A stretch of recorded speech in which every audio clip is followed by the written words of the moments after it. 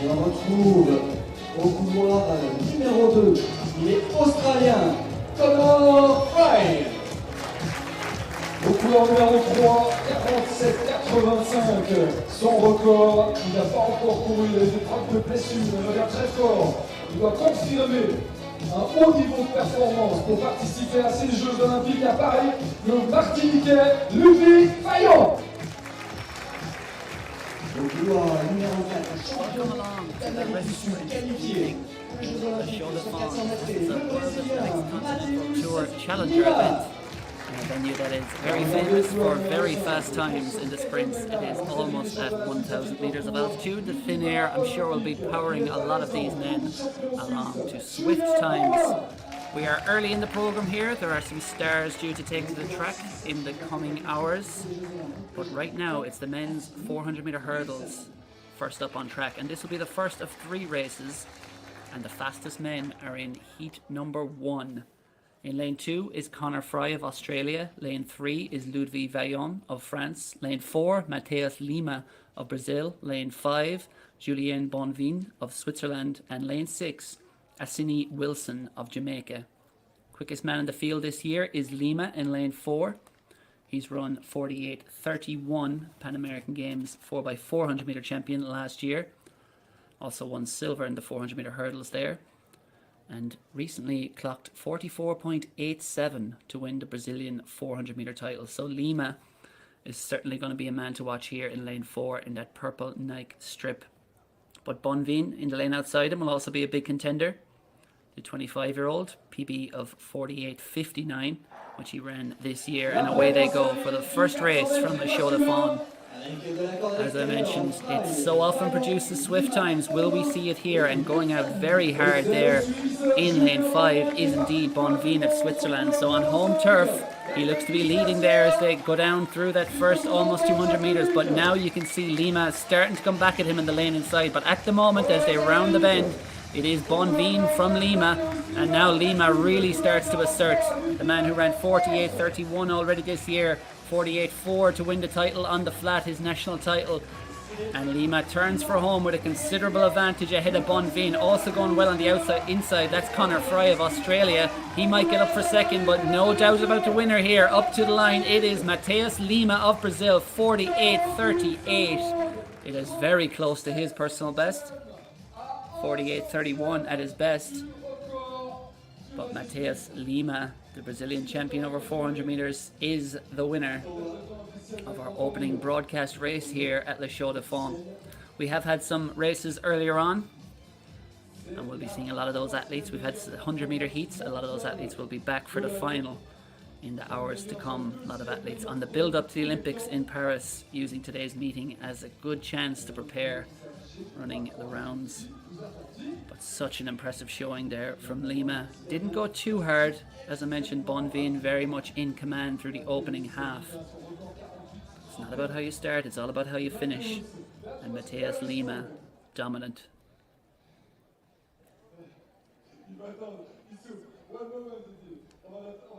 Give the man a minute. He's hurting.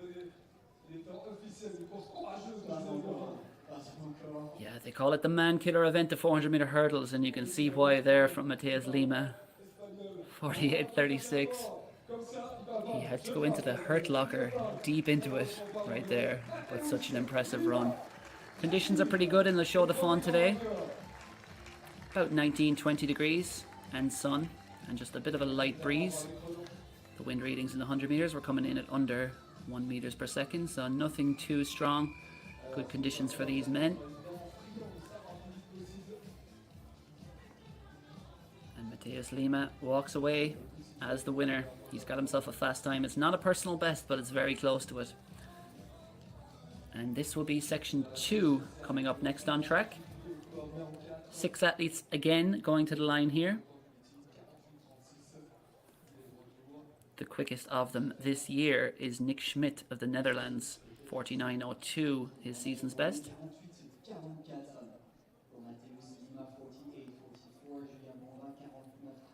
From the inside, it will be in lane 1, Switzerland's Matthias Schoik. Lane 2 is Andreas Hara Baketun of Norway. This is Schoik. His season's best is 51.79. We certainly won't miss him in that orange vest.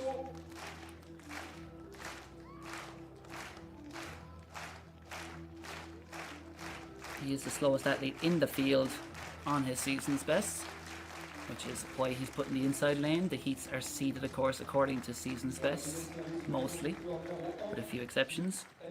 But Schoik will be going on the inside lane, and he will have men considerably quicker than him, some more than 2 to almost 3 seconds quicker than him in the lanes outside. In lane 2, this is Andreas Hara Bakatun of Norway, 50.57, his best this year. In lane 3, this is Sales Inglin of Switzerland, 50.33, his best. Lane 4 is the favourite. You would have to imagine Nick Schmidt of the Netherlands. Qualified for the Dutch team for Olympic Games. He's won 5 national titles in total. European Under-23 silver medalist back in 2019 and made the European final in Rome, finished 8th there. Alex Nibs, though, the man most likely to put it up to Schmidt and maybe even beat him. Two-time British champion. 49.37 for second recently at the British Championships behind Alistair Chalmers, who of course ticked off that Olympic standard in some controversial circumstances. Chalmers got DQ'd and then reinstated, but he is going to the Olympics. And on the outside from Israel, Omri Shif, who has the best of 50.55 this year. That was run over in the collegiate system back in May in Arkansas. So the lanes to watch, at least on known form, are lanes 4 and 5. Nick Schmidt of the Netherlands and Alex Nibs of Great Britain. Both 25 years old. Schmidt is the quicker of them this year. 49.02, but Nibs not far behind at all with 49.37.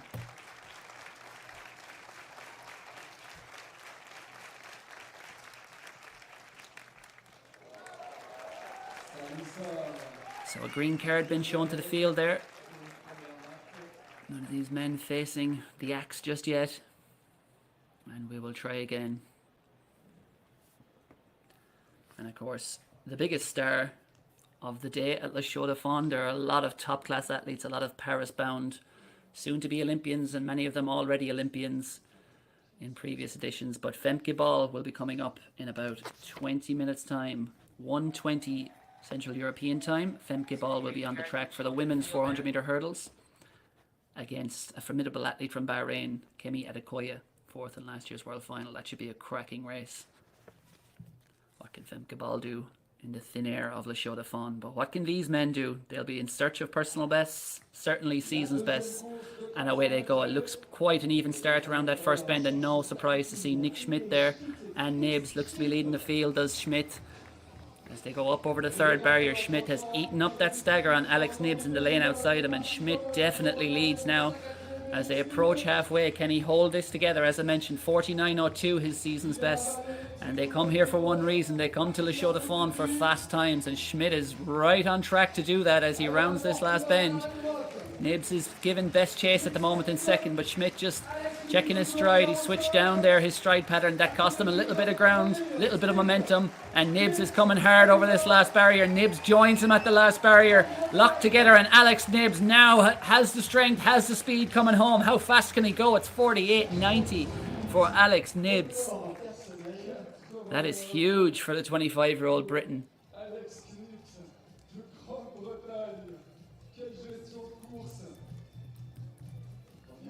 Schmidt went out very hard from the gun, but it was Alex Nibs coming home for a huge personal best there.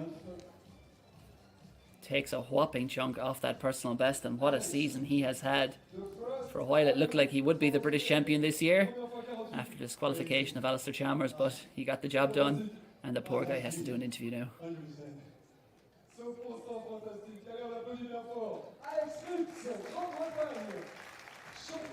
Alex Nibs' disbelief there on his face.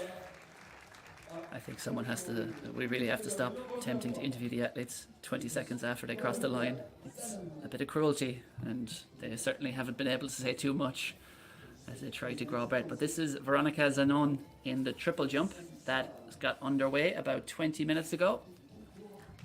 Bring you up to date on that as soon as possible. We've also got long jump action coming up at 3 p.m. CET, so about 2 hours away from that. Veronica Zanon is a 13:51 long jumper this year. And lots of decathlon, multi-event fans, and indeed long jump fans will be looking forward to seeing Simon Ahammer in his home nation. And on this fast track in the thinner air, what can he produce in the long jump? 8:41 at the European Championships in Rome, very close to his personal best of 8:45.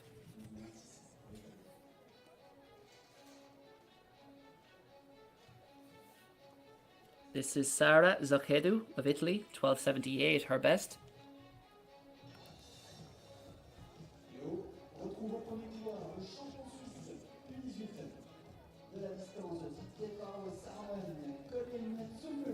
And next up on track, we will have the third section, the third heat of the men's 400 meter hurdles. We'll be going back there in the next couple of minutes, and there they are. This is the slowest of the three heats. Well, we expected anyway. Obviously, sometimes athletes break out of that and run faster than the athletes in the faster seeded sections. Lane 3 there is Samuel Kokoz of Switzerland, 52:49, his best. Lane 4 is Martin Meyer of the Netherlands, the quickest man in the field this year, 52:07. Runs for Swiss club, he's got dual nationality, runs for Zurich. Lane 5 will be Alexis Peru of Switzerland, 52:73, his best this year. Just 19-year-old Swiss up-and-coming star. And then Nicolas Fumagalli on the outside from Switzerland, 52:60, his best this year. So the quickest man in the field as we fly through these 400 meter hurdles races is Martin Meyer of the Netherlands, 52:07. He goes in lane 4. Look out for him in those luminous green or yellow socks.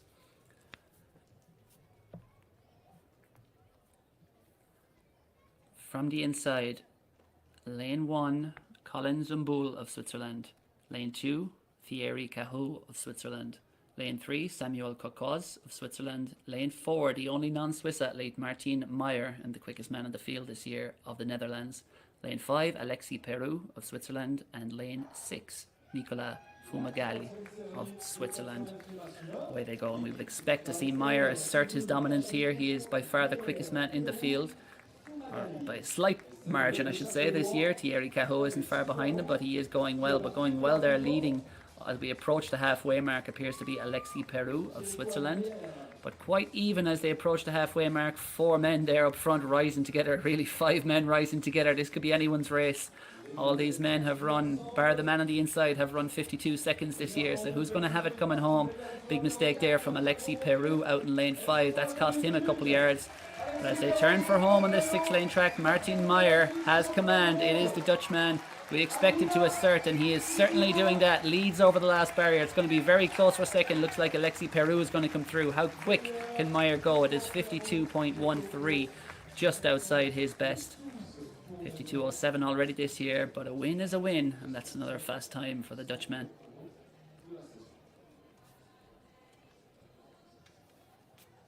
Martin Meyer takes section 3 of the men's 400 meter hurdles.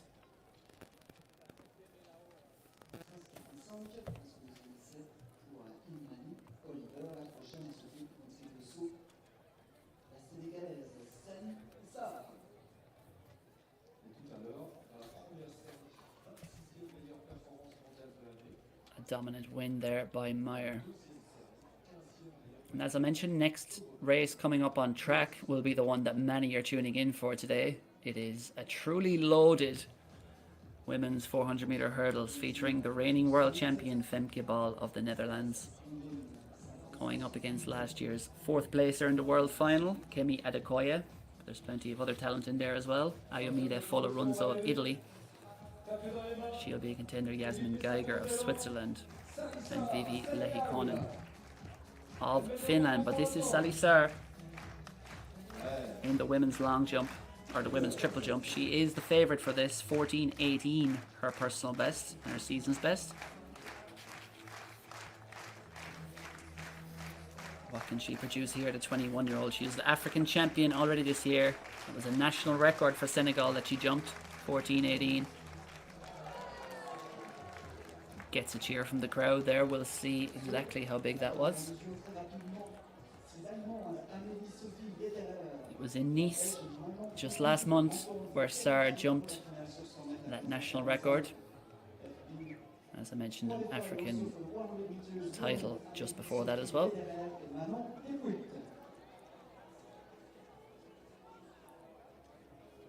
And back on track. We're about 10 minutes away from the scheduled start time of the women's 400 meter hurdles, but it looks like we are going ahead slightly earlier here. And why not?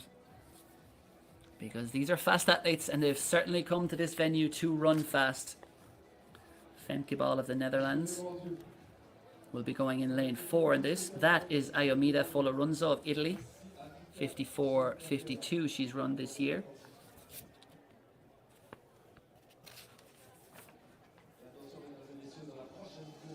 Sixth in the world final last year in Budapest was Folorunzo. But this is perhaps the most loaded, it is certainly the most loaded field today. This is Diana Zaguinova though, one of the rising stars of the triple jump. She was European under-23 champion back in 2019.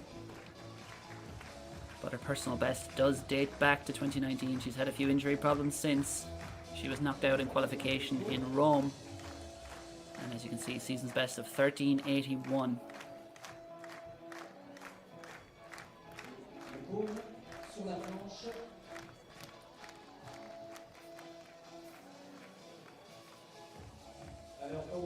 But Sally Sarr, who we just saw jumping there and is in your shot, walking back, she will certainly be the favourite for this competition. But Zaguinova, on paper at least, is the athlete most likely to challenge her both on her season's best and that huge personal best of 14:43. It was a Lithuanian record.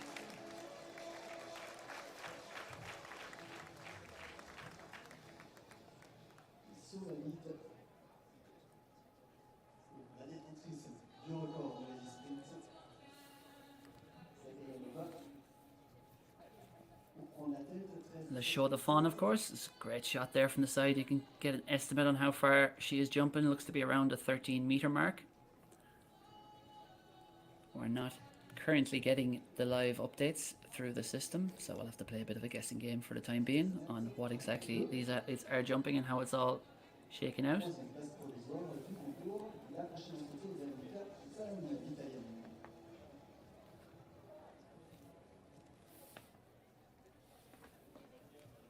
But there it is, the lineup for section 1 of the women's 400 meter hurdles.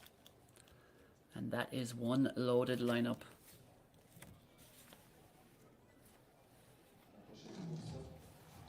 Femke Ball, how fast can she go? It is a beautiful setting in the Chaux-de-Fonds. As I've mentioned a couple of times, it's almost at 1,000 meters of altitude. I think it's just under it. Not sure if it gets the A beside it or not.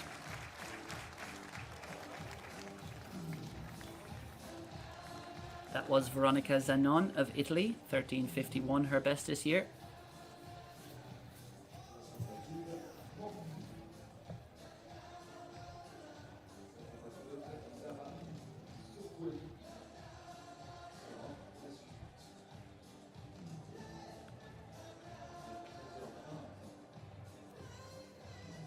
Of course, it's only a couple of weeks now until the athletics program gets underway, about 2.5 weeks' time. The race walks will be kicking it off, and then the track action to follow on Friday the 2nd of August. So this will be the final tune-up for so many of these athletes ahead of the big one in Paris. National championships are all out of the way last month. A few meets on the circuit. London Diamond League, of course, to come next weekend. But for many, it'll be about boosting that confidence and getting as quick a time as possible ahead of the big dance in Paris. There's lots of other good races beyond the hurdles coming up today. One of the best will certainly be the women's 100 meter hurdles, which features 3 of the best in Europe, 3 of the best in the world indeed, in Taji Kambunji, Nadina Visser and Pia Skrzydowska. And then thrilling clash, Rita Hershka of Finland will also be in that, the women's 100-meter hurdles. But we're still a bit away from that yet. We're on the long hurdles right now on the track, and in about 7 minutes time, Femke Ball will be ripping one lap of this track over 400 meters hurdles, seeing just how fast she can run. Femke Ball, of course, who has 8 of the top 20 times in history in the 400 meter hurdles. I think she's got 2 of the top 10. And of course, Sydney McLaughlin-Leveroni dominating at the head of the standings with that fantastic world record 50.65.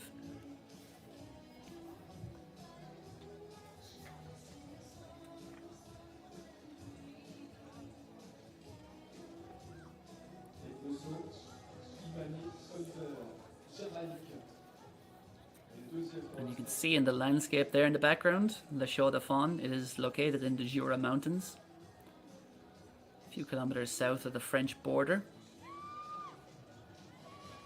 in the Romandie region, the French-speaking part of Switzerland.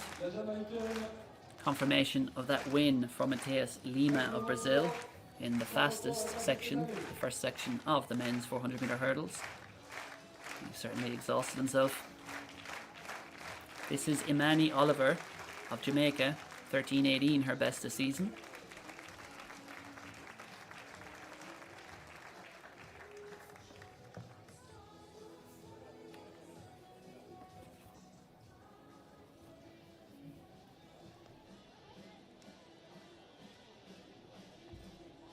You get a much better impression. As I mentioned, the live results are just not quite updating at the moment, but use the judgment of your eyes to suggest that is again around the 13-meter mark, very roughly. 13:18, her best this season. That was jumped in Clemson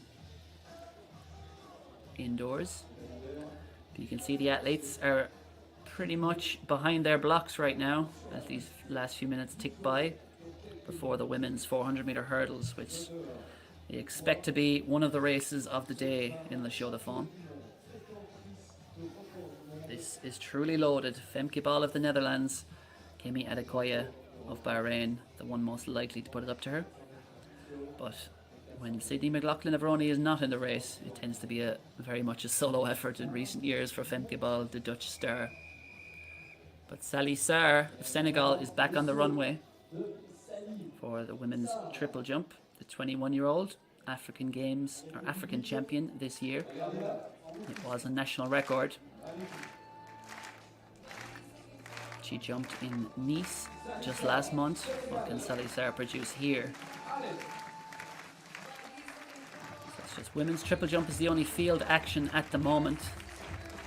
And the men's long jump featuring Switzerland's Simon Ahammer will be coming up at 3 p.m. CET as we see Sally Sarr just running through there, not happy with how that was going on the runway, and just pulls the plug. So it's officially time for what I think might be the race of the day here. The women's 400 meter hurdles. We will have 3 of these races, but this almost certainly will be the quickest of them. In lane 2, Ayomida Foloronzo of Italy, 54.52, her best. 6th in the world final last year, the 27-year-old. She ran an Italian record of 53.89 there, and she just came up short of the medals on home turf at the European final, finishing 5th there. 54.52 is her season's best. That was run in the European semi-final.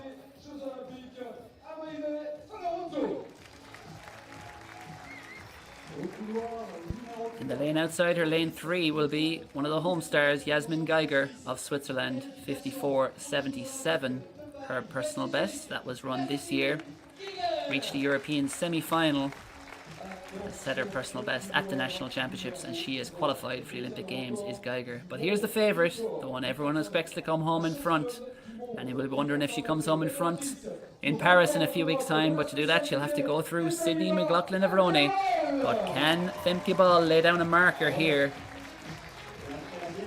So impressive. As I mentioned, 8 of the top 20 times in history in the 400 meter hurdles. Astonishing consistency. But if there's a woman who can put it up to her here, it will be this woman, Kemi Adekoya, the Bahraini athlete, 31-year-old. She was 4th in an Asian record of 53.09 in the world final last year. And on the outside from Finland, Rivi Lehikoinen, 54.92, her best this year. That was run at the Europeans. So from the inside, lane 2, Folarunzo, lane 3, Geiger, lane 4, Ball, lane 5, Adekoya, and lane 6, Lehikoinen of Finland. Ball, of course, it's been one heck of a year for her already. The Dutch 24-year-old world indoor record for the 400 metres in Glasgow, 49.17. And of course, winning on the circuit since. European gold medal. 52.49 she ran to win the European title last month. But she will have been watching from afar as Sydney McLaughlin-Avrone ran that 50.65 world record at the US trials. And if one can challenge her in Paris, it will certainly be Femke Ball. Now, they've rewritten her stride pattern last year. She now runs with 14 strides. It's a longer stride she has up until about the 7th hurdle. Then she'll be switching back to her old habit, 15 strides. So what can Femke Ball do here? As you see, just coasts past Adekoya there down the back straight. Approaching halfway, Femke Ball in command. Adekoya is putting it up to her best here at the moment, but really this is once again Femke Ball against the clock as she rounds the last bend. Adekoya it is in second, going well there as well as Yasmin Geiger and Folarunzo. Folarunzo it is back in third at the moment, but Femke Ball turns for home, approaches this last barrier. Femke Ball by a street. It is Adekoya and Folarunzo battling for second, but how quick can Femke Ball go in Chaux-de-Fonds? It's fast! It's very fast! 50.96. It is a massive personal best for Femke Ball. An astonishing performance, a European record for Femke Ball. She has obliterated her personal best in the thin air of Chaux-de-Fonds. Only one woman in history has run quicker than that, and it is Sydney McLaughlin-Avrone. And what a showdown we have to look forward to at the Olympic Games in Paris. Femke Ball in disbelief there. She had yet to do something like that this year. Of course, she was fantastic indoors, but she had yet to really step up to the plate and hit it out of the ballpark in her specialist event. But Femke Ball, take a bow. It looks so easy, but it often does with Femke Ball, and we'll see if she's able to do an interview.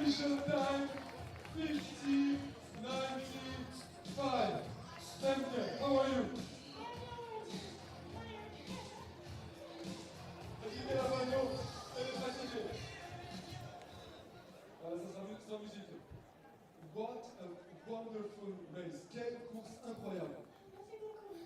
Elle va même français. What's your feeling? I cannot believe I'm so happy. The dancers doing this kind of service and I cannot believe it.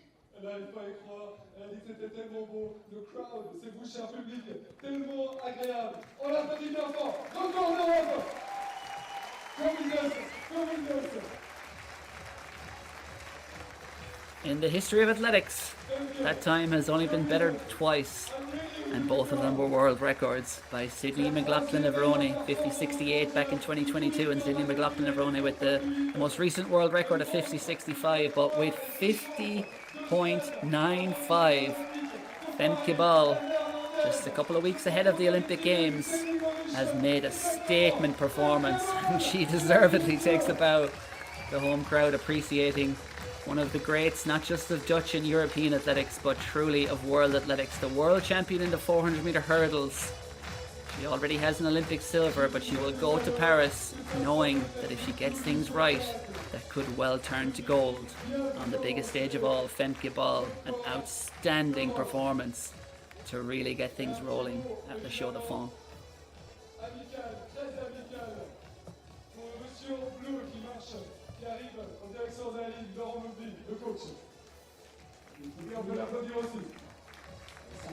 She gets a deserved hug there. But yeah, she's beaten Kemi Adekoya. As I mentioned, really from halfway, Femke Ball was just running on her own, coached by Lauren Muley, as we get confirmation of that result. What a run it was. A meeting record, and that is a meeting record at all but 2 events in global athletics.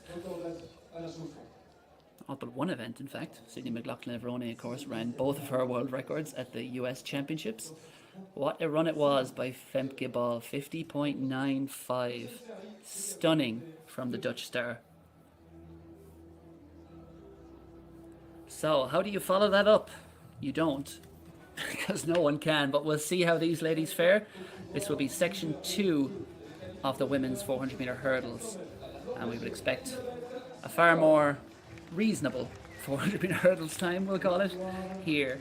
Athletes here in the 54 to 55 to 56 second range. On the inside, that was Elisabeth Sletum of Norway, 57.16 this year.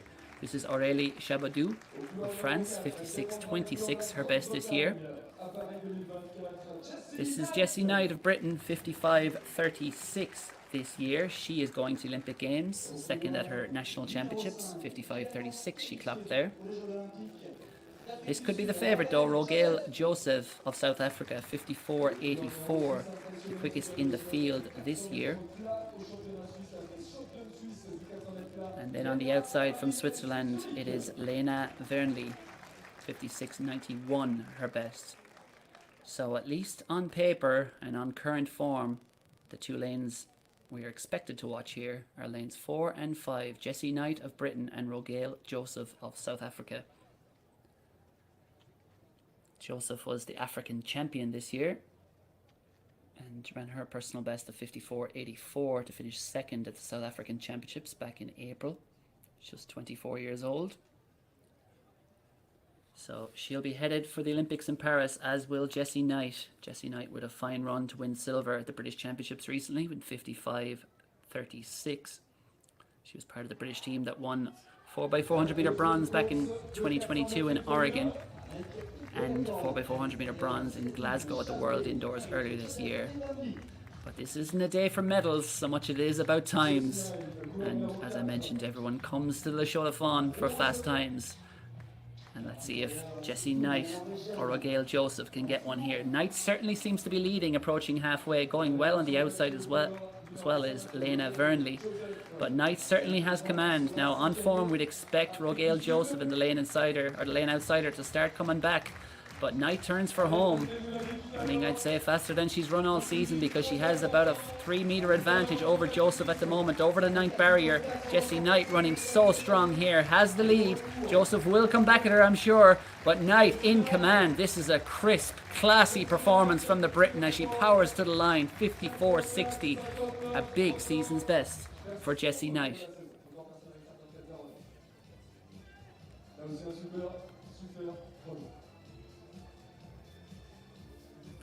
Two thumbs up from Jessie Knight, and the perfect way to prep for the Olympics in Paris.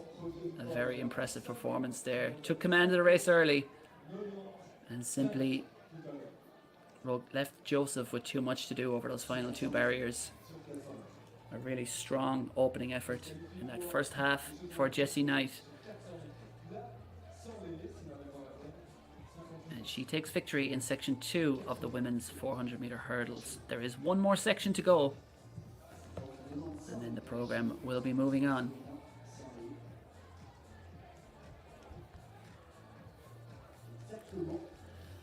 But we're all still reeling from that 50.95 by Femke Bol. A stunning, stunning performance by the Dutch star. It'll be an absolute shock if anyone upsets that or upstages that in the hours to come, but who knows. There are some serious caliber sprinters and hurdlers at the Chaux-de-Fonds today.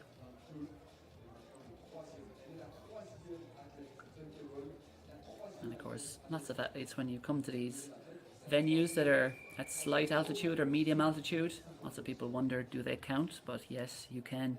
Whether it's records, whatever it may be, world records, national records, it still counts if it's at altitude. Not many tracks on top of mountains though. But this one is in the mountains, in the Jura Mountains to be specific, alongside the French border in Switzerland. So, section 3, the third and final section of the women's 400 meter hurdles. And again, the times we would expect to be slowing down a little here into the 58-59 second range. On the inside from Switzerland, that's Manuela Keller, 62 seconds her PB. Lane 2, also from Switzerland, is Levaya Schaden, 61.86, her best this year. Lane 3 is Debbie Schenk of Switzerland, 59.12, her best. It's another Swiss athlete in lane 4, Alice Ruska, 58.44 her best. And Femke Ball has certainly sent a message out that it's a perfect day to run fast in the Chaux-de-Fonds. So can any of these athletes follow suit? Vera Stocker, I'm sure, will be taking aim at the 57-second range, having run 58.04 already this year. And the one non-Swiss athlete in the field is Giulia Ingenito of Italy, 58.58 her best this year.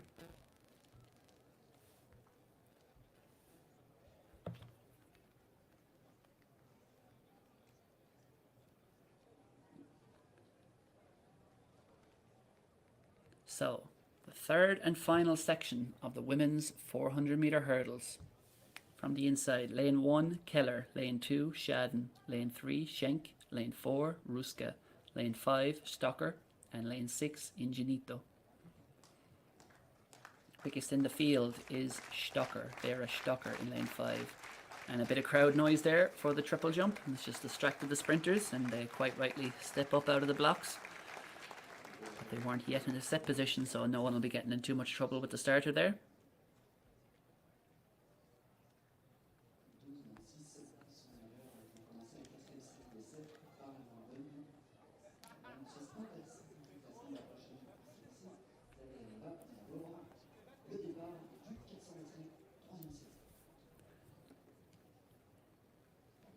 And indeed a green flag given to these 6 women as they prepare for 1 lap at a track, 10 barriers, 400 meters. And as I mentioned, we know the conditions are good. It's around 20 degrees, it's sunny, not much wind. And at a track that is renowned for producing fast times, it has done so once again. There will be no European records today for these athletes, but personal bests will feel just as good if any of them can get them. Away they go. Going out strongly there from Switzerland is Alice Ruska in lane 4. She looks to have the lead over that first barrier, putting her speed to use, but now Vera Stocker in the lane outside her, the quickest athlete in the field. Starting to assert her dominance. Debbie Schenk as well there in lane 3, also now running strongly up that back straight. Closing down on the women in the lane outside her. They approach the halfway mark, and it looks to be Schenk who has command at this point, but it's very close between her and Stocker. And now starting to come back is Ruska in that luminous green singlet in between the two of them. Very close between these 3 as they round the last turn over hurdle 8. It's where a lot of athletes will be switching their stride pattern. You can often see athletes just check their stride there, but it's very close between these 3 as they head down towards the last barrier. But it is Vera Stocker of Switzerland, the fastest athlete in the field this year, and she's going to be the fastest one to the line. Vera Stocker, can she get under 58 seconds for the first time? Just outside 58.19. It was Alice Ruska of Switzerland in second, and Debbie Schenk, also of Switzerland, taking 3rd place. So I'm pretty sure Elisa Ruska there, 58.77 was her previous best in second, but just going off the naked eye there, I think she was a lot closer than half a second behind Stocker. So I think Ruska will have a lifetime best in second, and Debbie Schenk, her previous best was 59.12. Back in 3rd, she may also have broken her best.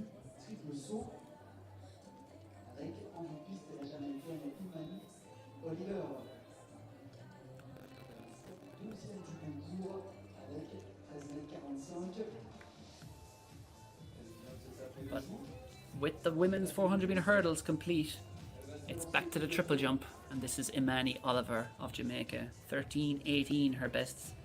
Oh no, that's incorrect. As you can see on screen, 13.93 is her best this year. Going off the live results system here. But Oliver lets out a scream, and she will soon be screaming down the runway, picking up pace and trying to go out beyond 13 meters.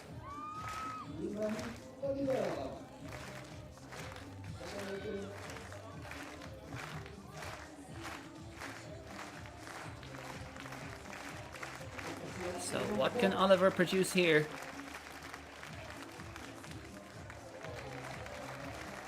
She She looks happy as she comes out of the pit.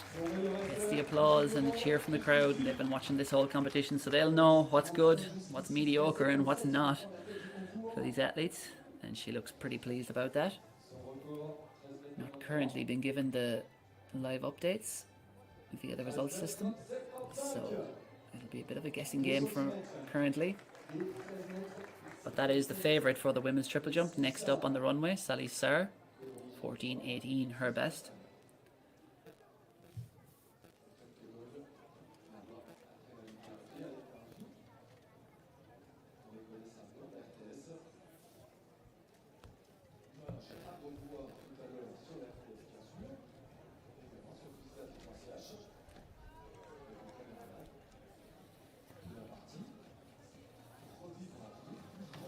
So Sally Saar, 21-year-old triple jumper from Senegal, the African champion this year. Jumped a national record for Senegal of 14:18 in Nice last month.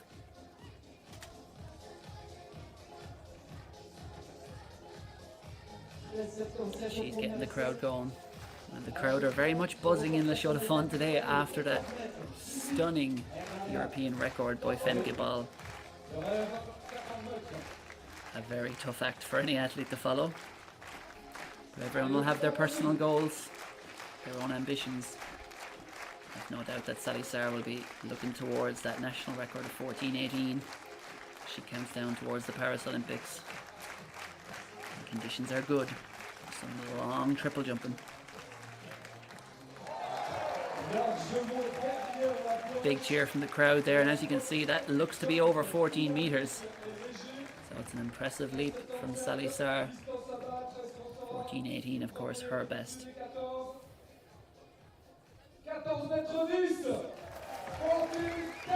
14:10.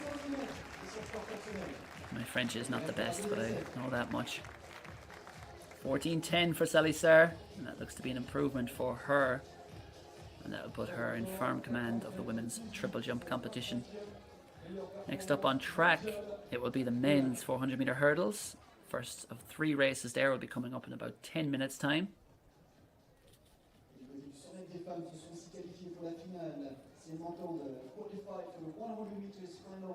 But on the triple jump runway is Sara Zocchedu of Italy, 12:78, her best.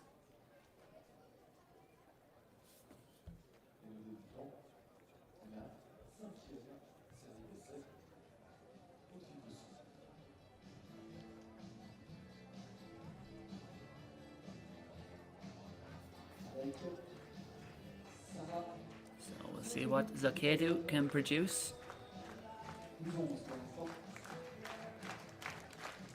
She heads off down the runway, and just something goes wrong there as she landed after that first phase. Just lost her footing a bit. A lot of athletes complaining about the boards at different places around the athletic circuit this year, and she was just slightly off balance there. Perhaps the foot placement not quite right on the board.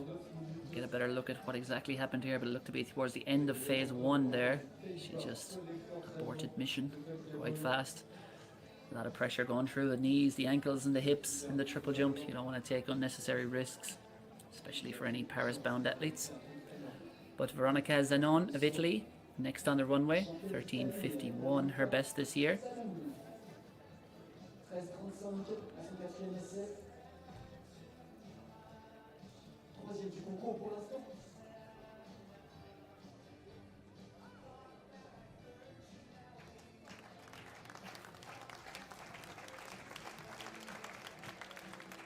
Veronica Zanon of Italy.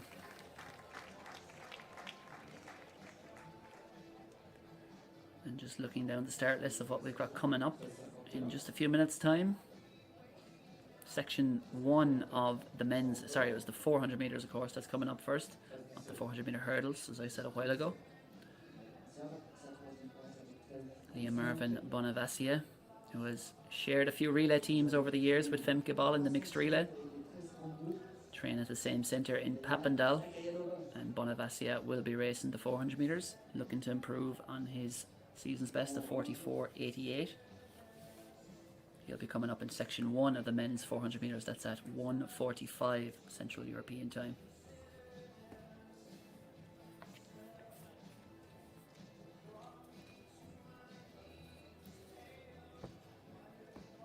But Diana Zaguinova, the European under-23 champion in the women's triple jump, is back on the runway.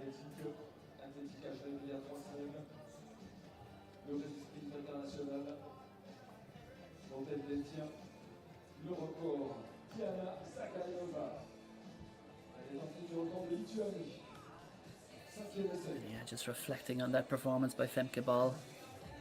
Just the second woman in history to run under 51 seconds, which is just a truly remarkable time to run for 400 meter hurdles.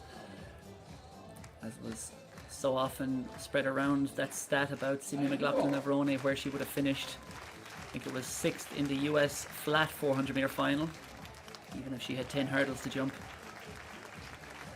Femke Ball would be a challenger in most global female flat 400 meter hurdles races with that hurdles time. 50.95, absolutely astonishing stuff from the Dutch 24-year-old.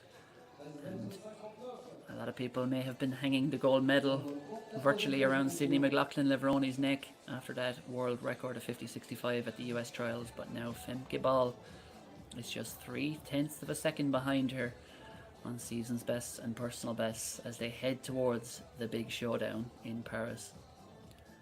Speaking to Femke Ball earlier this year at the World Indoor Championships, after she'd run that 49.17 world record, I asked her if there's any time she could run for the flat 400s that would convince her to run it in Paris, because the double is possible, difficult but possible, with rounds on alternating days in the flat 400 and the 400 meter hurdles. But Femke quite rightly told me, no, there is no time. And she said even if it runs, she ran 48 seconds on the flat. She was all in on the hurdles. And I think with that performance, you can very much see why, given that there are athletes very similar caliber, the likes of Marilady Paulino, Rashida Adelecki, Natalia Kazmarek.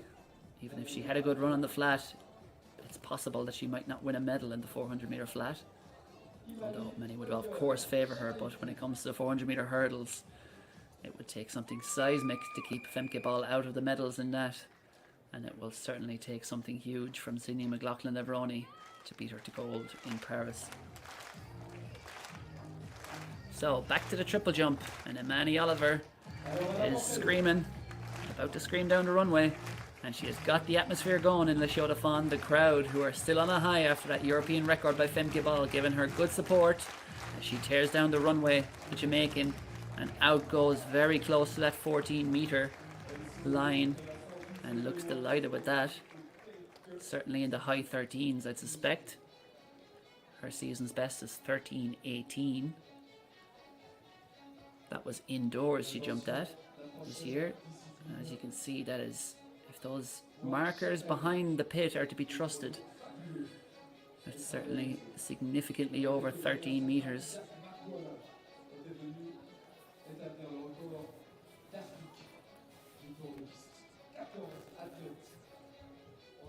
So just a few minutes away from the first section of the men's 400 meters, featuring the likes of Rhys Holder of Australia,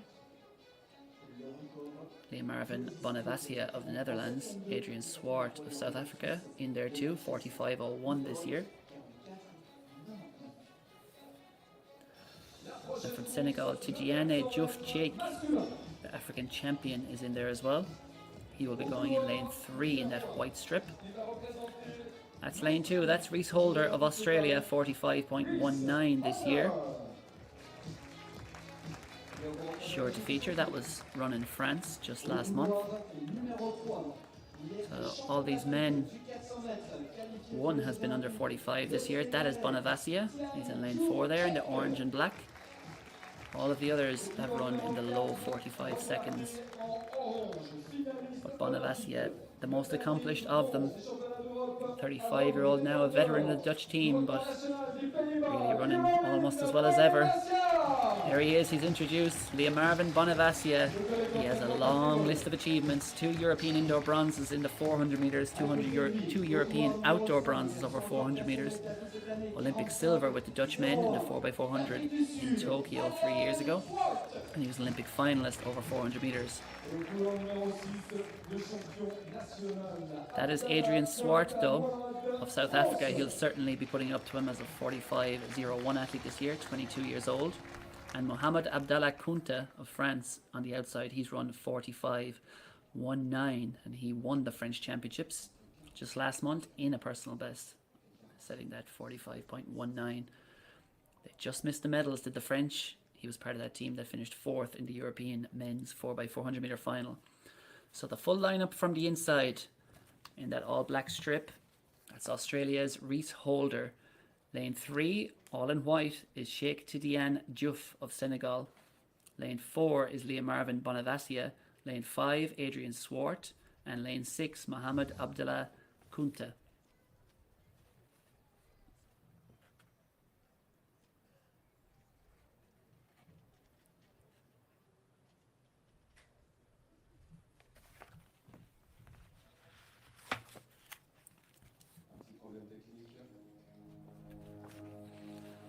So someone just not entirely happy there. Some very pensive music playing over the tannoy there as well, just to ratchet up the nerves for these men. But Bonavassia is the fastest man in the field. His personal best was run back in 2021, 44.48 he ran then. But Bonavassia ran a season's best in Rome to win the bronze medal, 44.88. Mentioned a 2-time European outdoor medalist, 2-time European indoor medalist. That's just individually. He has a long list of relay achievements as well. As we check back to the women's triple jump where Sally Sarr is back on the runway.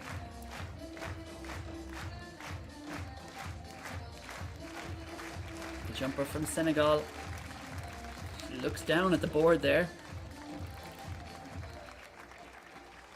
Occasionally see athletes, and I think she's walked right back out the front of the pit, so not happy with that effort. It's obviously no improvement for Sarr, or an athlete would certainly not be retracing their marks and giving away distance by walking out the front of the pit.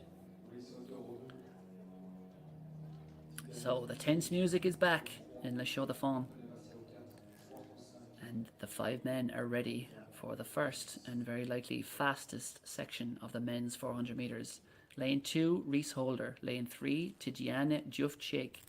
Lane 4, Leomarvin Bonavassia. Lane 5, Adrian Swart. And lane 6, Mohamed Abdallah Kunta. The favourite in lane 4, Leomarvin Bonavassia of the Netherlands.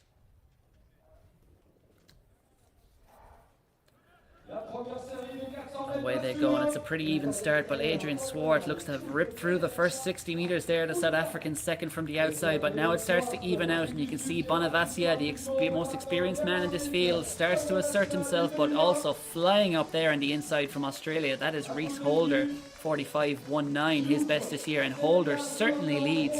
He has gone pretty much for broke here, has the Australian, 45.19. He's targeting that personal best, perhaps his first 44-second clocking, and if Holder can hold this together, he's going to get it, because that is an astonishingly impressive first 300. But here comes Bonavassia, the 35-year-old Dutchman, and Holder now looks to be out on his feet. Can he hold on? It's so close. It's Bonavassia takes the win. Flashing home on the outside, that was Kunta of France as well. 44.10 for Leomarvin Bonavassia. That is a huge performance.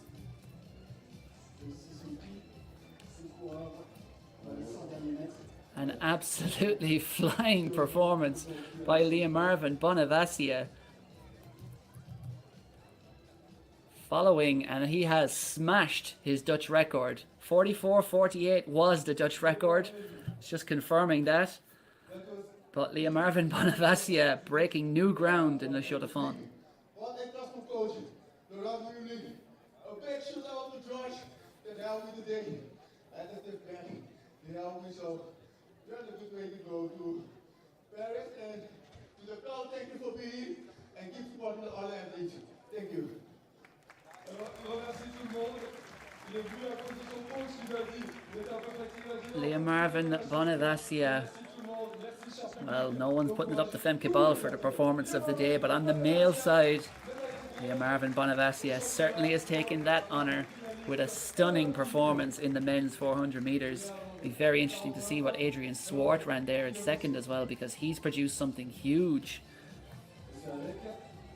Or sorry, Reese Holder, I should say, of Australia. Not Adrian Swart, but he looked to hang on for either second or third. It was Reese Holder, and it was Mohamed Abdallah Kunta flashing down the outside as we moved swiftly on to section 2. And there's some fast men in here as well. They haven't run under 45 seconds this year, but given what they've just witnessed, they will be very confident of following suit and perhaps breaking new ground, just as Marvin Bonavacia did. A huge performance from the Dutch 35-year-old, running faster than ever. And what a way to warm up for the Paris Olympics. Of course, the question for many is, do you now run the mixed relay at the start of the programme? It's a dilemma from Belgium to France, to Ireland, to the US, to Poland. Lots of athletes who are contenders for finals, contenders for medals over the flat 400 metres, or indeed the hurdles like Femke Ball will ask themselves that question: do I want an extra race, or maybe even 2 races in the legs on that first weekend in the mixed relay? But it's a dilemma they'll all have to decide. I'm sure many of them have already come to that conclusion. But section 2 of the men's 400 metres, again, all 6 men in here have run in the 45-second range this year. On the inside, that's Florent Mebile of Belgium, 45.71, his best. Lane 2 is Anthony Pesela of Botswana, 44.58, his best, but he hasn't been under 45 this year. Might we see it? This is Gilles Biron, 45.05, his best. 45.36, his best this year. Isaiah Klein-Ikink, 45.41 is his best. That was run this year. Eugene Omala, the first of the Omala brothers, will be seen compete today. 45.18, his best. And on the outside, Brian Fost of USA, 45.30, his best. US Indoor Championship this year. Runs for the Garden State Track Club.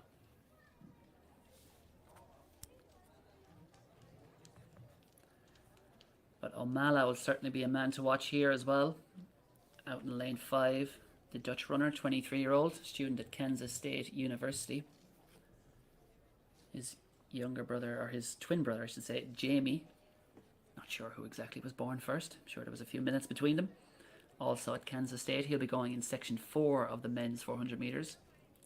But he ran an African record indoors, did Omala, representing Uganda, but in recent months he's changed his nationality. He's been based in the Netherlands for a few years, now runs for the Netherlands.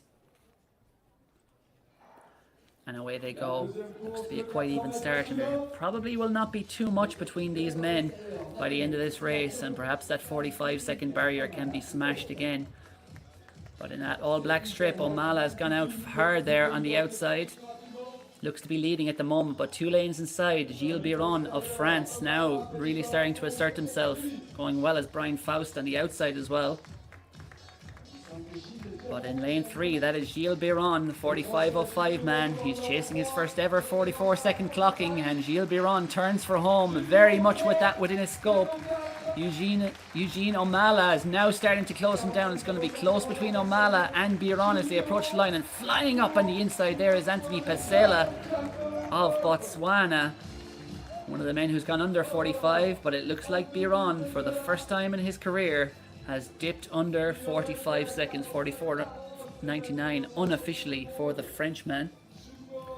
2-time national champion. He's won a lot of 4x400 metre medals. They just missed the podium in the mixed relay last year. He was part of the team there, but they did get a silver medal in Budapest. Biron was part of it. He ran his personal best in San Salvador last summer, and he's nervously awaiting official confirmation of whether he has, for the first time in his career, dipped under 45 seconds. The 2-time French champion. So the fast times keep coming in Le Chaux-de-Fonds. And indeed, just looking at the results, he has done it.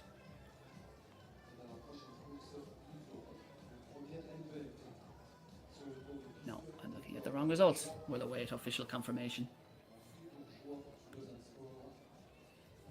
And in fact, we're seeing Liam Marvin Bonavacia's result has gone into the system at 44.99, not what initially flashed up, with Mohamed Abdallah Kunta finishing second in 45.17 and Reese Holder of Australia third in 45.18. So perhaps a few glitches in the timing systems. Given what we saw from Liam Marvin Bonavacia, it would have been a huge Dutch record if that's what he ran, but I'm assuming what is currently in the system is correct and that Bonavacia has actually run 44.99. It's all a little uncertain at the moment.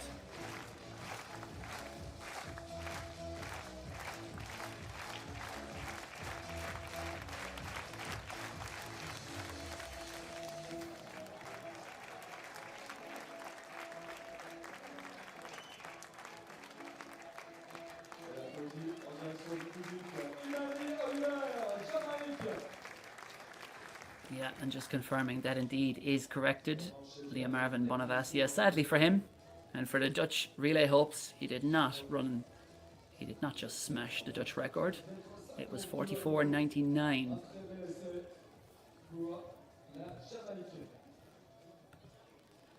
But one result that has certainly not changed, and that I guess will not change, is Femke Paul's 15.95. Just checking back to make sure, but that is very much in the books, and it will go into the European record books as the fastest ever time by a European woman in the 400 meter hurdles. Femke Paul's 15.95. She stays, of course, second on the all-time list. A time that is the third fastest in history, behind only the two world records by Sydney McLaughlin-Livrone at the US Champs in 2022 and 2024.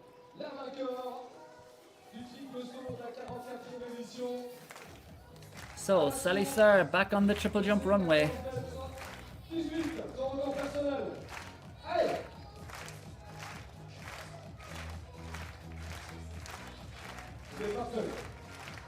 Next up on track will be the third section of the men's 400 meters, featuring another slew of 45-second men and a couple of 46 guys as well in there. But Sally Sarr on the triple jump runway will get a good impression here of what she's jumped. That is short of 14 meters. As you can see, she's not exactly ecstatic about that.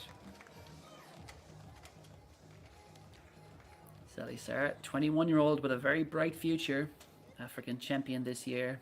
As I mentioned, national record just last month in Nice, 14.18. And you can see there, I'm far from a triple jump expert. You can see perhaps that second phase, just slightly losing balance. And ultimately that means lost distance. Started to collapse to her left side or right.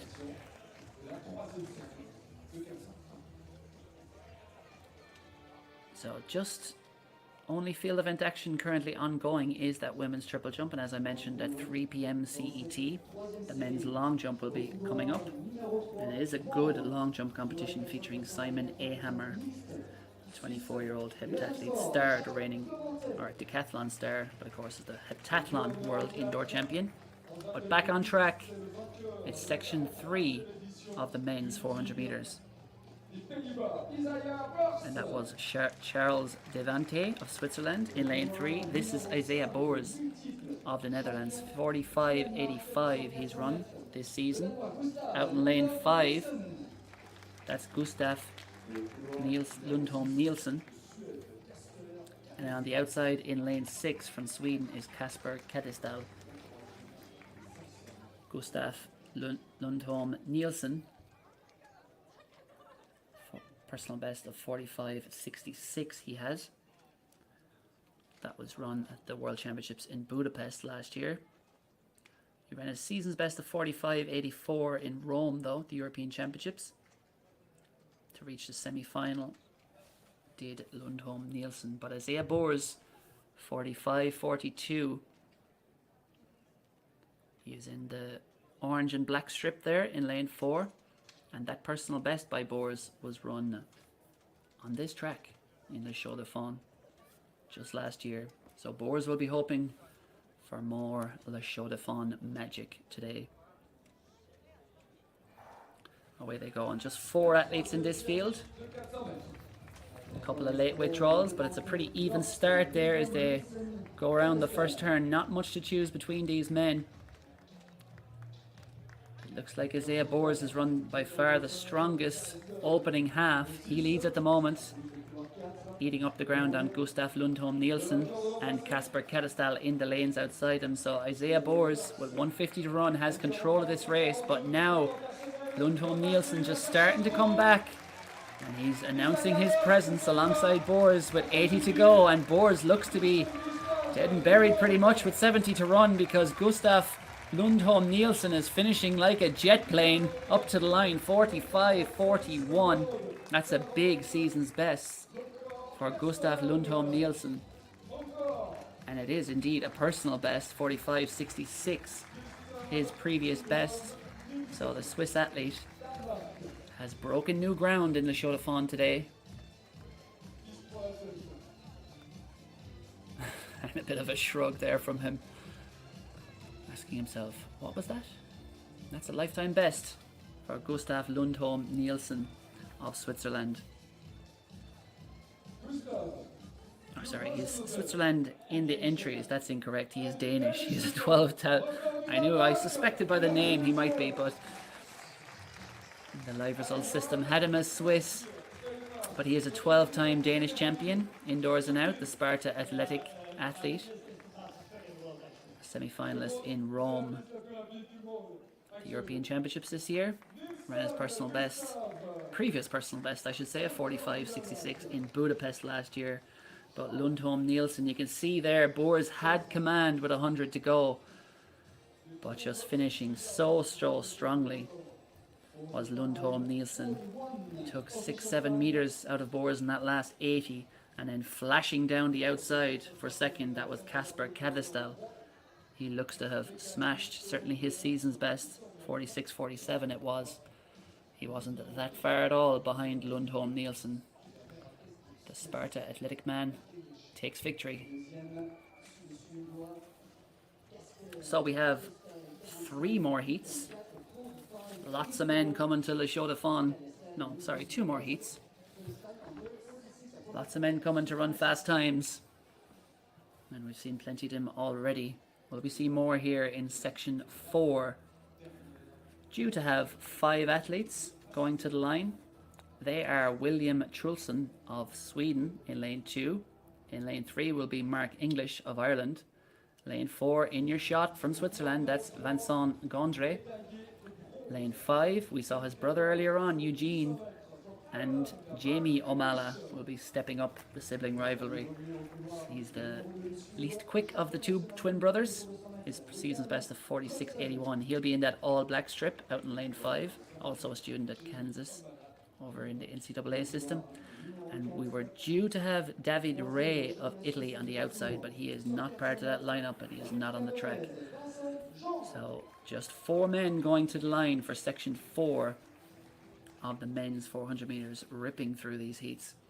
Mark English, the most accomplished among them, not in the 400 meters, but of course much better known as an 800 meter runner. He is a 2-time European medalist outdoors, a 2-time European medalist indoors, and he has twice broken the Irish 800 meter record, most recently with a 1:44.53.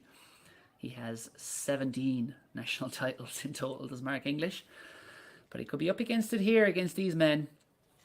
Vincent Gondry, 22-year-old up-and-coming Swiss athlete, 3rd at their national championships. He ran his personal best of 46.76.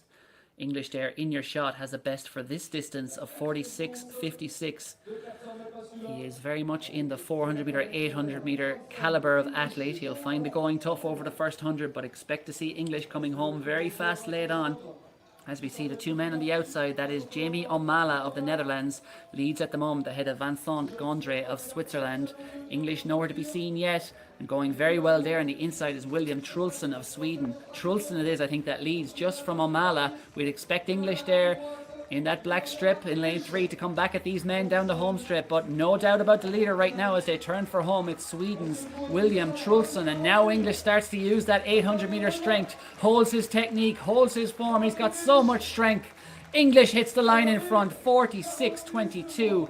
That is a big personal best at the 400 meters for Mark English, who is in the form of his life. National record twice over 800 meters this year, and now a big personal best over 400 meters for the man from Donegal. Taking time out of his medical career recently, and now he's going to be subjected to the immediate post-race interview.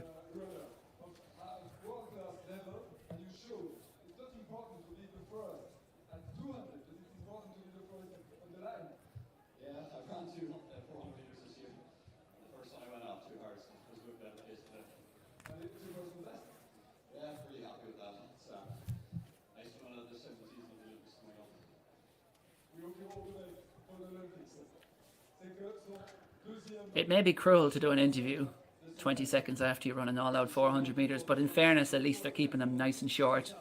They can sputter out a few words and then go and get sick somewhere, or perhaps just have a lie down and start cooling down. But impressive stuff from Mark English. He has obliterated his personal best. A big win for the Irishman.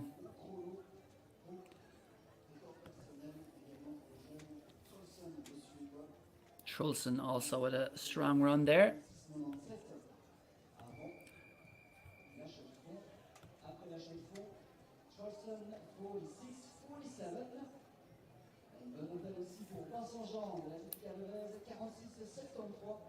And just listening to the PA announcer there, 46.47 it looks like for Trulsson as well.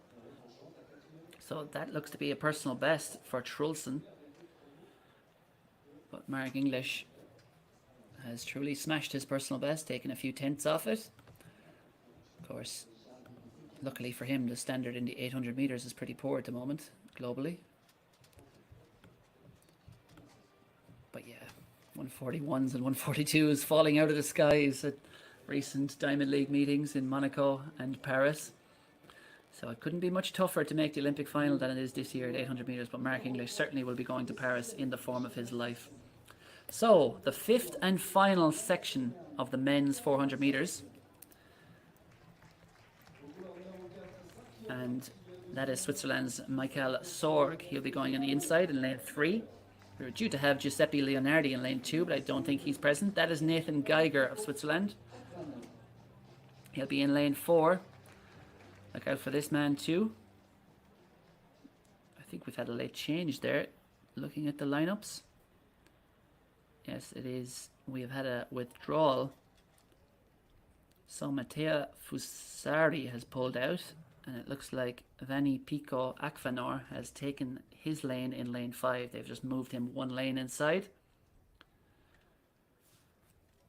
So it will be Michael Sorg of Switzerland, Nathan Geiger of Italy, and Vanni Pico Akvanor of Italy on the outside.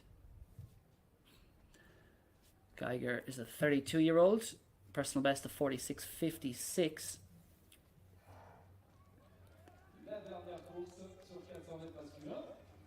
And away they go. It's a pretty even start, and it looks like Akvanor, perhaps on that outside lane, has gone out the hardest of these three. But Geiger certainly has him within his sights at the moment, but not really much to choose between them as they go down the backstretch. And now really starting to come into it on the inside is Michael Sorg of Switzerland. Sorg, who's run 47.46 this year. He looks to lead. It's him and Akvanor at the moment as they turn for home.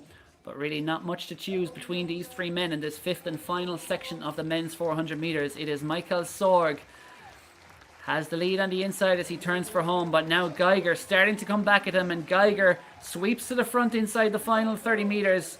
Geiger's going to take it in the battle of the two Swiss athletes up front. 47.29 on the clock for Geiger. It is just short of his season's best, the 47.16. It is well short of his personal best, but a win is a win. And Nathan Geiger, the 32-year-old Swiss athlete, fifth recently in the Swiss Championships, but he's number one this afternoon. So that concludes the men's 400 meters. That was the 5th and final section of the men's 400 meters. Next up on track, it's going to be the women's 400 meters. And I spoke about races of the day, and of course Femke Ball's European 400 meter hurdles record will almost certainly remain the performance of the day and the race of the day.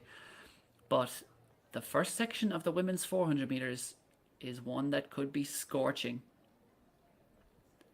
There's a lot of talent in there. It is, of course, is a World Athletics Continental Tour Challenger level, which is, given the lack of distance events, it's limited to that, and lack of diversity, I guess, but it's known as a sprints meet, as we see confirmation of that series of races in the women's 400 meter hurdles. You see multiple sections there being put together, and Jessie Knight with that victory in section 2. It was quicker than all but 2 athletes. Just Adekoya and Ball were quicker than her. As you can see, plenty season's best, personal best falling there. Just looking down, out of the 16 athletes, looks like we have 8 of them have set either season's best or personal bests. As I mentioned, that is why you come to Le Chaux-de-Fonds. Confirmation of the men's 400 meter hurdles results. Lima, the quickest of them.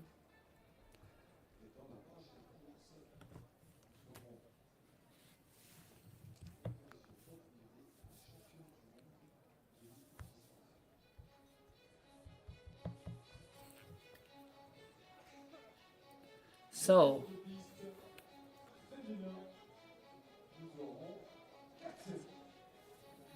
section 1 of the women's 400 meters, and we expect this to be the fastest one, although there is plenty of talent in the other sections too. That's Lizanne de Witte of the Netherlands, one of the stars of Dutch athletics, both individually and so many great performances in 4x400 meter relays over the years has Lizanne de Witte. European bronze medalist in 2018, European indoor medalist the following year, has a pile of medals for relays also, European and global level. She's won 9 Dutch titles in total, set the national record for the Netherlands back in 2018 at 50.77, and recently won the Dutch title in 51.89. This athlete though is a long-time rival of hers, Victoria Ohurugu, also 31. Personal best of 50.36. From the 2 ladies in their early 30s to a lady who is 10 years younger and a true rising star of Norwegian European athletics, Henriette Jager, European under-23 silver medalist at 400 metres last year. National records for Norway at 200 metres and 400 metres this year. But this athlete will be the favourite from Bahrain, the 2019 world champion, Salwa Eid Nasser. 48.14 is her personal best, the Asian record, the 3rd quickest of all time. She had a 2-year ban for anti-doping whereabouts violations between 2021 and 2023, but Nasser is back and she is running fast on the road to Paris. 49.82 Nasser ran recently in Paris and 49.88 in Malaga just last week. So look out for Nasser. She will be the favourite in lane 5. And the athlete I just failed to mention there on the outside is Ellie Beer, 51.59, her best. But on current form, Salwa Eid Nasser in lane 5 is the favourite for this, but how quick can she go? She will have known, I'm sure, that Femke Ball ran a European record, 50.95, a stunning performance earlier. Can Salwa Eid Nasser re-enter the conversation for an Olympic medal in Paris and lay down a marker here? But look out for Henriette Jager in the lane insider too. Away they go, and no surprise to see Jager use that 200 meter speed. She's been in fantastic form, the Norwegian 21-year-old this year, but now Nasser starts to use that long, elegant stride and just draws away from the young Norwegian as they go up the back straight. It is Nasser from Jager at the moment, and they are running well quicker than Ellie Beer on the outside from Australia. We'll get a look at the athletes behind soon, but Salwa Eid Nasser turns for home, and Jager is starting to eat into that advantage there as she rounds the turn. Henriette Jager could be on for another Norwegian record because she is right on Salwa Eid Nasser as the Bahrainian athlete turns for home. Nasser just drifting out in her lane there, and she has company in the form of Henriette Jager, but it looks like Nasser is going to be too strong. Nasser powering to the line. She's going to take it just ahead of Henriette Jager, and it is another storming run. Fast times are falling like autumn leaves in Le Chaux-de-Fonds today, and Salwa Eid Nasser has run certainly a big season's best there for Nasser. And Henrietta Jager, I will be intrigued to see what she has run in second place. Henrietta Jager's previous national record for Norway was 50.81. The 21-year-old Norwegian may just have dipped under the 50-second mark for the first time in her life. And look at that, amid the exhaustion on her face, there is a whole lot of elation as well. I think she is waiting for the official result to come up.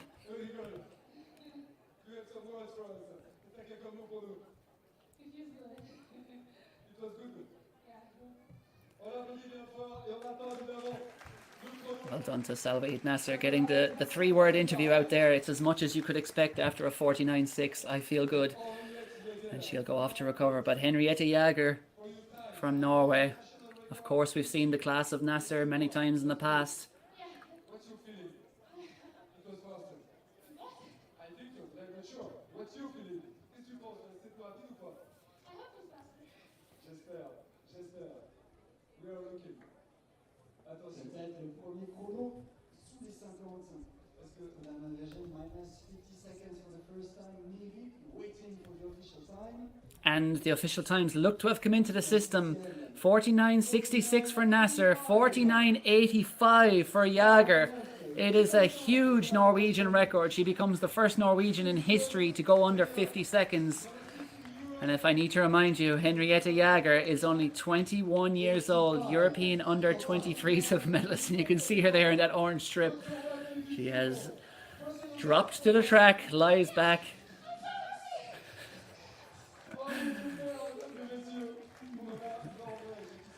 We need to give these athletes a couple of minutes before they start doing interviews. But anyway, Henrietta Jager managed to get another 3-word interview there like Jager. I'm so happy. And so she should be. 50.81, her previous Norwegian record. That is all the way down. Takes almost a second off at 49.85 now officially in the system for Henrietta Jager. What a performance. Victoria Hurugu there back in third as well. That's a big run from her. 51.03. Semi-finalist at the European Championships. She was only 6th at the British Championships, but a step forward there for Victoria Hurugu. And indeed Salwa Nasser, but really the most remarkable run there from the 21-year-old Norwegian, Henrietta Jager.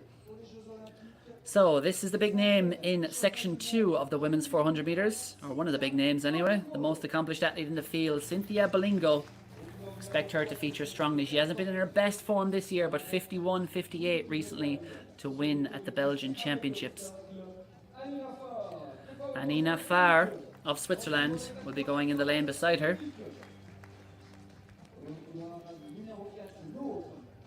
Lane 4 will be Julia Sen of Switzerland. 51.58, her best.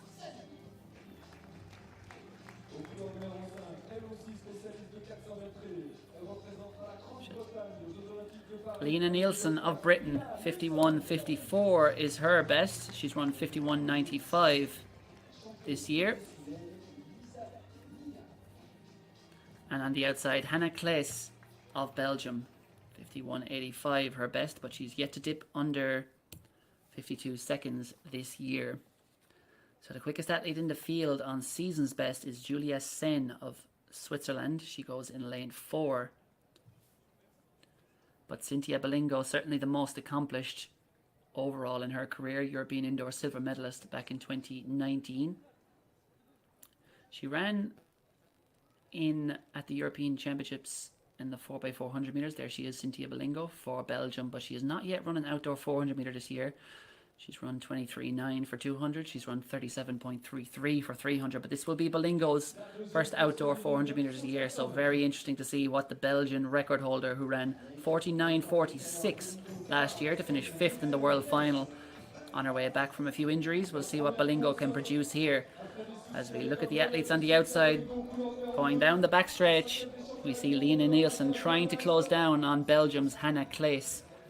Looks to be these two. If there were any athletes challenging them, we'd see them in shot at this point, but we'll get a better idea as that stagger unwinds around this final turn. But it is Nielsen and Claes head to head in those outer lanes as they round this final bend, and we see Bolingo has also run a very strong first 300. She's locked together with Farr and Sen as they come down, but it looks to be a battle for second or third for them because Lena Nielsen up front has taken command of this race, the Britain. Powering to the line, Lena Nielsen just ahead of Hannah Claes of Britain.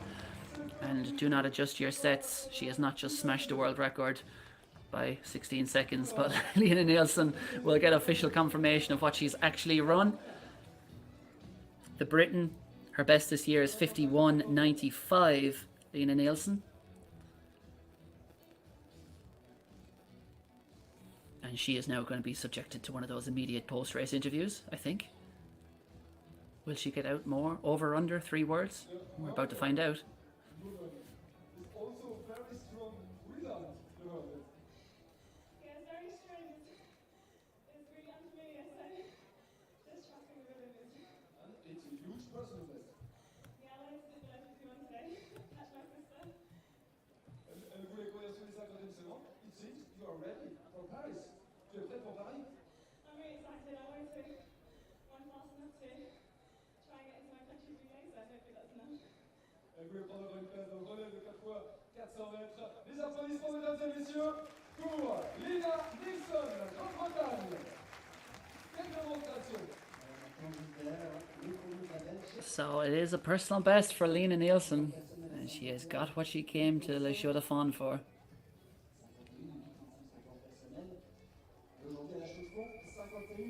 A brilliant performance from the Briton. She takes victory in section 2 of the women's 400 metres. And just looking back through the results of that earlier heat, Salwa Eid Nasser confirming 49.66 for victory. Henriette Jager with that Norwegian record in second, 49.85. Victoria Ahuragu 51.03. And then Ellie Beer in fourth, just shading, no, they've dead heated she has, with Lizana de Witte for fourth place, 51.60 for both Ellie Beer and Lizana de Witte. Down to the 1,000th, as we see there. A big personal best for Lena Nielsen. Confirmation 50.78 and a lifetime best too for Hannah Claes of Belgium in second. 51.28. So lots of sprinters breaking new ground in the mountainous air of Le Chaux-de-Fonds, the Resisprint meeting, which is a World Athletics Continental Tour Challenger event, but producing some performances that, well, are pretty much Diamond League level. It's renowned for fast times in the sprints, and it's certainly delivering the perfect confidence booster for so many athletes as they count down to the Paris Olympics. The athletics program just a little over 2 weeks away. In the Stade de France on the lavender track. I said it was purple the other day and someone corrected me and said it's lavender. I said I do not know the difference. Anyway, section 3 of the women's 400 metres, 5 athletes going to the line here.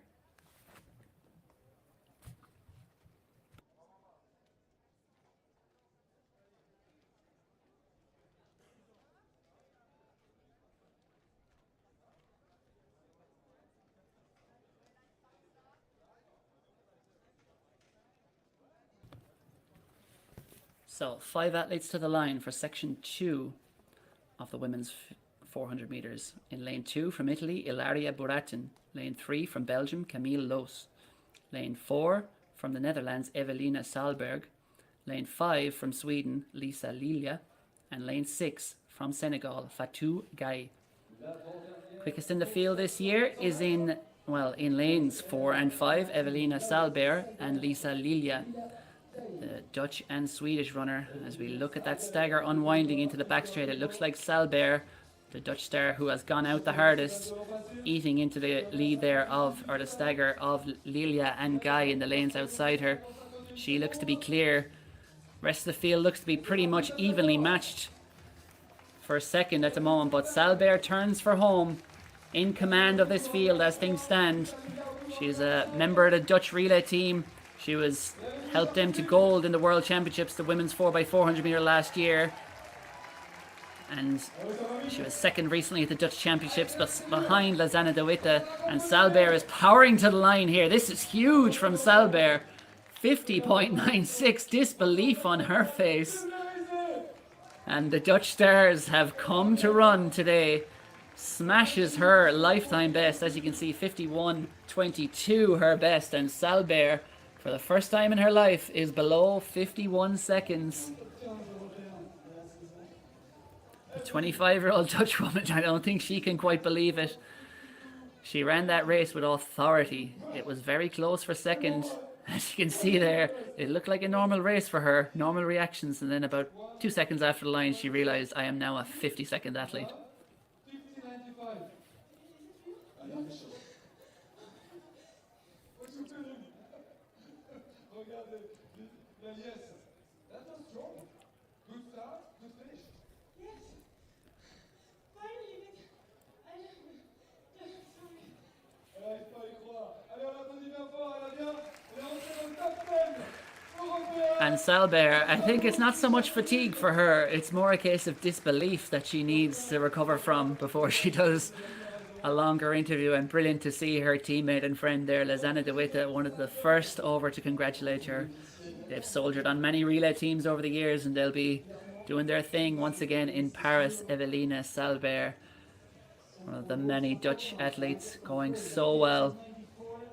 It is a system that is producing star after star in many events, but when you look at especially the 400 meters and 4x400 meter relays, that system they have in Papadel is producing big results, and Evelina Salbert is certainly one of them. A big personal best for her, and personal best too for Fatou Guy and Ilaria Buratin in third and fourth, and Camille Laus as well with a big step forward there, a season's best for her in second.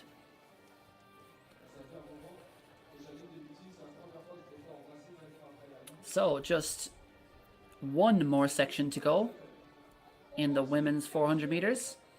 Program running off bang on time, 60 seconds. This will be getting underway at 2:25 local time. That is Silvia Melletto of Italy on the inside lane. There'll be another Italian in the lane outside her, Alessia Brunetti. It'll be a Swiss athlete in lane 3, Florence Nri, 53.75 her best. That was run this year. Lane 4 from Germany, Laura Müller.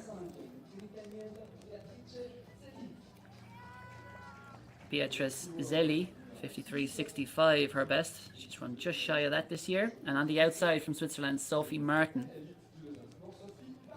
She'll be attacking her personal best of 54.46. Müller in lane 4 is the most accomplished athlete in the field. She was a European under-23 silver medalist back in 2017. But that's 7 years ago now when she was 21. She's 28 now as Müller. Her personal best is 52.08. Quickest on personal bests in the field. But she's not the quickest this year. Quickest this year is in lane 5, Beatrice Zelli of Italy, 53.67. But Müller in lane 4, just behind that, 53.73. The fourth and final section of the women's 400 meters.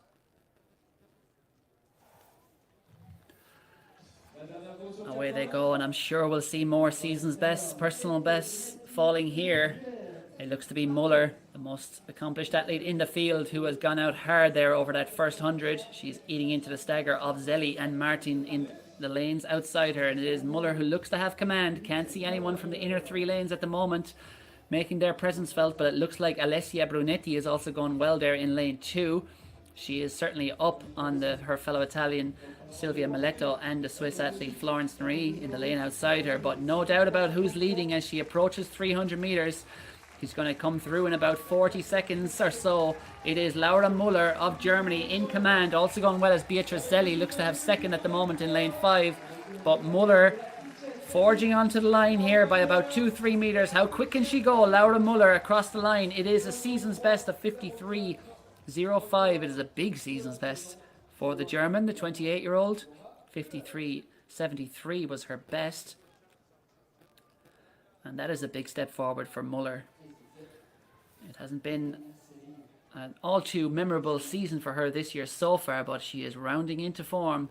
Laura Müller almost back into the 52-second range again. She takes victory, and Beatrice Zelli not far at all behind there in second. She, I think, will have also lowered her season's best, which was 53.67. We'll await confirmation of that.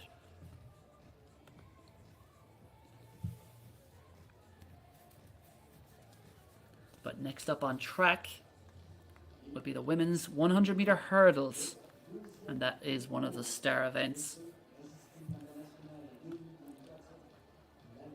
And just confirming, looking back through the results in the system from the previous heat, Evelina Salber of the Netherlands, 50.95, the first time in her life that she's gone below 51 seconds. She will remember this day for a long time.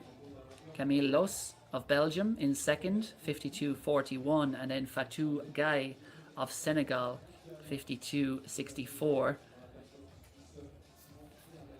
As we see all the kids getting autographs there. Good to see the athletes oblige. Florence Neri, Swiss athlete, happy to sign. Those kids are working hard as volunteers. It's good to get a memorable memento. I'm sure the signature many people will have wanted today was Femke Ball. After stepping into the history books as just the second woman in history to run below 51 seconds for 400 meter hurdles. A supersonic performance by Femke Ball. Only one athlete in history has gone faster. Stunning stuff from the Dutch 24-year-old. And everyone is looking forward to a whole lot of events at the Paris Olympics, but I don't think you could script two better events than the men's and women's 400 meter hurdles.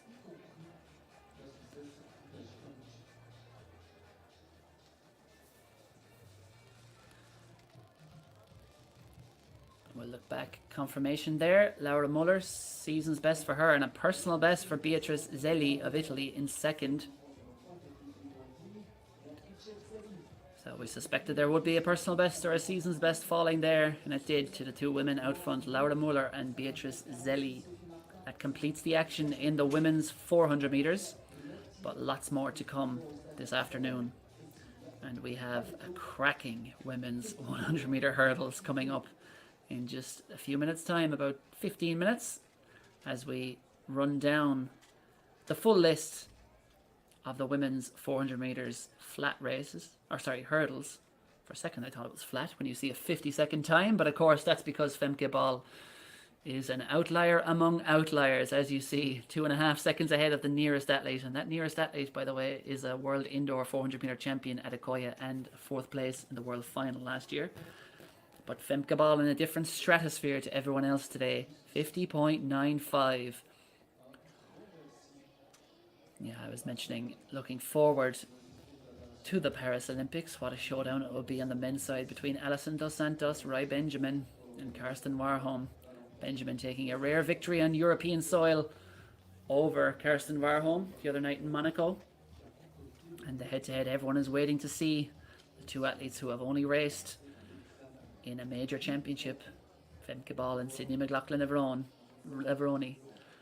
They will square off. Assuming all goes well in the rounds, they will square off for 400 meter hurdles gold at the Paris Olympics about 3 weeks from now. What a clash to savour. Confirmation of the full list there, results in the men's 400 meters. As you see, it's almost every second or third athlete setting either a season's best or a personal best. And a good crowd coming out to watch some truly world-class, world-beating performances on the track at Chaux-de-Fonds. And some athletes leave more out there than others. She's probably saying, just leave me alone. Just leave me here to die. This hurts too much. Familiar sight, of course, for anyone who's done 400 meters to a high level or trained for 400 meters to any sort of level. These athletes go to a very, very, very dark place and flood their system with lactate. And it certainly hurts. I think that might be Beatrice Zelli from the previous heat, the Italian. She ran 53.58, a personal best. And yeah, when you take a step forward like that, there are repercussions. And the repercussions amid her joy is a whole lot of pain. So we can see that the hurdles are being put out, being set to the women's heights at the moment, although it looks like there is still some men's heights there in the middle as they warm up for their races. But race 1 will be the big one, coming up in about 10 minutes time, featuring 3 of the world's bests. From Switzerland, Ditaji Kambunji; from Poland, Pia Skrzkowska; and from the Netherlands, Nadine Visser. And there's also a European indoor champion in there, Rita Hurska of Finland, who is rounding into form very well as well. 3 women I mentioned at the start have all run 12.4 this year. And sorry, one I forgot to mention, of course, is South Africa's Mariona Furi, who has also run 12.4 this year. So 4 women in the women's 100 meter hurdles who have run 12.4 this season.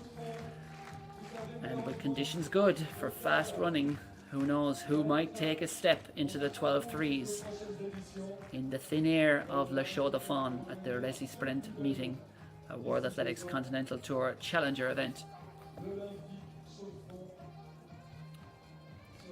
There will be finals as well. The athletes will get 2 chances to run today. So this will very much mimic for these athletes what they will be facing in about 3 weeks' time. And of course the women's 100 meter hurdles is right at the end of the Olympic program.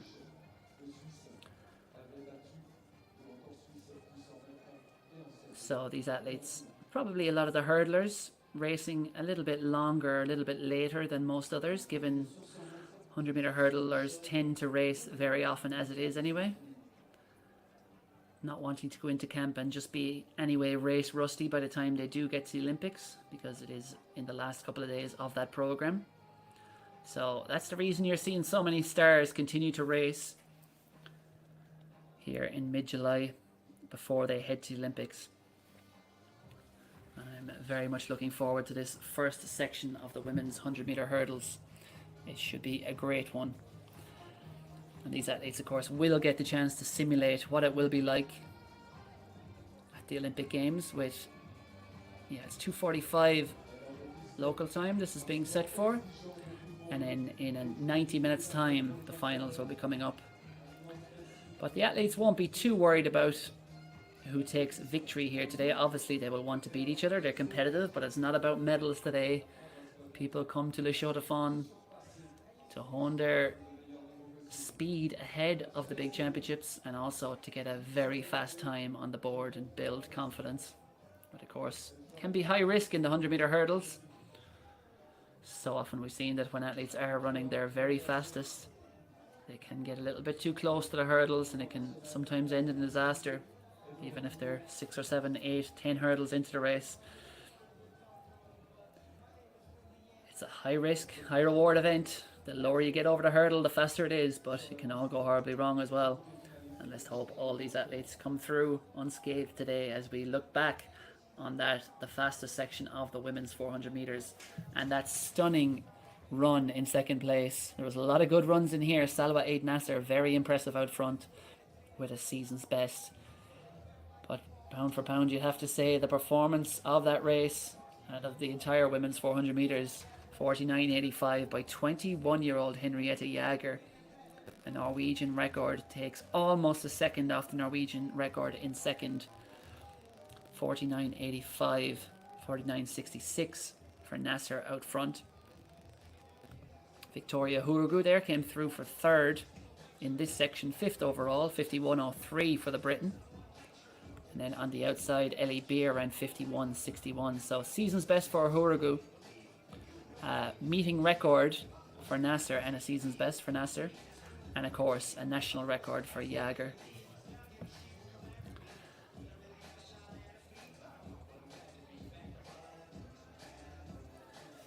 So, as Abracadabra plays over the tannoy in Le Chaux-de-Fonds, can any of the women's 100 meter hurdlers produce some more magic and follow the lead of the likes of Femke Ball, Salwa Eid Nasser and Henriette Jager, who have all done very impressive performances.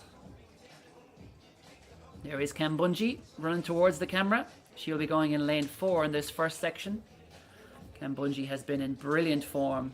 A European under-23 record and a Swiss record, a senior level, to win silver behind France's Serena Samba Mayela at the European Championships. Just 22 years old is Kambundji, and she has grown to become one of the world's best. Her older sister Mujinga will be in action in the 200 meters later on. They travel to a lot of the same races together and perform at a very similar level. But Titaji Kambundji, she's the European under-23 100-meter hurdles champ. And a few years before that, 2 years before that, back in 2021, she was the European under-20 champ. But this is the first year we are really seeing her announce herself as a contender at senior level for the global medals. Titaji Kambundji with that 12:40 personal best in Rome to win silver. But there is plenty of quality in here against her. And in the lane just outside her, in lane 5, will be Pia Skrzydłowska of Poland. 12:42 Skrzydłowska ran to win bronze in the European final. And there you see in your shot, just doing a run over the first few barriers, that is Nadina Visser, who comes here in flying form. A multi-eventer in her junior days, but always shone brightest in the 100-meter hurdles. And so focused on that at senior level. And Visser comes to Chaux-de-Fonds in the form of her life. A national record in Hengelo just recently at the FPK Games, 12:46. Visser equalled her national record in Turku, Finland at the Continental Tour Gold meeting back in June, but in a not so nice conditions in Hengelo last Sunday it was. She broke new ground running 12:4 for the first time with that 12:46. There was a good tailwind that day. I should add. It wasn't the worst conditions. 1.6 tailwind Visser had behind her. Ooh, as we see an official very nearly take someone out there in lane 3. That was Mariana Fourie. Or no, it wasn't. It was another athlete doing a bit of a practice run, and the official was just stepping in to correct the hurdle, not seeing that an athlete was doing a quick run through, but calamity avoided. I'm sure all these athletes, sprint hurdlers, they've run at hundreds of venues around the world and often in very crowded warm-up areas. There can often be a bit of tension and a bit of fighting to get space, to get a lane, and to get a practice run over the hurdles. And you often have people walking across them without looking quite where they're going. But thankfully, no casualties here so far as we prepare for section 1, now less than 5 minutes away of the women's 100-meter hurdles. And we see Titaji Kambundji there. Oh, yeah. Thankfully the athlete saw that official. Thought we could have had another accident there. So, 8 athletes will go to the line for section 1 of the women's 100-meter hurdles. And they are a very accomplished bunch. Everyone in here has run way below 13 seconds this year. And as I mentioned, 4 of them have run under 12:50. So this is a truly world-class field in this women's 100-meter hurdles. Lots of these athletes looking for a fast time, perhaps looking for a national record before they head off to the Paris Olympics, where certainly many of them will be in medal contention. However, we did see some headwinds earlier on. So these athletes will be hoping, although the wind has swirled around, we've seen some minus 2.4 headwinds, but we've also seen some plus 0.9s. We saw plus 1.9 just looking down over the 100-meter heats earlier on. We will be seeing the 100-meter finals coming up soon. Mujinga Kambundji, Titaji's sister, older sister, she was quickest in qualification in the women's 100 meters, 11.14. That was run into a 1.1 headwind as well, so very impressive stuff from her. By far the quickest in the women's 100 meters. Over on the men's side, Benjamin Richardson of South Africa was quickest, 10.08 ahead of Ronnie Baker, who clocked 10.13. And then Say Ogunlewe of Nigeria, 10.18. All run into 0.7 headwinds. But then looking some of the other heats, we've had a plus 1.1. We've also had a minus 2.1. But it tends to be more headwinds than tailwinds. But that was all action from a couple of hours ago, so conditions could well have changed in Chaux-de-Fonds. Ahead of the women's 100-meter hurdles. But if these ladies get any sort of a tailwind or even still conditions, they have shown this year that they are capable of something very, very fast indeed. So, starting from the inside in this first section of the women's 100-meter hurdles is Lotta Harala of Finland, 12.74 her best. This is certainly going to be an athlete to watch. Mariona Furi of South Africa, 12.49 this year. African Championship silver medalist last year. She was a semi-finalist in Budapest. She ran the South African record there, which has since been lowered, of course. This is Joveni Mota of Venezuela. Also sure to feature. Ran a national record at 12.67 at the West Regionals earlier on this year. Semi-finalist at the NCAAs. One of the favourites, though, the European silver medalist from Switzerland, 22-year-old Ditaji Kambunji. In the form of her life, the European under-23 champion last year. Can she break into the 12.3s? Another athlete looking to do that is the Polish star, Pia Skrzydłowska. European champion she was in 2022. She was bronze medalist in Rome this year, but that was no inferior run. 12.42 personal best. The run of her life to win bronze. And the run of her life from Nadine Visser just recently, last weekend in Hengelo, 12.46 for the 29-year-old. She will feature prominently here. And then Sidoni Fiadanazzo on the outside, 12.86. No, she's not on the outside. It is Finland's Rita Hurska on the outside, the European indoor champion last year. She recently won the Finnish title in 12.76. National record of 12.68 that Hurska ran just last month in Cortan. So a lot of athletes going to the line in the form of their life. But the four who have run under 12.50 this year are in lanes 2, 4, 5 and 6. Mariona Furi, Ditaji Kambunji, Pia Skrzydłowska and Nadine Visser. Those four, perhaps, if they get it right, will be the ones leading this home.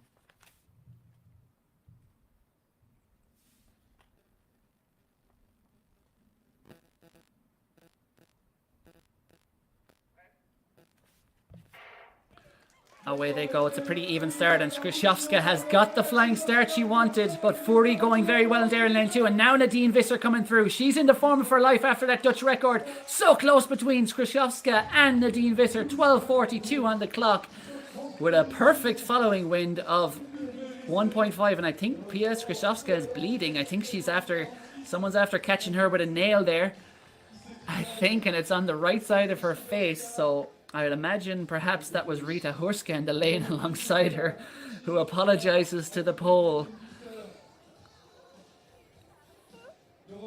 And Pia Skrzydłowska, well, she won't be happy with the aesthetic damage on her face, but she will be very happy with that time. Unofficial 12.42. It would equal her best.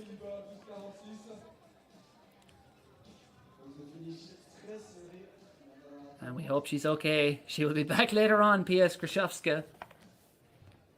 Pia, are you the winner? I'm the winner of the... How do I do? With the blood on my face. Elle a un problème avec son look, elle ose pas se retourner. Elle a son maquillage. Elle a dû tomber, elle saigne un petit peu du nez. You are waiting. Perhaps it's you or it's Nadine. What's your feeling? I think it's not in. Elle pose le départ. On va attendre. Les nouvelles. Le chrono exceptionnel. Le record du meeting, c'était 12 secondes 55. Le vent favorable, plus 105. Le record des Pays-Bas sera battu, ça c'est sûr. Nadine, are you the winner? J'ai aucune idée. Elle rigole. I guess it's one way of separating them in the photo finish, just asking them who actually won. We're still awaiting official results in that women's 100-meter hurdles, but 12.42 unofficially. If Nadine Visser is the winner, I suspect she has just again reset the Dutch record, coming into form. Her very best form at the very best time, Nadine Visser. 12.46 was the Dutch record. I suspect that has just been lowered. It won't be a Polish record for Skrzydłowska.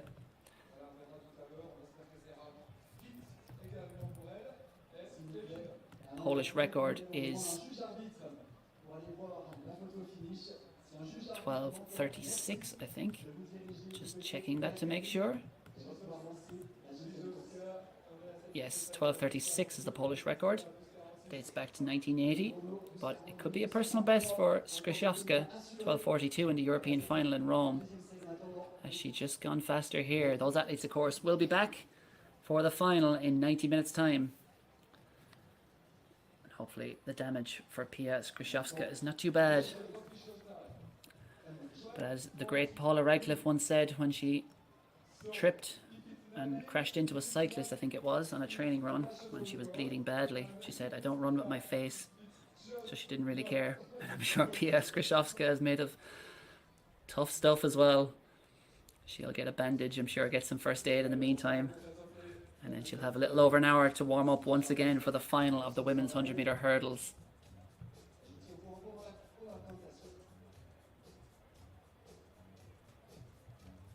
But good signs for all the other athletes that a 1.6 tailwind for that race. Just about perfect.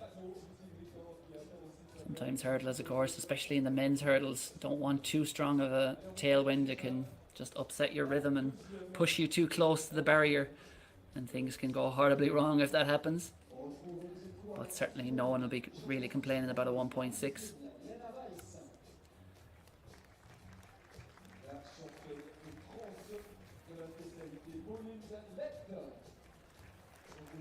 So, section 2 of the women's 100-meter hurdles.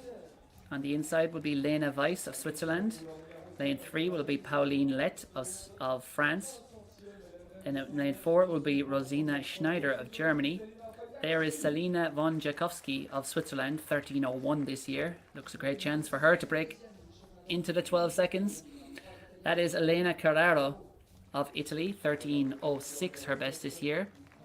And then the heptathlete, a breakout star of the heptathlon this year, France's Ariana Lazarac-Klaas, 13:35, her best for the 100-meter hurdles. Looks a great chance for her to get a personal best in these conditions. And then on the outside, Angelica Elisabetta Vigirska of Italy, 13:18 is her best. Selfie time for Nadine Visser. She won't want to hang around too long. She's got a final to run. And perhaps another Dutch record to set, but she looks to have already got one in the bag. We'll confirm that as soon as we have it. But Ariana Lazarac-Klaas won silver with a stunning performance in Rome at the European Championships last month, 6,635 points. But Carraro, we expect to feature strongly here. Set the Italian under-23 record last year at 12:89, the Fiamme Gialle athlete, 4th on the Italian all-time list. And she finished 4th at the Italian Championships just a couple of weeks ago.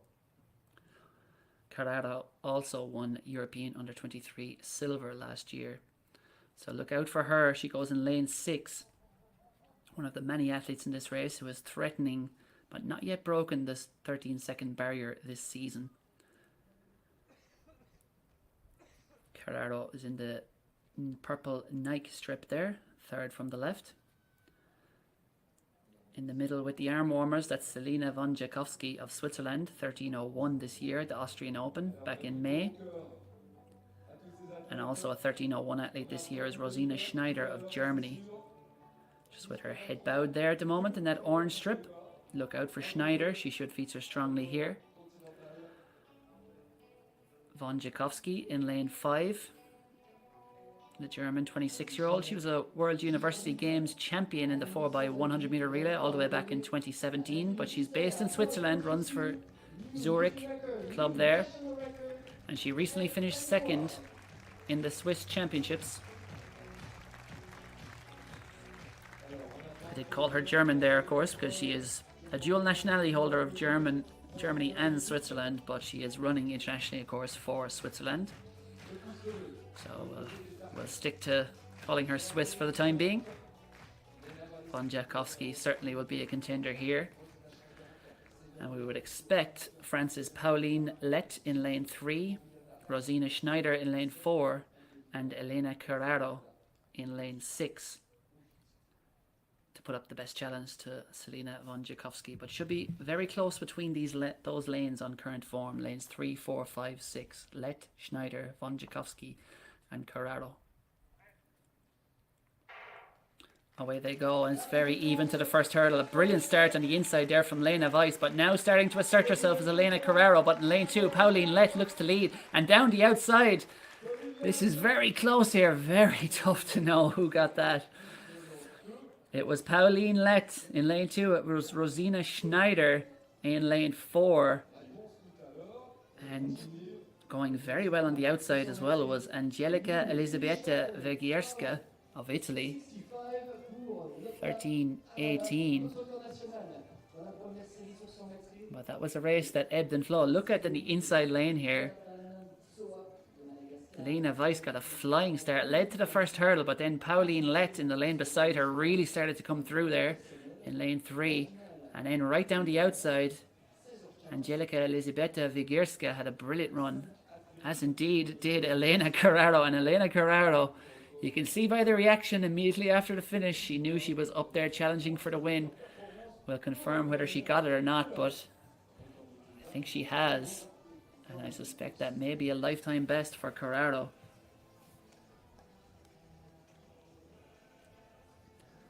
The 23-year-old, a European under-23 silver medalist last year was Carraro. She's gone into autograph mode. As I said, an under-23 Italian record at 12:89 last year.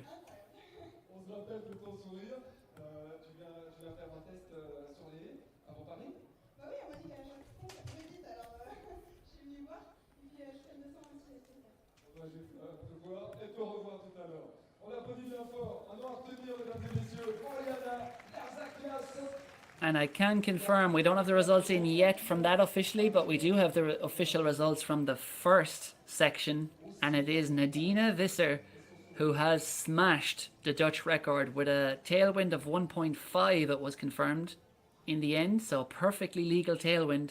Nadine Visser has taken 0.04 of a second off the Dutch record in Le Chaux-de-Fonds. She has also broken the meeting record.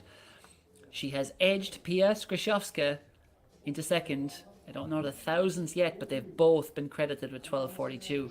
Skrzydłowska equaling the personal best that she ran to win silver in the European final last month. A brilliant run by Visser and Skrzydłowska, who will be back for the final in a little over an hour's time. Back in third then, it was Mariona Furi of South Africa, 12:56 for her. Lotta Harala with a brilliant run, a personal best from Finland, 12:65 for fourth. But moving swiftly along at breakneck speed, as fast as the athletes are running, it is time for section 3 of the women's 100-meter hurdles. That is Maeva Tahu of Switzerland, 13:75, her best this year. Teodora Savic of Switzerland is in lane 6, 13:86, her best this year. That was just last month at her national championships. This is Stella Derungs of Switzerland, 14:12, her best this year. That was also at the Swiss Championships. And on the outside is Lena Borer of Switzerland, 14:23, her personal best. So no athlete in lane 5. That was due to be Alexandra Beer of Switzerland, but she hasn't taken to the start line. And the athletes I failed to mention, coming to it late as I ran down the results from an earlier heat, were in lanes 2 and 3. Lane 2, Elina Ikesu of Switzerland, and lane 3, Megano Cividino of Switzerland. So lane 2, Ikesu, lane 3, Cividino, lane 4, Tahu, lane 6, Savic, lane 7, Derungs, and lane 8, Borer.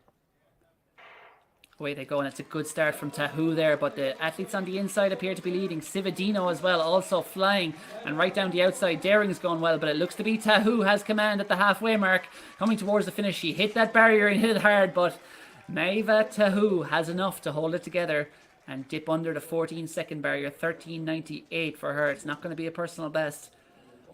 And good to see an ideal following win there of 1.3, or 1.4 I think it was. So it's not a personal best for Maeva Tahu, but it is a sub 14-second clocking and a victory. And I think it was the 8th or 9th barrier. We'll get a better look at it here, but she gave it an almighty clatter. Looked to be a clean race up to that point for Tahu. Pulling clear one of just 2 women in the field, along with Savage out in lane 6, who had a run to forget there, who have broken 14 seconds this year. But an impressive showing from Maeva Tahu of Switzerland to take victory in the 3rd and final section of the women's 100-meter hurdles.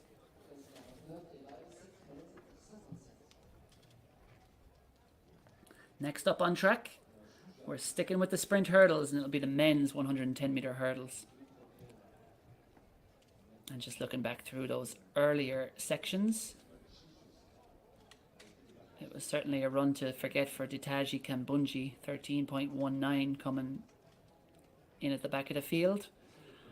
Obviously after things went wrong, not pressing the accelerator too much, not trying to take any unnecessary risks. Haven't yet got confirmation of results from section 2, but we do know that Nadine Visser has broken the meeting record, 12:42, a spectacular performance, taking 0.04 of a second off her own Dutch record to edge Pia Skrzydłowska to victory in section 1. Skrzydłowska equaling her personal best with 12:42 in second. And looking back down the field, Madagascar's Sidoni Fiadanatsau breaking her personal best in 7th place with 12:85. So we're only about 10 minutes away from the next track action, which will be the men's 110-meter hurdles. But good news, field event fans and multi-event fans, because we will momentarily be seeing the reappearance of Simone Ehammer of Switzerland, the decathlon star. Of course, a fantastic world-class long jumper as well. World Championship bronze medalist in the long jump. There is the program that's coming up over the next 2 hours. 3 hours or so. 2 and a bit hours. And if you're sick of listening to me, I've good news, because I'll be joined by a co-commentator and a 7-time national champion of hurdles in Ireland. Gerard O'Donnell will be soon joining the broadcast. But that's what's to look forward to over the coming few hours. And I'll be intrigued, especially of all the races, at 4:15 to see the finals of the women's 100-meter hurdles, because if the wind is quite similar with a 1.5 following wind and the conditions are right, it would not shock me at all if Nadine Visser or Pia Skrzydłowska dipped into the 12.3s for the first time in their careers.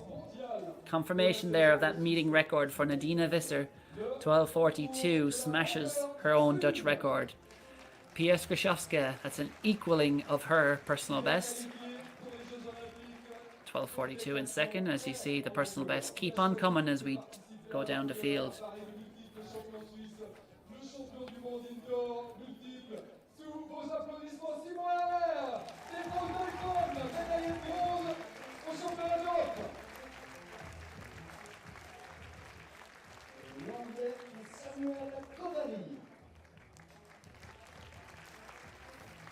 Il a été champion d'Irlande. Il en a 72 cette année. Shane Howard.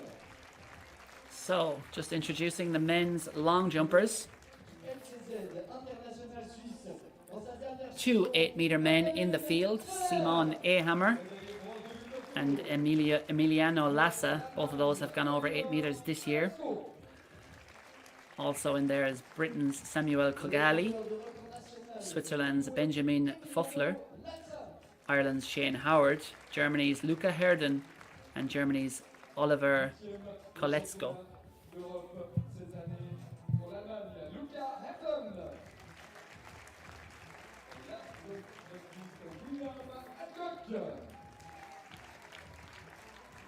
So they're just being introduced.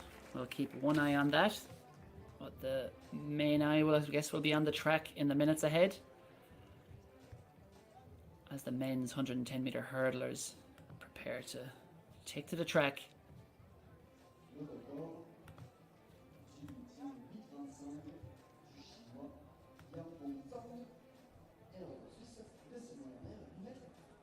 Conditions just about perfect. Sure, some of the sprinters would rather it was a few degrees warmer, but it's around 20 degrees. So it's pretty good conditions.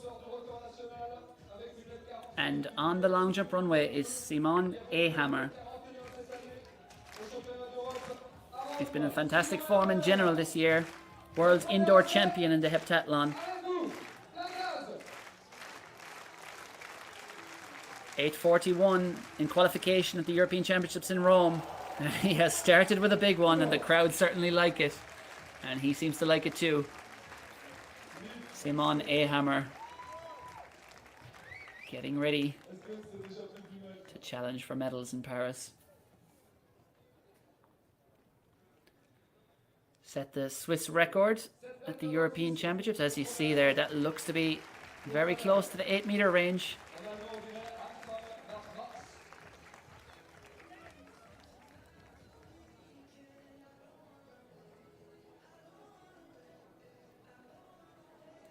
So this is Samuel Kagali.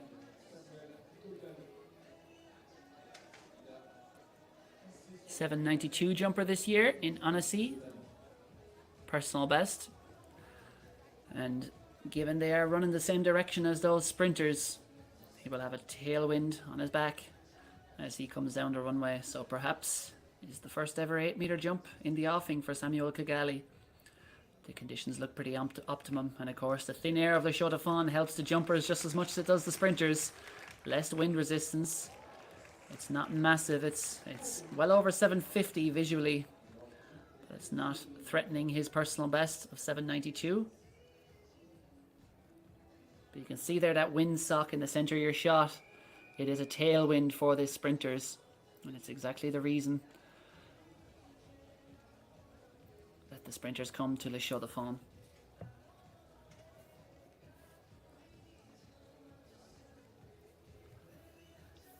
So just about 5 minutes away from the first race in the men's 110-meter hurdles. And there's a number of 13.3, 13.4 men in that field, and indeed 13.5. Quickest in the field this year will be Manuel Mordi of Germany. 13.36 he's run. But looking back to the long jump runway, this is Shane Howard of Ireland. The Bandon Club in the southwest. And something not quite right on that takeoff. Maybe he knew it was a foul, or maybe he just hit the board wrong, but he aborted mission immediately in his opening attempt, Shane Howard.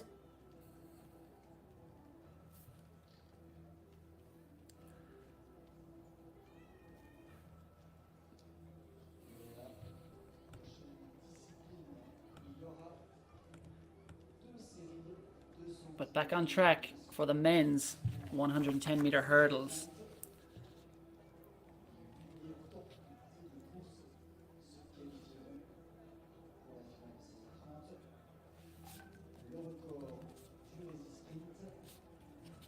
And Time Koster of the Netherlands will be going in lane 2, 13.52 his best.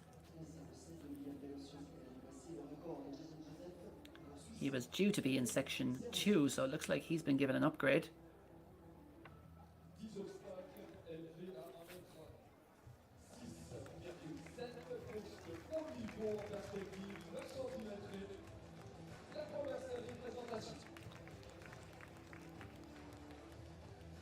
But yeah, we've had a bit of a reshuffle in the men's hurdle order.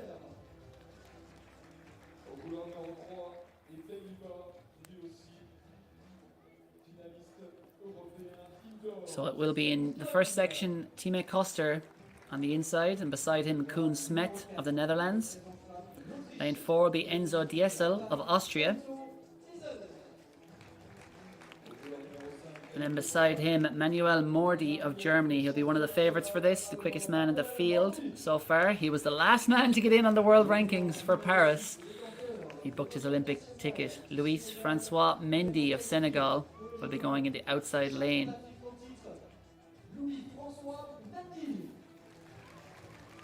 13.41 this year, Mendy. He ran the national record for Senegal last year of 13.18. That got him the auto qualifier for the Olympics, and he was the African Games champion this year, was Mendy. But he's yet to reproduce that magic. Can he do it in Le Chaux-de-Fonds? 13.41 is Mendy's best this year. So from the inside, Time Koster of the Netherlands, Koen Smet of the Netherlands, Enzo Diesel of Austria, Manuel Mordi of Germany, and Luis Francois Mendy of Senegal.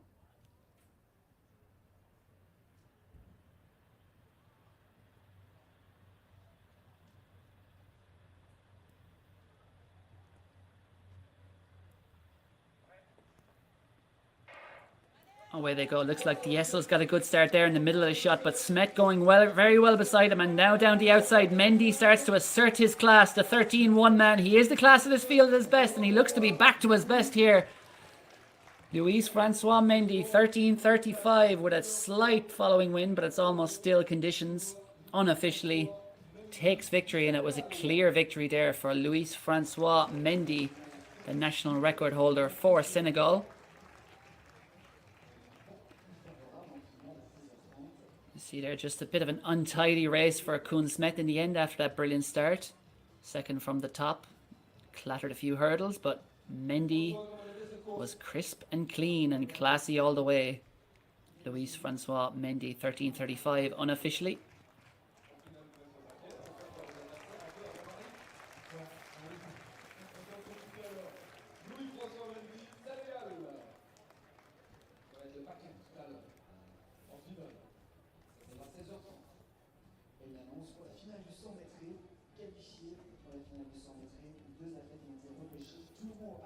So that was section 1 of the men's 110 meter hurdles.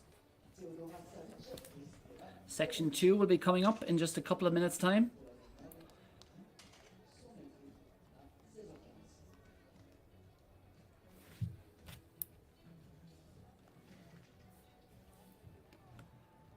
Be looking out there. We had we had one withdrawal, so that was why teammate Custer was a late addition to that first race.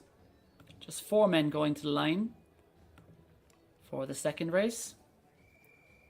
Fabio Kukler of Switzerland, Oliver Mulas of Italy, Vladimir Vukusevich of Norway, and Misha Ruchman of Switzerland. Vukusevich, a familiar name, of course, in the sprint hurdles, not just because of his own career, but his older sister Kristina Vukusevich, many years ago, probably about going back almost 15 years, was a European under-23 champion, European indoor bronze medalist, an Olympian for Norway. But Vladimir Vukusevich is coming to the end. I think this is his last season. And he's run some quick, windy times this year, 13:47, with a slightly illegal following win. But he's also run 13:63 win legal, has Vukusevich.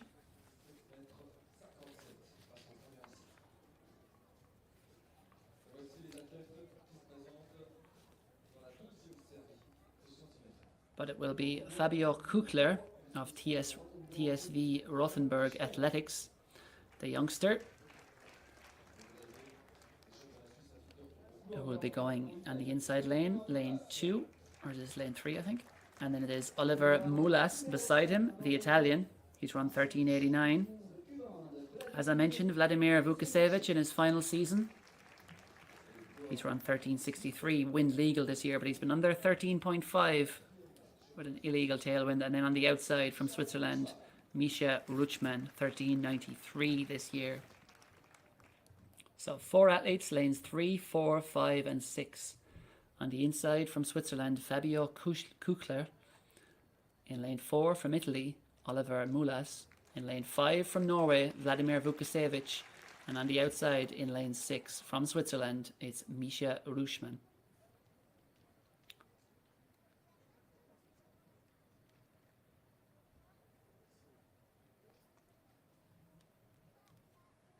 Quickest in the field this year is Vukusevich. He's in that purple Nike strip. 13:63. That was at the Continental Tour Gold meeting in Turku last month.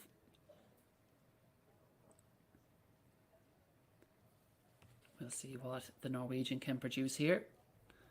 Of course, he and his older sister Kristina had Serbian background, parents. Her father, I think it was. But Kristina won a lot of races in the day. She's long retired now, but as I mentioned, European under-23 champ, European indoor medalist too, was his older sister Kristina. But Vladimir has had a very good career himself. He's won 12 national titles in Norway. That's including indoor and outdoor. And he recently took his latest national title at the Norwegian Championships last month. He competed also at the European Championships in Rome, did Vukašević. He went out in the heats there. He'll be looking to take another step forward here in his final season. Can he get back perhaps into the 13-4s or so? As I mentioned, 13:47 wind assisted earlier this year.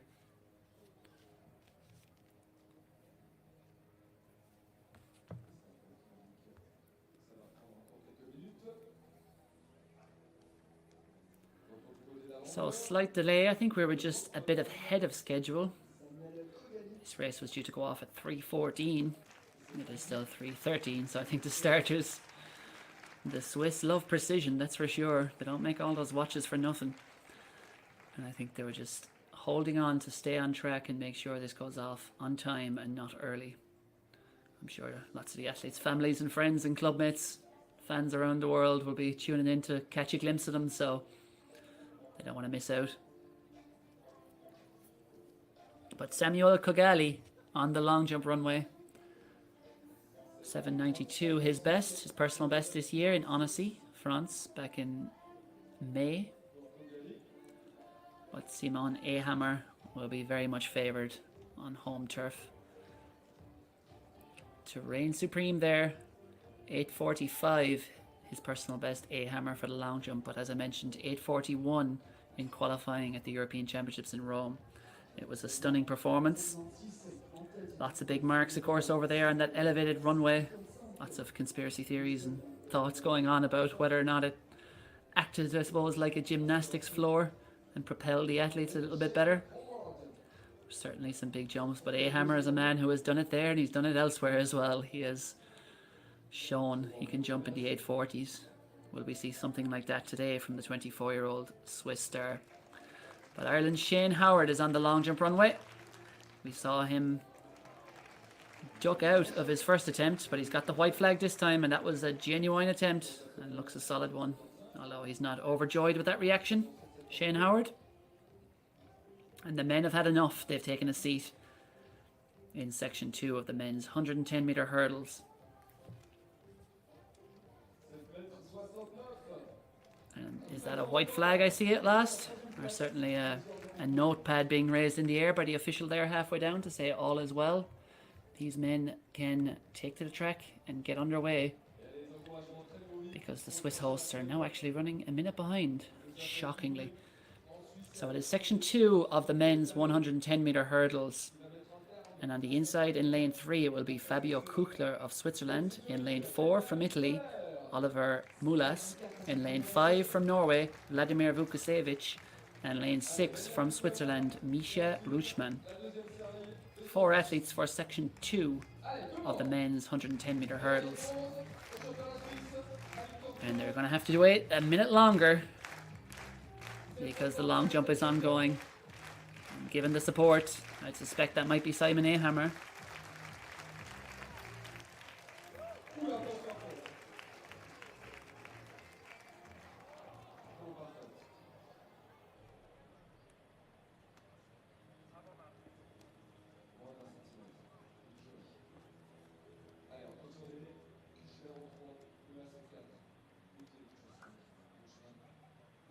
So, section 2 of the men's 110 meter hurdles. Lane 3, Fabio Kuchler of Switzerland. Lane 4, Oliver Mulas of Italy. Lane 5, Vladimir Vukašević of Norway. And lane 6, Misha Ruchman of Switzerland.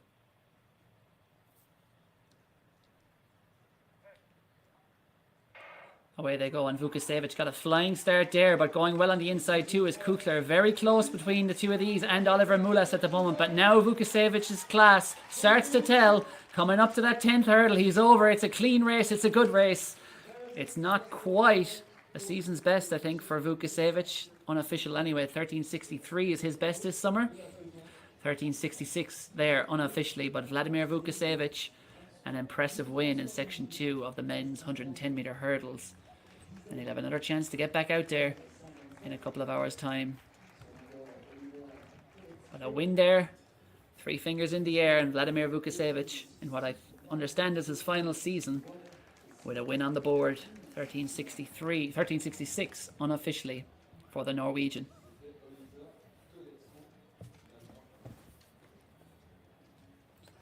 And that concludes the action in the men's 110 meter hurdles.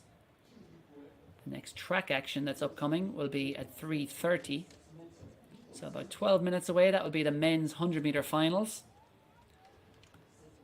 And we see the people divided into sections based on their performances earlier on. And they will once again be starting with the fastest athletes. The likes of Ronnie Baker from USA is in there. Ibrahima Kamara of Gambia. Benjamin Richardson of South Africa, 10:08 man this year. And Bradley Nokwana of South Africa also in there in that first section. But back to the long jump. And it is Emiliano Lassa. Great height on that jump from Lassa. Hard to get an impression from that particular camera angle of just how far they are jumping. Confirmation of the men's 110 meter hurdles results. And these have been now collated. So you see that Vukašević is the 5th quickest overall. That might earn him a spot in the A race later on. But Mendy takes victory. Fastest of all in the opening sections.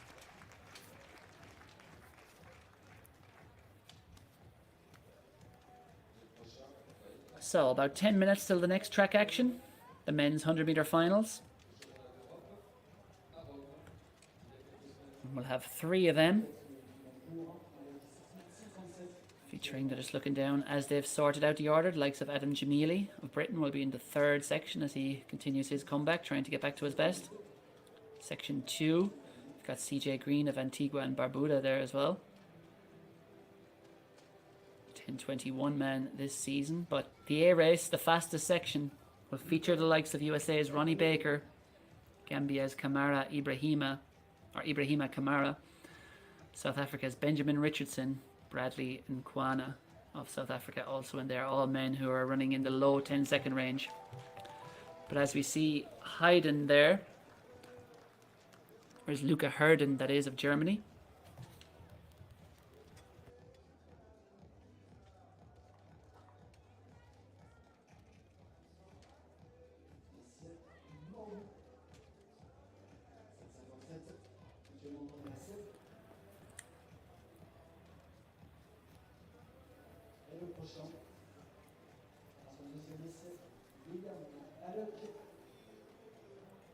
So, slight delay in the action. All that's ongoing at the moment is that field, in the field I should say, is the men's long jump.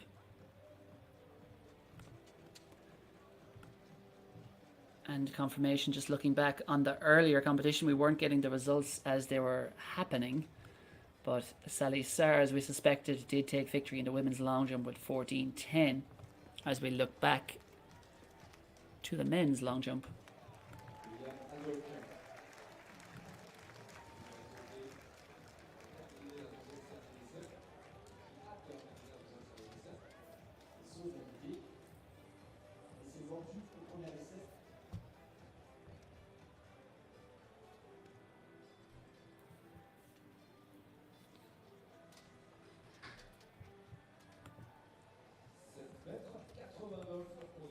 And just looking back over the men's heats earlier on, as I mentioned a few times, Benjamin Richardson was the fastest qualifier, 10:08. Ronnie Baker, 2nd quickest with 10:13. Nigeria's Say Ogunlewe, 10:18 for 3rd. And Belgian Simon Verherstraten as well, 10:20. And CJ Green also in there as well with a 10:21. Britain's Reece Prescott, big name in the world of sprinting. He's not having his best year ever this year though. 10:23 he ran, but he'll have another shot if he takes it in the 100 meter finals coming up in just a few minutes. But I'm just looking through the start list and I think Reece Prescott will not be re-emerging. No, he's not in there. Britain's Oji Edeborun is certainly in there, but no Reece Prescott. But it's hammer time in the men's long jump, and that is a big one from Simon A. Hammer, but the red flag goes up. No joy for the multi-event star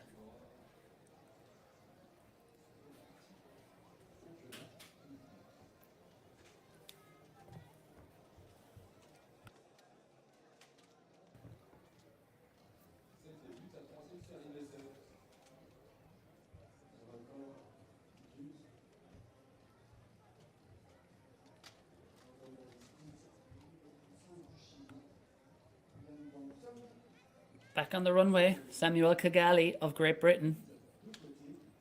7:92 personal best back in May. Getting the support from the crowd. He might not be getting quite as much as Simon Ahammer got, but they are rising to him nonetheless. Clapping him down the runway. Let's see what the Briton can produce.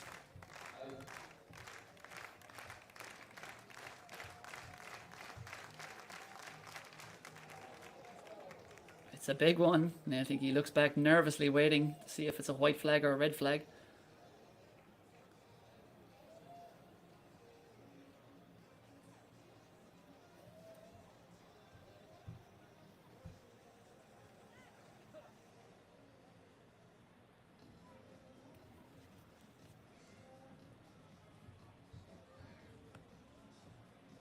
And just to mark your card, shortly after the men's 100-meter finals, we will have the women's 100-meter finals.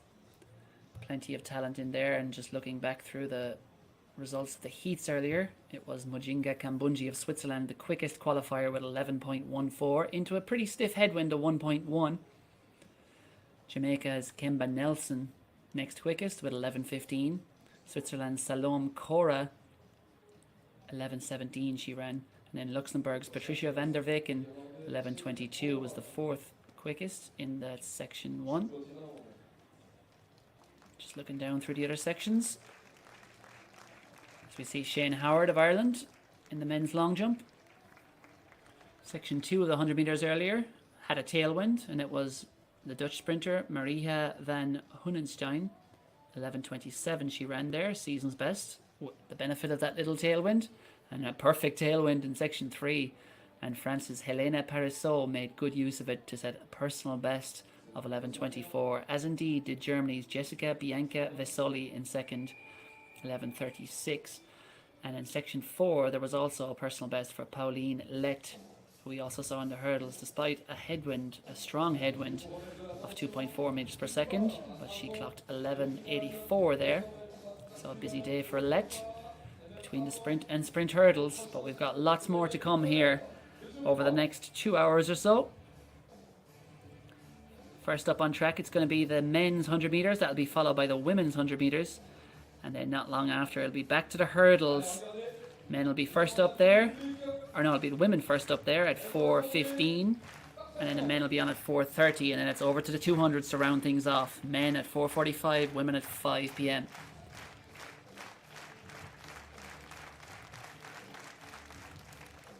That is Simon Verherstraeten of Belgium. He'll be going in the inside lane in the first section of the men's 100 metres.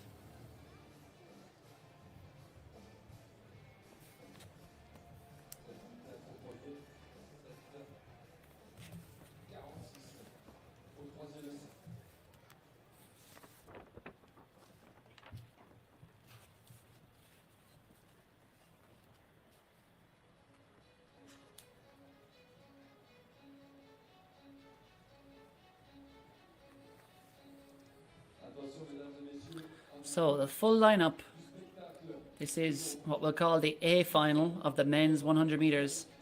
From the far right of your shot, that's Belgium's Simon Verherstraeten. Beside him in lane 2, that's Nigeria's Say Ogunlewe. In lane 3 from South Africa, we'll let the camera follow them. We're not rushing through them, thankfully. But yeah, this is Simon Verherstraeten of Belgium. He'll be on the inside lane, as you can see, 10:20 earlier to qualify for this final.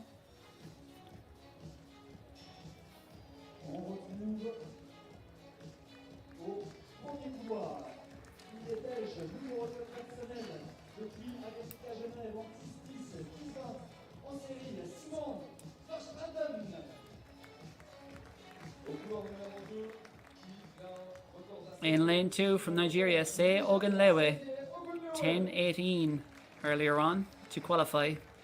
He'll be hoping and expecting to go quicker here. From South Africa, Bradley Nkwana, the youngster. He's only a teenager, but he's running fast times, 10:11 earlier on. This is Benjamin Richardson, a very talented athlete, up and coming, 10:08 earlier. He was the quickest qualifier. Can he be quickest again when it counts? This is Ibrahima Kamara of Gambia, 10:10 earlier on.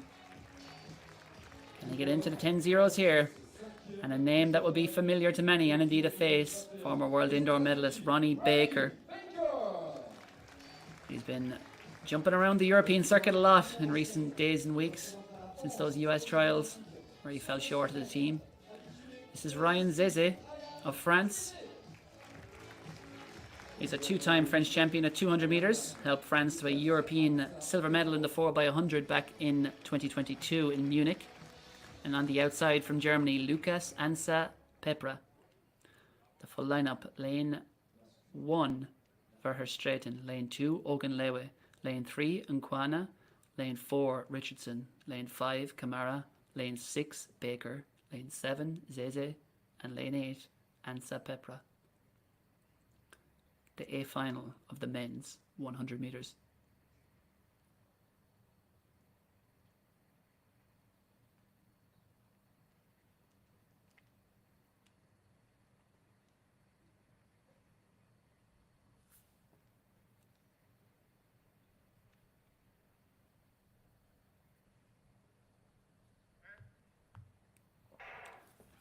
Away they go. It's a pretty even start, but it looks to be Benjamin Richardson at the moment there in lane 4. It is indeed Richardson pulling clear of this field.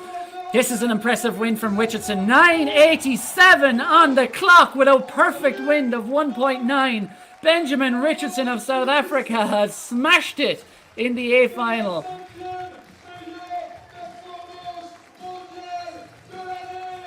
What a run from the South African. Await official confirmation, of course, but unofficially, it is a massive, massive run by the South African star.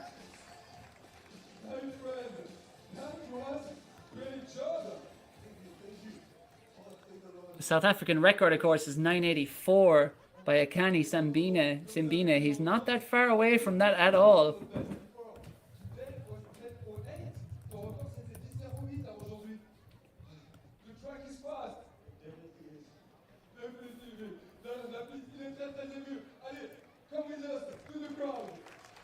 Yeah, he says the track is fast. It most certainly is.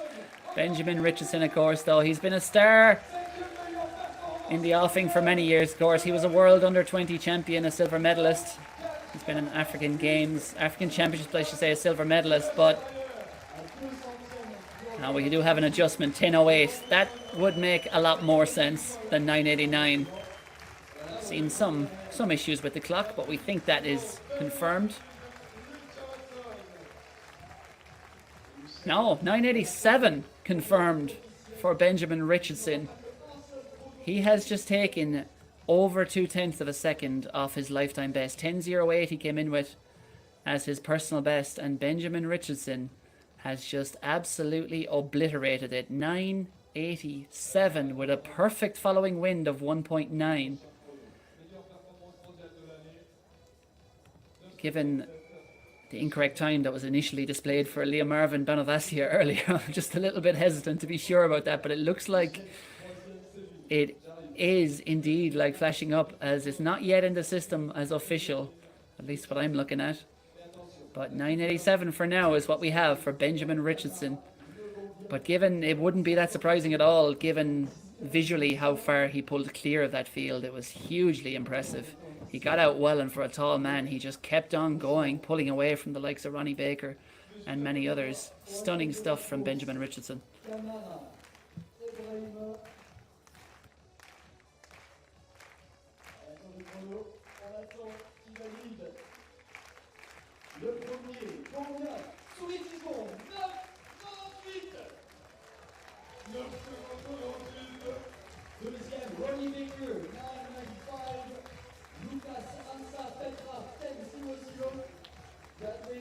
Yeah, confirmation there, just looking at 9:86 for Benjamin Richardson.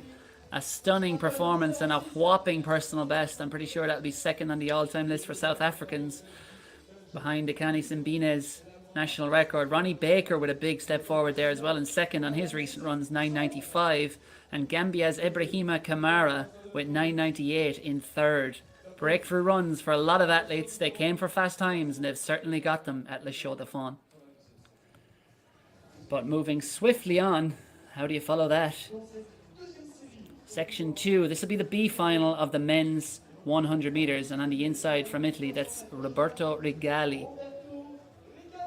10:35 earlier on to qualify. Beside him, Julian Wagner of Germany.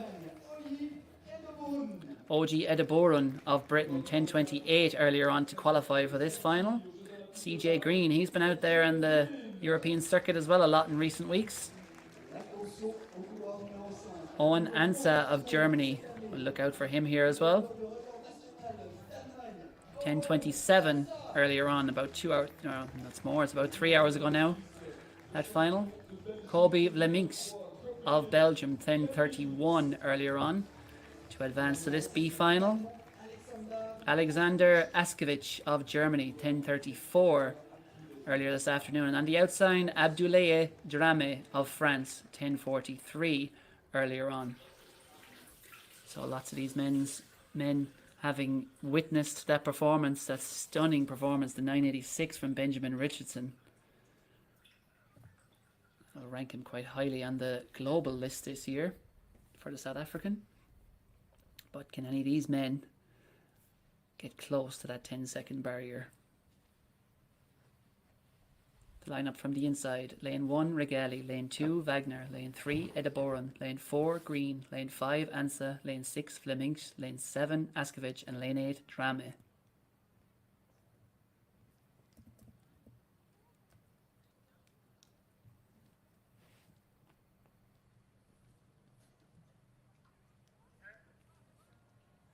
Away they go, and a flying start it was there from CJ Green in the middle in that orange strip. He looks to lead at the moment. CJ Green has a step on the field, but Owen Ansa is now coming back at him. It's going to be very close between Ansa and Green. 10:07 on the clock, 0.9 win behind them. Not quite as strong as a breeze as the men had in the A race, but it is a very impressive performance. CJ Green. 10:07 unofficially, of course. We saw Benjamin Richardson's time get corrected. Will the same happen for CJ Green? But an impressive run there to take victory in the B final, we think, just ahead of Owen Ansa. And really, it was all in the start. That pickup was extraordinary. Good start, great pickup. And from there, it was just a case of maintaining. And I think he managed to hold off the challenge of Germany's Owen Ansa, who was flying in that last 30.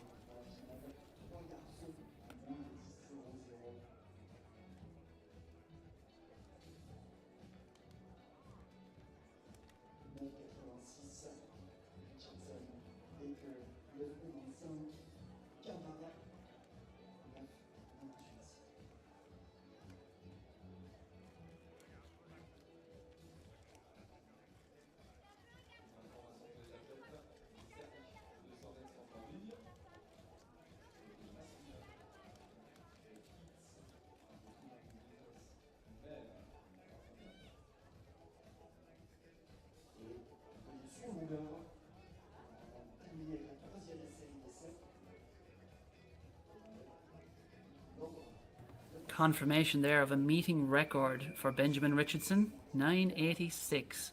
What a performance. And the autograph hunters are busy and the autograph givers are also busy. The volunteers making best use, getting some value for their money and their hard hours labour here, carrying those baskets in the athletes' gear, and the great job they're doing at Le Chaux-de-Fonds, servicing all the athletes who have come for fast times and are certainly getting it. And I'm delighted to say, if you're sick of listening to me for the last number of minutes, or indeed several hours, I'm no longer alone. I'm joined by Gerard O'Donnell, 7-time Irish hurdles champion, who is on duty elsewhere this morning, racing duty, I believe, Ger. Absolutely, yeah. Unfortunately, I wasn't able to tune into your call, but I'm sure you'll fill me right in. I've been keeping an eye on the results throughout the day. It's been another fantastic day, as it always seems to be every year at this meet in Le Chaux-de-Fonds. Some truly unbelievable performances on the track and in the field, and when we just saw there very recently, that 100 metres, something special following on from the likes of Femke Ball earlier today. But yeah, I'm looking forward to catching up and seeing suppose the pointy end of the meet really coming to a head here now with the Yeah. fastest men, the fastest women, and the fastest hurdlers taking to the track. Absolutely. Lots of big performances still to come. We've seen that Adam Jamili is not there. That is supposed to be him in lane 4. He has not become invisible. He has withdrawn. But in lane 5 beside him, or beside where he would have been, that's Evan Meinseth of Norway. This is the C final as well, just to get you up to date. This is Fabio Luginbuhl of Switzerland. 10:53 earlier to advance to this C final. And then from Israel, Gal Arad in lane 7, or in lane 6. And on the outside in lane 8, Dylan Sekobo of Seychelles.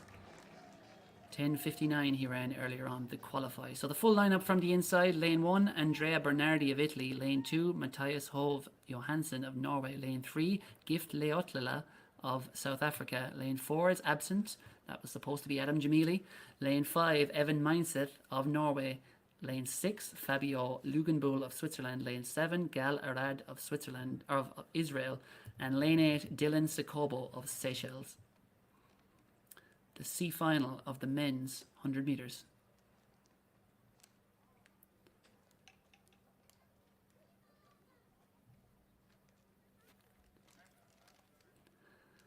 A faulty start, Ger, my least favourite thing in athletics. Absolutely, yeah. So back to the blocks for the lads to see what happens. Some bit of technical issues to adjust. And the ominous music plays in the background. Yeah, it's very, when I was talking to myself, as I often do, earlier on, I was just remarking how if the sprinters are feeling pressure, and Switzerland is not a cheap place to go, Ger, as you well know, but if the sprinters were feeling pressure about getting value for their money and producing a good run, that sombre, tense music really doesn't help their cause. It really adds to the tension as they await starters' orders. You should play the Jaws music from 50 metres in. Especially for the guys out front. Someone's coming behind you. Like Owen Hansen, that B race at the men's 100. Didn't quite get there in the end, but he's, of course, a sub 10 man this year. That new German record at the National Championships, 9.99. And they were back on their marks. As I said, Andrea Bernardi, Matthias Hove Johansson, Gift Leotella, no Adam Jamili there in the middle of lane 4. We've got Evan Mindset, Fabio Luginbuhl, Galarad, and Dylan Sekobo.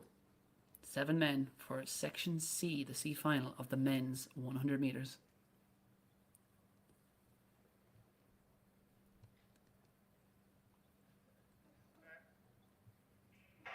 Away they go. Pretty even start, going very well. There's Johansson in lane 2, but now it's still pretty locked together. Mindset also going well in the middle alongside Leotola. Could be Leotola at the line, but on the inside, Andrea Bernardi as well in that green vest. 1.5 following wind. It looked like Johansson, Bernardi, and maybe even Mindset very close between them.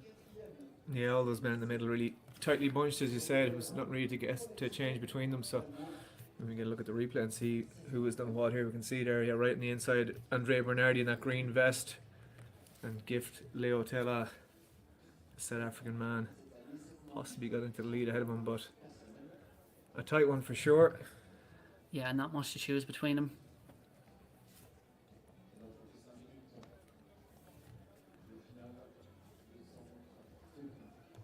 As you said, no rest for the autographs anyway. Straight in. As they should be. Absolutely. Set the kids on them. Earlier on we had a lot of immediate interviews after all the 400 hurdlers were racing, and it was quite hilarious. A camera or a microphone was put under their noses, I would say 15 to 20 seconds after they finished. Nice. We had many a 3-word interview, Ger. Do we have in-depth stuff. Do we have any interviewers on the floor with their athletes? We had a few. We had Henrietta Jager, after smashing the Norwegian record, lying down and very nearly dying as she smiled through the pain. Yeah, it's confirmation of that B final, and Owen Hansen did in fact get up for the win ahead of CJ Green, so 10.06 more solid running from him. OJ DeBoron up with a season's best, 10.09. Kobe Vlemicic, 10.15 PB, and PB's all around, right down to 7th place there. And Julian Wagner with a season's best behind that too, so real high quality there from that B final as well in that men's 100 metres. Everyone being rewarded for their trip to Switzerland today, as they so often are in this fast track and this fantastic meet. Yeah, it continues to produce. May just be a World Athletics Challenger level, but of course that's related to the diversity of events rather than the caliber of action you see on track. A European record, second woman ever under 51 seconds, Femke Ball, and then thinking of some of the other performances, Benjamin Richardson with a 986. Stunning stuff from him. And as Lose Yourself from Eminem blasts around the stadium, and I question whether I'm losing myself after 3 hours of talking to myself. Thankfully, I have some company. And Ger O'Donnell, who was on the broadcast alongside me on the European Athletics streams at the Cork City Sports and Morton Games, two of the best Irish meets on the circuit, earlier on this week. Big week for us. The team is back in action. Absolutely. We're going to have some week of rest next week, Ger. Talk more in a week than I will for the rest of the year. And a personal best for Mark English as well, who I believe you have a coaching role over 400 metres earlier. Or, you know, the Dublin Track Club. Certainly, Ger has an affiliation with Coach Phelan Kelly there. Yeah, Mark will be trying to run himself into a spot. He'll be eligible for selection for the mixed relay team in Paris before his 800 metre round one kicks off. So, but yeah, many personal bests falling in pretty much optimum conditions. I'm sure some of the sprinters would like a few degrees warmer, but they'll have to take what they can get. yeah, that women's 400 too. Women's sub 49. Henrietta Jager coming back from 4th place at the 200 at the European Championships in Rome to clock a Norwegian record, as you said.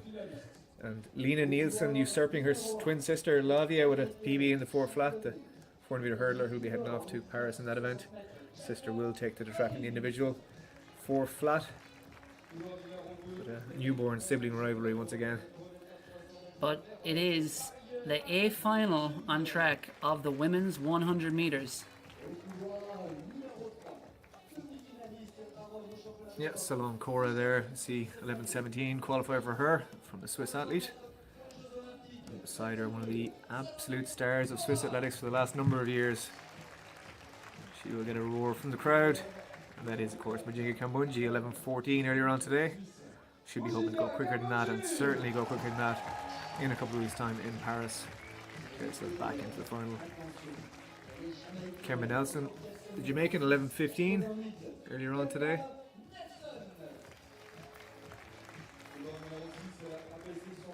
And Elaine Parisot, the French woman, 11:24 this morning. She goes in lane 6 beside the Jamaican. Rebecca Haas, the German champion, 11:37 in her qualifying race this morning. She will be off to Paris in that individual 100 metres as well as the 4x1 for the Germans. And we are absent our woman on the outside, our other Swiss, Melissa Gutschmidt, has an empty lane unfortunately, but 7 women taking the line, and this is going to be a really hot contest here. Shania Collins absent from lane 1 as well, so we're down to 6 on track. Van Hoenstein, Cora, Kambunji, Nelson, and Parisot and Haas. Certainly the home crowd will be keeping an eye on those lanes 4 and 5, 3 and 4 in fact. Cora and Kambunji. Will we see something like we saw in the men's race?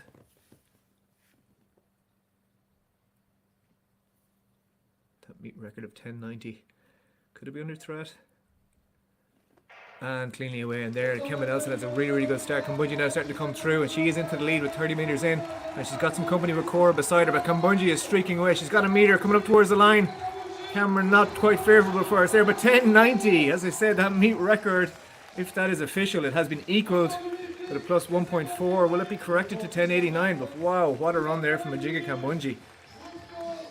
That is phenomenal stuff, as I said. One of the home favourites, Cora there beside her, got out really well and put a great challenge to her. She'd be happy with that herself. May have snuck under the 11-second mark. We might just get a look at the replay when we see it on the line, but no doubt about the winner, I think, from behind anyway, from that unfavourable angle. National record she holds up, so what about that heading into the Paris Olympics? Yeah. Not just a sub 11, but a national record for the Swiss athlete.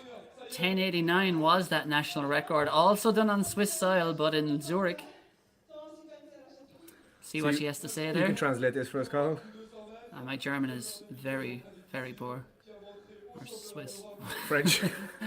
I think it was. If it was German, I'd have a half a go at it. Ah, yes. Sorry, I didn't hear that answer. Un bon test comme compétition et puis je me suis vraiment préparée. Bien avec nous. On va faire une acclamation. Yeah, she's certainly happy with that performance anyway, as she well should be. Plus 1.4 win. She walks off with that national record sign in her hand. Over here we see the finish. With 30 metres to go, she had a metre clear, but Cora with a fantastic run behind her as well, and Kemba Nelson also in the Puma kit to her right, Kambunji's right hand side with a fantastic run. But keep an eye on what the results of Bob Pulp has, but she's certainly been given that national record symbol. As I said, 10:89 was the old record, so either equalled that or gone quicker. But what a performance here from the Swiss, former European champion. Doing it when it matters, heading into the Paris Olympics. Yeah, what a time to be hitting form, and what form it is. Mujinga Kambunji into the 10.8s. We know that much. We'll wait for official confirmation to come through. But she's got the it's got the meeting record sign. So. Oh, meeting record now. National record's on the other side. Oh, well, I'm not sure which of those she's trying to show the public, but we'll. Possibly just the meeting record.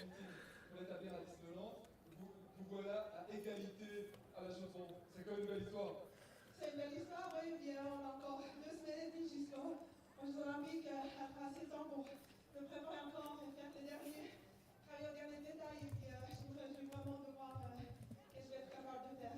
Merci beaucoup pour venir en temps nombreux et puis merci beaucoup. And it is 10.90 official for Mujinga Kambunji, so indeed it was a meeting record that she was trying to show us. They really should not have national record on the back of that and confuse us, but it's just off her own best. Mujinga Kambunji with 10.90, a stunning performance, and back in second Saloma Cora with 10.95, a huge breakthrough for her, Ger. Yeah, 11.12 her previous best, so that is a stunning run from her. She has gone 11.00, slightly windy last year in Switzerland also, but down 10.95. That is some running behind her country mate. So fantastic stuff there. Brilliant stuff, and we're rolling on to the B final in the women's 100 metres. This is Chiara Melon of Italy, part of the Fiamme Azzurre, hence the blue strip, one of the powerhouse clubs over in Italy. She will be going on the inside lane here with Melon.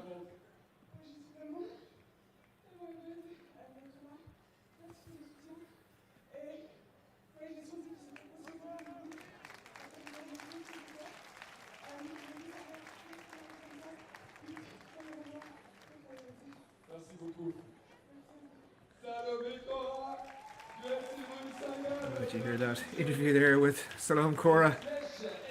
And there you see confirmation of that result. That meet record equalled by Mujinga Kambunji 10.90. Salome Cora, big personal best 10.95, nearly 2/10 off her best. And Kemba Nelson with a season's best 11.04 rather. So rounding into form at the right time. Helene Paraso 11.20, Rebecca Hassett 11.22, and Marie van Hoenstein 11.34 for the Dutch athlete in 6th. So as we say, Chiara Melon, the Italian, 11.61 in qualifying. Vive Ginki 11.53 to get herself into lane 2 in this B final. Sina Kammerschmidt 11.48 earlier today. Pierre Linda Moulin with 11.44 for the lady from Gabon. Australia's Ella Connolly should be heading to Paris for that 4x1 relay, 11.45 earlier today. She would line up in lane 5. Lane 6 is empty, so we don't have an Avia battle here in that one. She was semi-finalist over 200 at the US trials. Camera just staying on Ella Connolly there, and Avia battle lane empty for the moment, and Cynthia Rienle of Switzerland will be isolated out there in lane 7. Might play to her favour. 11.65 for her earlier this morning. What can she do here?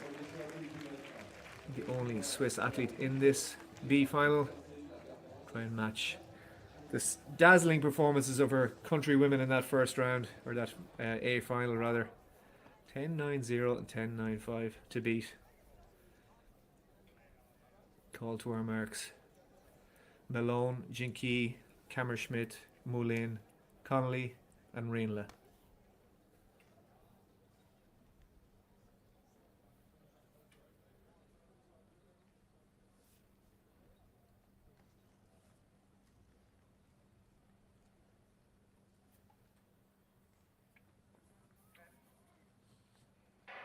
And we are cleanly away there, and a great start down the middle from Moulin and Connolly beside her. But there in lane 2, Jinky now starting to really get into her run, 50 metres in. She has a little bit of a gap on Ella Connolly. Connolly's starting to come through now, the tall Australian, but it is going to be Vive Jinky holds on, the South African, 11.25 plus 1.7 on the wind gauge. So quicker than her performance this morning for sure. And a good victory there for the South African.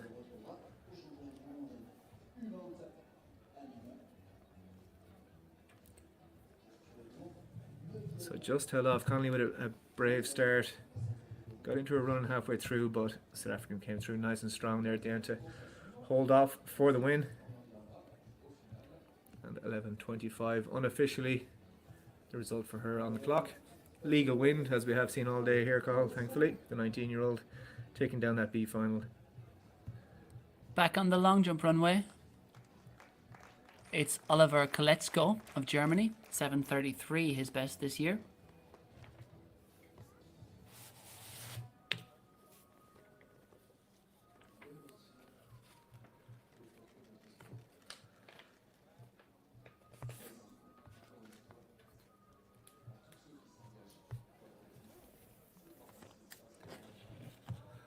But that has completed the action in...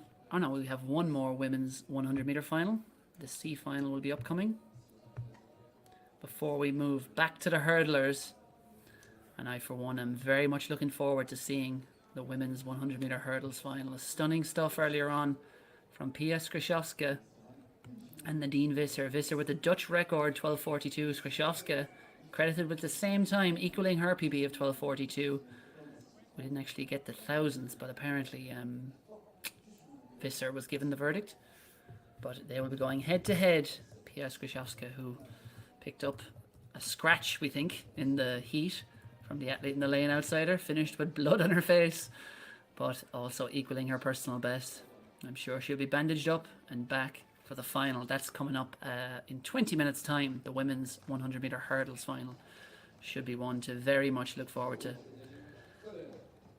As we see Luca Herden of Germany, a 7.73 jumper this year. Sorry, 8.18.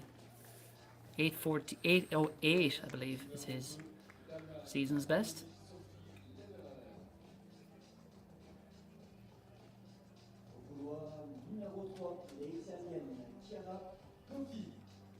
Polish record in that 100 meter hurdles, Cathal, goes all the way back to 1980, so 44 years to be rewritten hopefully by Skrzydłowska later on, as you say, very very soon. I think there was a Finnish national record in that first round effort as well. But as we often see, we saw in those 100 metres, second round is where the action tends to be at. Absolutely. How much faster can those ladies go, and indeed the men following them afterwards? Absolutely. And just looking down the start list to see who is coming out for that final, and it looks like Detaji Kambunji will not be showing up after coming home 8th place for that women's 100 meter finals, but is still absolutely loaded with Mariana Fourie, Nadine Visser, Pia Skrzydłowska and Rita Hurska all in action there. But back on track, because we've got one more flat sprint to go, and it is section C of the women's 100 meters from the inside. On the inside, it is Vilde Asmo of Norway. Then it is Amelie Sophie Lederer of Germany. Lane 3 is Chiara Goffi of Italy. Lane 4, Alina Drutman of Israel. Lane 5, Lena Weiss of Switzerland. Lane 6, Pauline Lett of France. Lane 7, Manon Depuit of Belgium. And Lane 8, Joëlle Brunin of Switzerland. The C final in the women's 100 meters. Away they go. Very good start there from Chiara Goffi in lane 3, but going well on the inside is Vilma Asmo. Very even though between 4 or 5 athletes out in lane 6. Pauline Lett is going well. She looks to maybe have it ahead of lane 2. No, perhaps Amelie Sophie Lederer of Germany came through late. It looked like Lederer and Lett to the line. Yeah, certainly Lett there at that kind of 50-60 metre camera had a good lead on the field, but they let her go. They really, really did. It was a blanket finish really in the end, but it looked like the inside lanes there of Sophie Lederer. And Weiss is just getting her congratulations from her fellow athletes as well. So good running all around there, but we'll wait and see what the results will show us. Certainly looked like the athlete in lane 2, Sophie Lederer, did the business as it got towards the finish line anyway. She didn't let up. She did not. How many more puns can we get in? I hope she's running another event. It would be great. But confirmation of that B final in the women's 100 meters. And it was Viwe Jinki 11:24 with that ideal following wind of 1.7. Takes victory.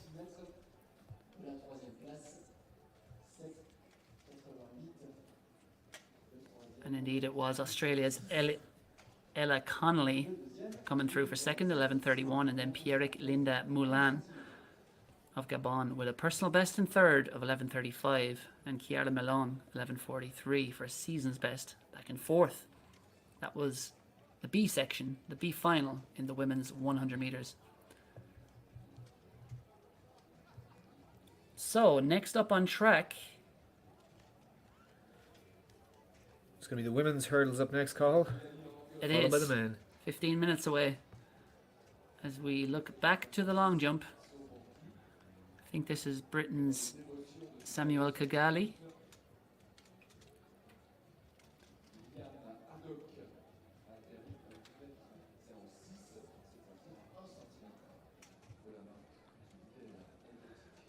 Ireland's Shane Howard will be next on the runway.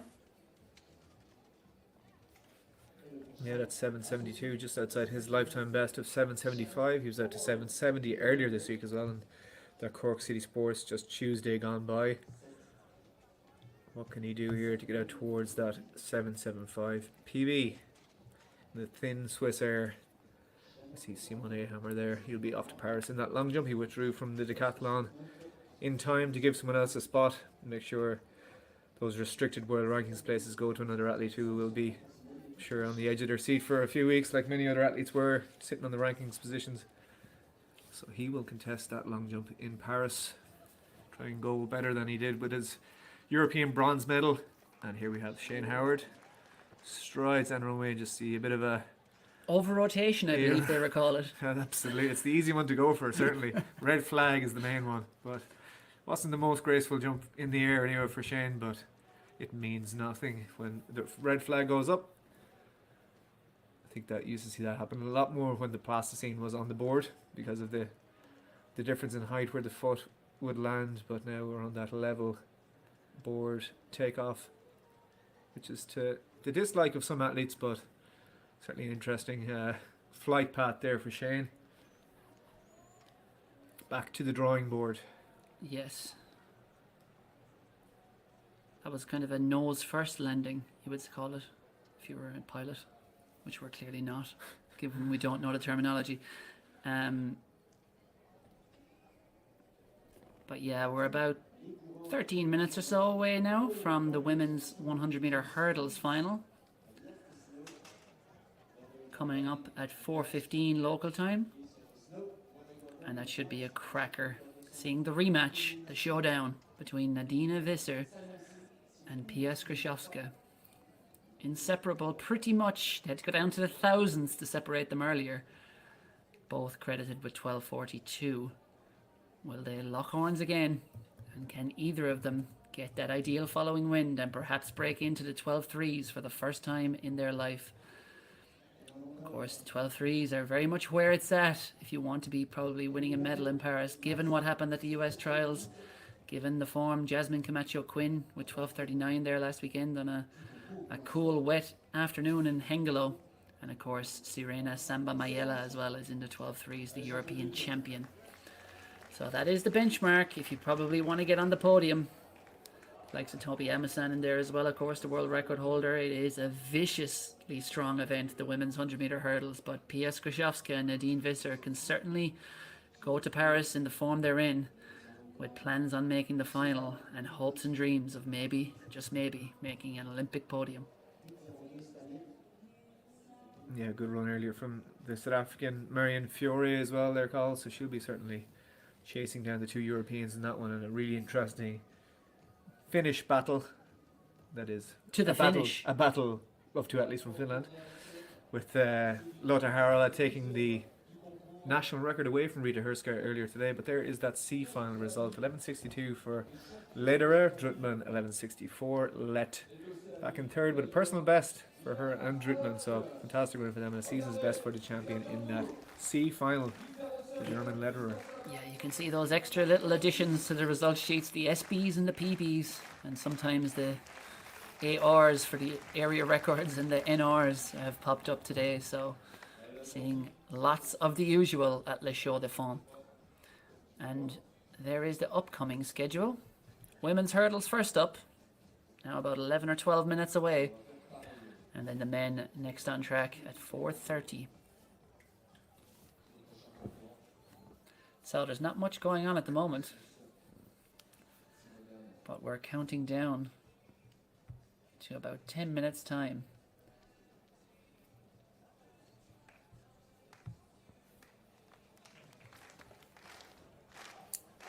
Le champion du monde indoor en salle, médaillé mondial, Simon Lavert, avec vous.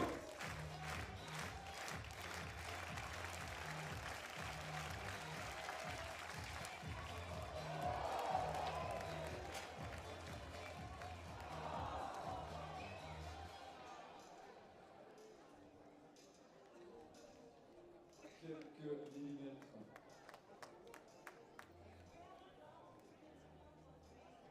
Il y avait plus de vent que permis, plus de nœuds.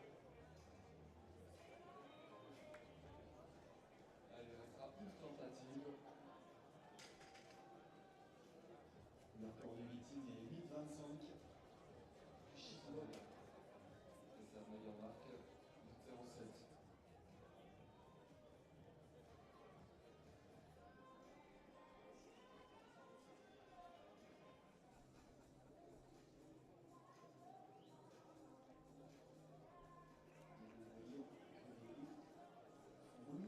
Sur la piste de 10 minutes, les deux finales, 200 mètres.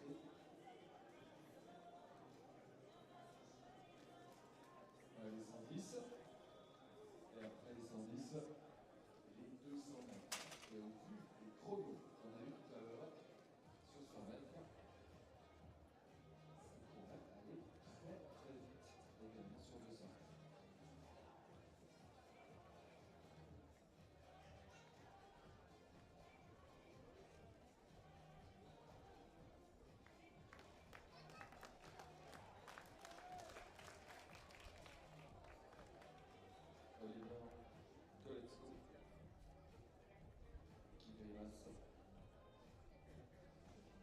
C'est déjà la dernière série d'essais.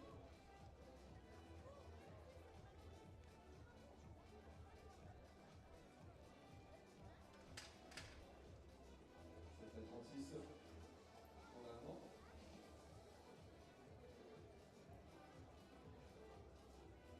Et tout à l'heure sur la revanche des séries tout à l'heure. Il faut vous rappeler la gagne 12,42, record des Pays-Bas, troisième meilleure performance européenne de l'année.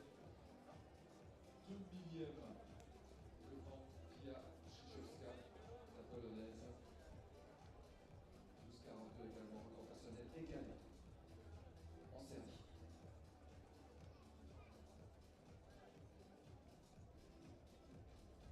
Le dernier saut de sa carrière à la Chaux-de-Fonds.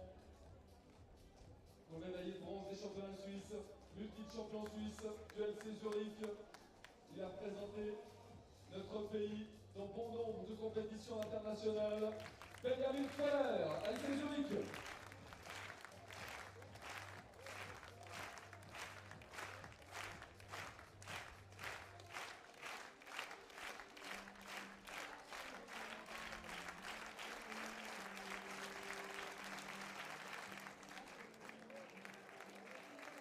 Cette fois sur la planche.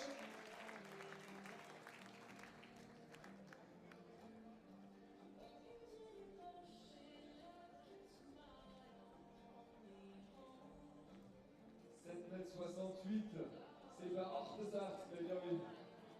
On est dans les autres minutes. C'est pas ce qu'il espérait, il dit que c'était une très bonne compétition, une très bonne ambiance. Stimmt, c'est vrai, tu vas vraiment arrêter? Je veux que vous. Ja, dus je vais comme 100% zeker. Eigenlijk ben ik 100% zeker. Maar weet je, zo ik niet meer 100% zeker. Il était 100% sûr qu'il arrêtait. Il se repose la question avec l'ambiance, avec ses performances. Daniel Le Colère, mesdames et messieurs.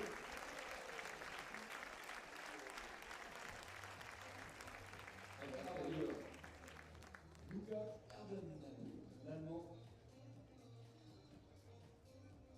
7,57 pour l'instant, son premier essai.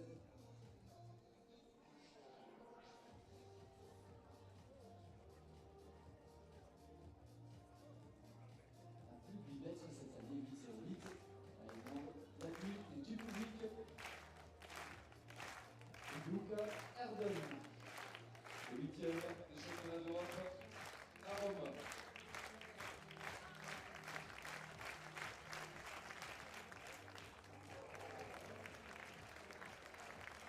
C'est 84, il va vraiment à l'homme tout à l'heure. Belle planche.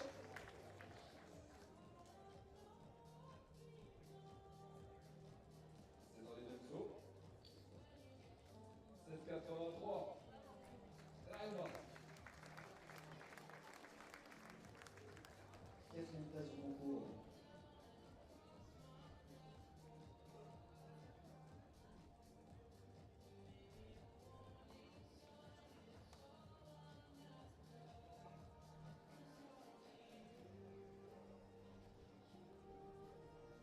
Le prochain à s'élancer, Samuel Kogali, Grande-Bretagne.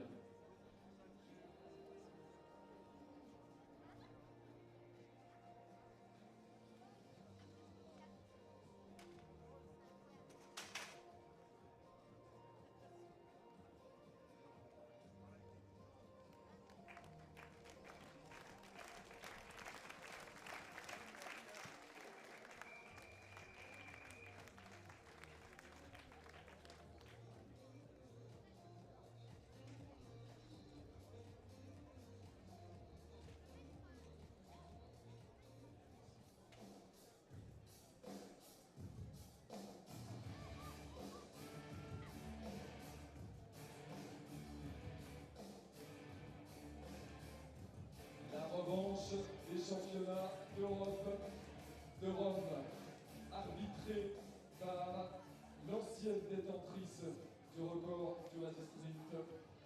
Et la revanche des séries de tout à l'heure. Le 100 mètres féminin final.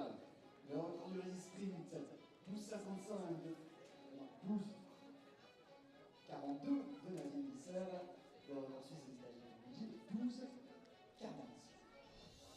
Se sont qualifiés pour cette finale. Au couloir numéro 1 pour Madagascar. Elle représentera son pays aux Jeux Olympiques de Paris, la 3e des championnats d'Afrique. Simoni Fiadanatsoa. Au couloir numéro 2. And we're back on comms for what could be a very special race. The women's 100 meter hurdles final. This will be the A final. We saw stunning performances earlier from those two athletes in lanes 4 and 5, Nadina Visser and Pia Skrzydowska. 12:42 they ran. They had to go down to the thousandths of a second to separate them. And Pia Skrzydowska, we'll see if she's bandaged up the scratch she got on her face. She finished with blood, but the blood, sweat and tears were all worth it.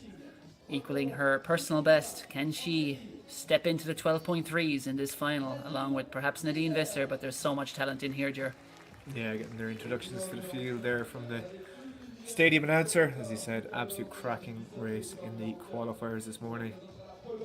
It's going to be not just a head-to-head. We've seen Lotte Harla set a national record to take it off her lane mate and her country mate there, Rita Herska, and Marianne Fori of South Africa.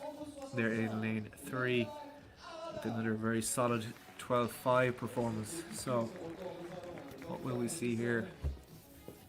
The fastest hurdlers in Switzerland today for sure. Silver and bronze medalists from the European Championships in Rome.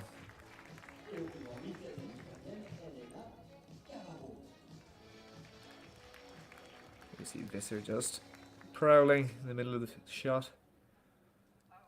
In lane 4, Krychowska to her right, on the left of your screen. And Fourie there, the Puma to her left. The two Finns going head to head once again. 12.65 for Harala in those heats to take that 12.68 national record from Hurska. But 12.42, can that be better? Can we see more national records from Visser? Can the Polish national record go down? 12.36 from 44 years ago. And we are cleanly winning. Fourie there in lane 3 gets a very, very good start. Krychowska is absolutely flying it here. Visser has a bit of work to do to catch up with her, but Krychowska is going away with it. It's head to head over these last two hurdles. Who is going to take it? It's going to be very, very close once again. 12.35. That will be a Polish national record. At 1.6, it'll be a Dutch national record. We still won't know who got the win, as tight as it was this morning. It's going to go down to those thousands once again, but that is absolutely phenomenal running here in Chaux-de-Fonds from both Pia Krychowska and Nadine Visser, and indeed the athletes behind them will be keeping a close eye on those results, see what they put down. You see Mota there, Yevgeny Mota of Venezuela, just congratulating. We'll get it here from Visser.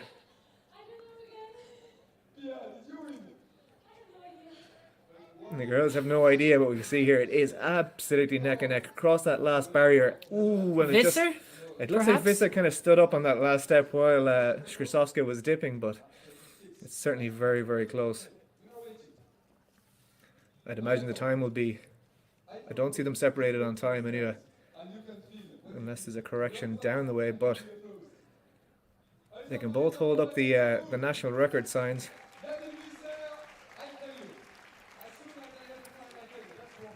Stunning stuff. I said before the race, if they want to be looking to win Olympic medals in Paris, they're going to have to probably get into the 12.3s, and both Pia Krychowska and Nadina Visser have just gone there. 1.6 win behind them, it looks like, and it's certainly going to be under 12.40. We'll wait for official confirmation, but a Dutch record, perhaps also a Polish record.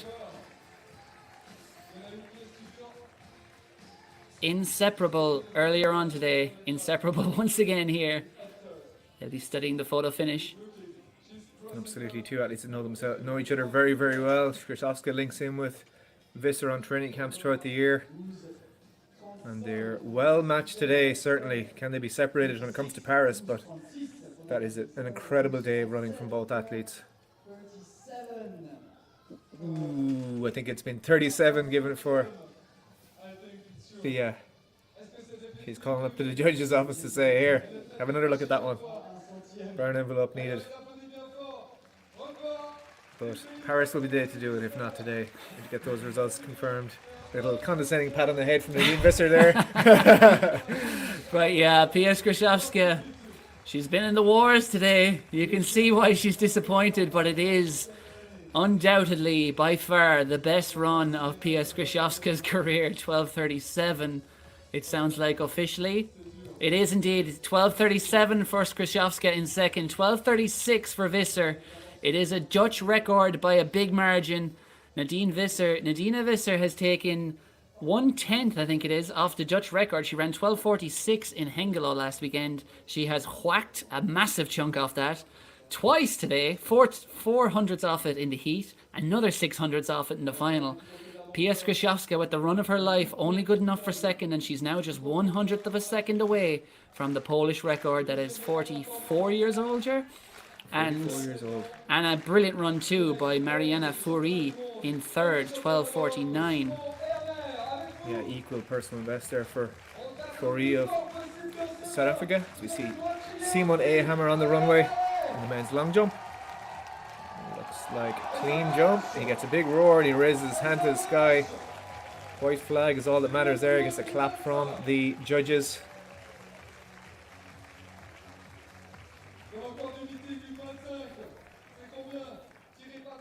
He certainly looks happy with it. 8.41 at the Europeans, 8.45 his best. I think I heard 36, which I think my French means 8.36. We hope.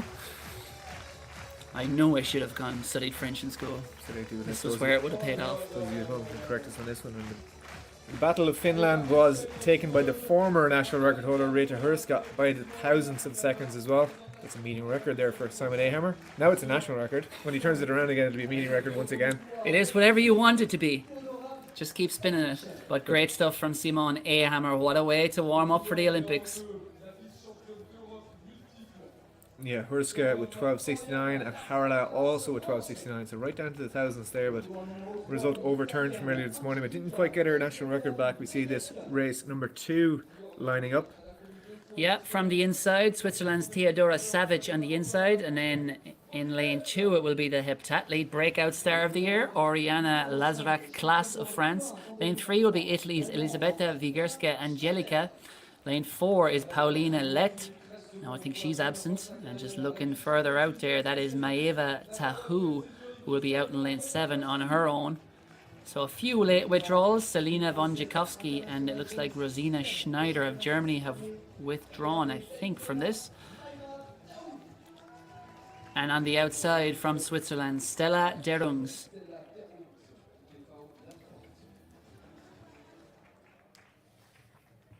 So Yeah, Pauline Lett, who we saw get that 3rd place in her C race of the 100 metres final.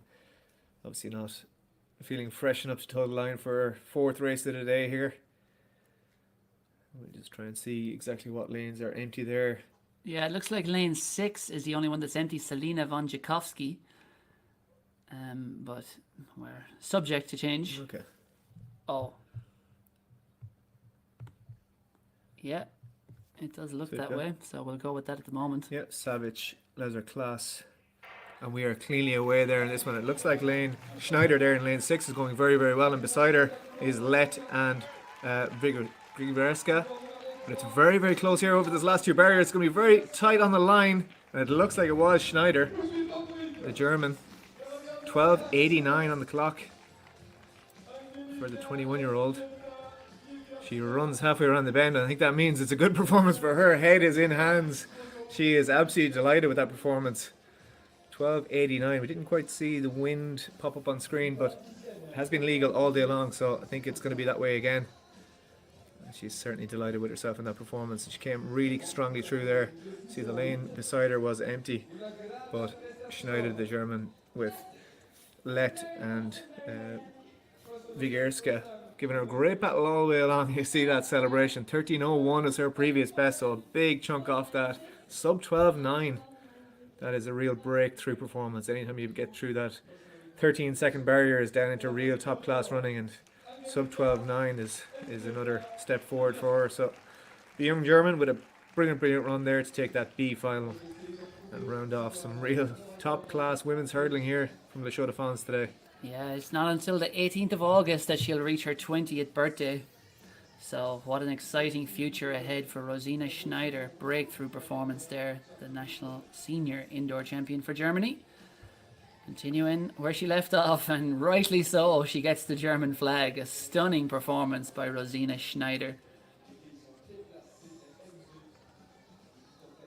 She brought her fans and family with her. It's the way to do it. She was confident. Today was the day she was going to run fast. Go Rosina is on the German flag. And as it well should be, a fantastic breakthrough performance there for the young German. She'll be going into those European Under-23 Championships next year, no doubt, as looking towards medals and certainly finals and strong performances. And we get official confirmation coming through. 12.89 it was, with a 0.8 following win for Rosina Schneider. Taking second there, it was Italy's Elisabetta Wiegerska, or Angelica Elisabetta Wiegerska, 12.98 she clocks, dips under the 13, and Pauline Lett of France. It's been a busy day for her, but she's been well rewarded there with a 13.02. And then the French heptathlete star, Oriana Lazarac-Classe, with another solid 13.45 back in 4th, as we see confirmation of that A race and a stunning breakthrough by the top 2. Nadine Visser, a Dutch record, a meeting record, and she is now truly in the medal contender conversation at the Paris Olympics. She already was, but now it's certain. 12.36 for Nadine Visser. Pia Skrzydłowska just off that Polish record. 100th away from it, but it's a big personal best for her. It takes 500ths off her previous best. And there is confirmation of that B final. Rosina Schneider with that breakthrough performance doesn't just break 13, she smashes 13, 12.89, perfectly wind legal. And another PB in second for Angelika Elizabeta Wigierska, 12.98. And back in seventh there, notable word for Stella Durungs on Swiss soil, 14.10, rises to the occasion in the thin air of Le Chaux-de-Fonds.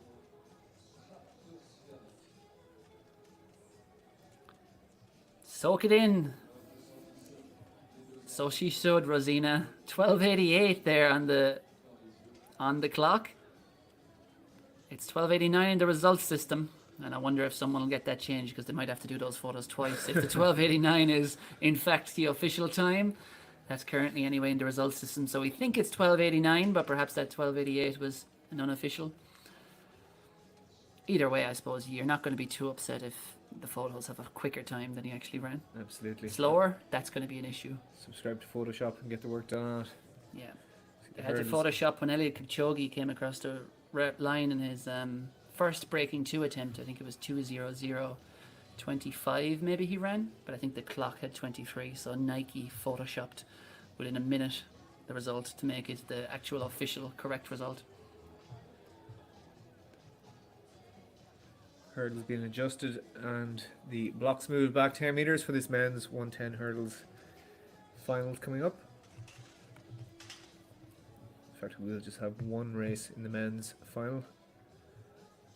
As you saw earlier, there was just 4 in that B heat call, so obviously a few just decided to go with the 8 in this one. And can Luis Francois Mendy, as I said, run that season's best earlier, 13:35. Can he get down towards that 13:18 personal best, running into form for himself again, like so many athletes here today, before he heads off to Paris for the Olympic Games? We get a word with the long jump champion Simon Ahammer.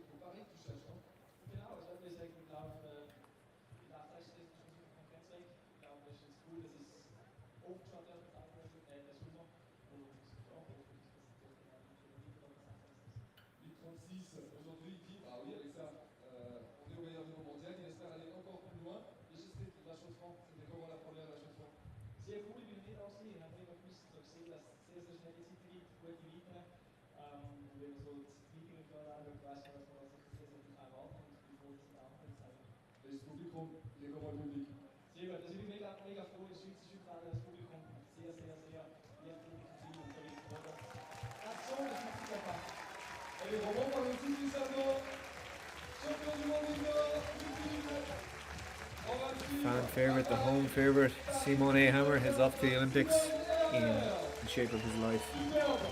As Gigi D'Agostino's I'll Fly With You, L'amour toujours, plays around the arena. And Simon Ahammer, all the Swiss fans will be flying with him as he heads into the Paris Olympics. Big contender.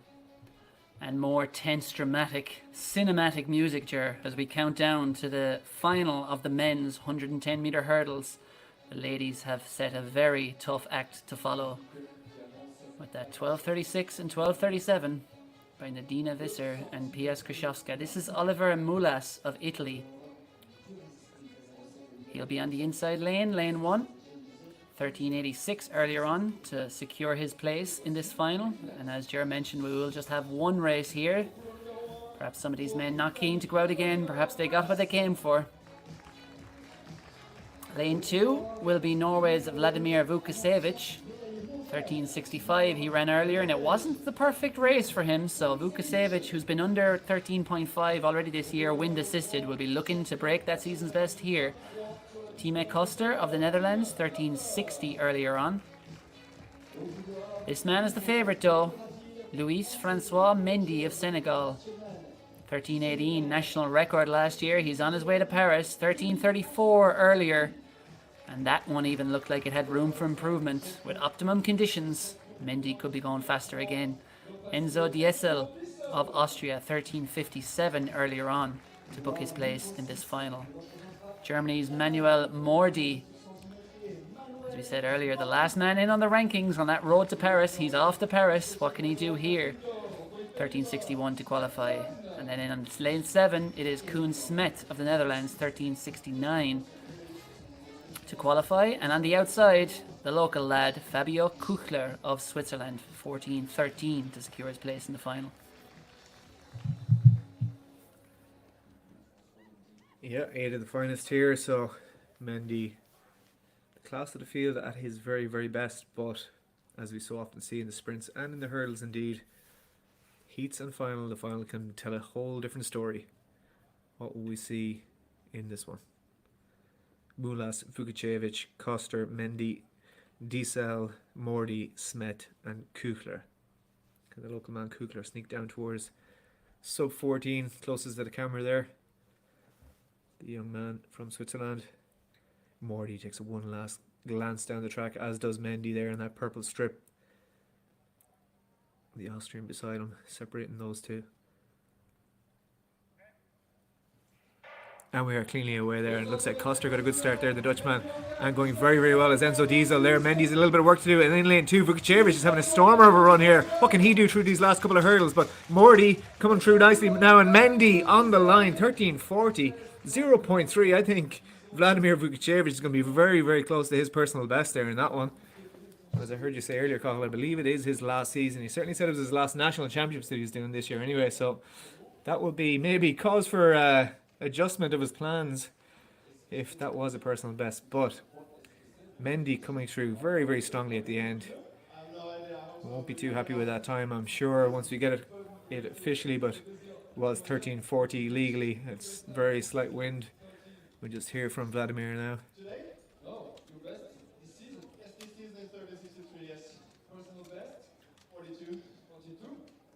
And the official, is that the official time? Is that the official? No. It's not official, so we're waiting to see. Is it quicker than 42? I don't think it will be, but maybe 45, which would be fantastic. But brilliant, brilliant running there. And Enzo Diesel really set it up, as did Vukicevic. Those two men, they were either side of Mendy.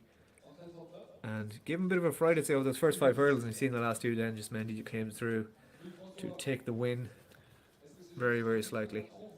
There's not going to be much space left on those t-shirts by the end of the day. They have accrued a number of autographs amongst some of the world's best sprinters, the world's best speedsters. Lots of them are in Le Chaux-de-Fonds today, and it has certainly produced the fast times.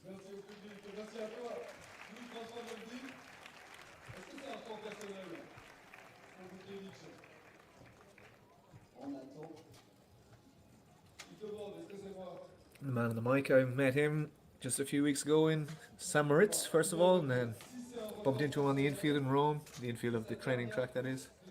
Don't quite know his name. He's a coach and media mogul, I think is what we call him. He is indeed. He does the infield comms for Geneva as well. He said he recognised me from my name on the start list before. He was up in Le Chaux-de-Fonds with some distance runners, and then obviously part of the Swiss Federation for the European Championships. And we're waiting nervy moments to see. He's very heavily invested in this 13:42 personal best of Vladimir Vukicevic. 44, so just 200s outside his personal best, which is absolutely fabulous running. As he said, he's ran 13:47, I believe, this year, wind assisted, with a plus 2.2 earlier in the summer, but certainly takes 2/10 off that legal season's best, and just outside his very, very best, his lifetime best. Fantastic running there. And the official result on the system, at least with the plus 0.3 win, was the win for Mendy ahead of Vukicevic. Got up for second place, so you know, when you're in the B race in the heats, you get yourself into that A final and then you do the damage. As I said, anything can happen. 13:45 for Tim Coster. I think he ran a season's best in the heat of 60, so 13:45 for the Dutchman. Fantastic running. Mordy 13:50, and Diesel after that fantastic start just faded slightly to 13:55. And a nice PB for Oliver Moulas there, back in 7th with 13:84. Kukler not quite under that 14-second barrier, but I'm sure that will be to come very, very soon for him. The young local Swiss man. Yeah, great stuff from the men's hurdlers, but of course nothing could quite live up to the women's 100-meter hurdles. Well, apart from maybe the women's 400 that we saw, that was spectacular. But confirmation there of the results in the women's triple jump. The favourite, Salisar, obliges very close to her personal best, the 14:18, with that 14:10 to take victory.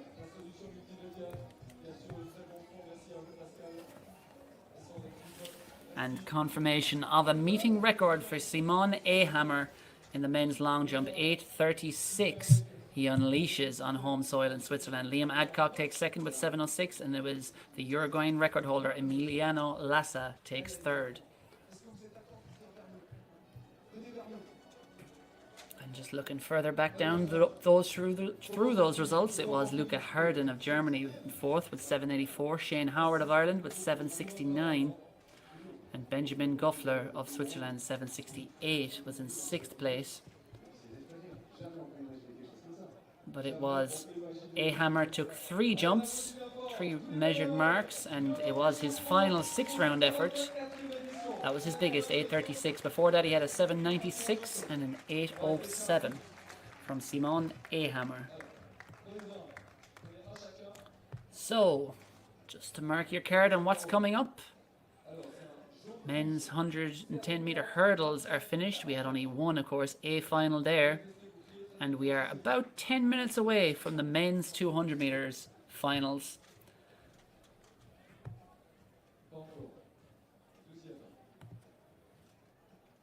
And just looking down through these start lists, we are going to have 8 men's 200 meter finals. We have about 5 in most of the races, and we'll be starting with the fastest one, Benjamin Richardson, who had that stunning 9:86. As things stand, he's due back out on track for the men's 200 meters in 10 minutes time. Do not miss it. We'll take a quick break for a few minutes and be back on in good time for that men's 200 meters featuring the in-form Benjamin Richardson with a stunning 9:86 earlier on. What can he do over 200?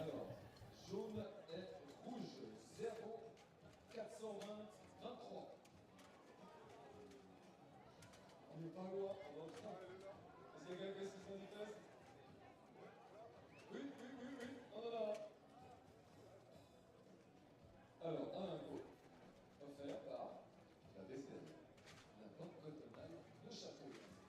Venez vers nous. C'est le 42,023. C'est lequel maintenant? Ok, prochain. Je continue. Jaune et rouge, 0,42,503. Oui, non. Le prochain, jaune et rouge, 0,42,225.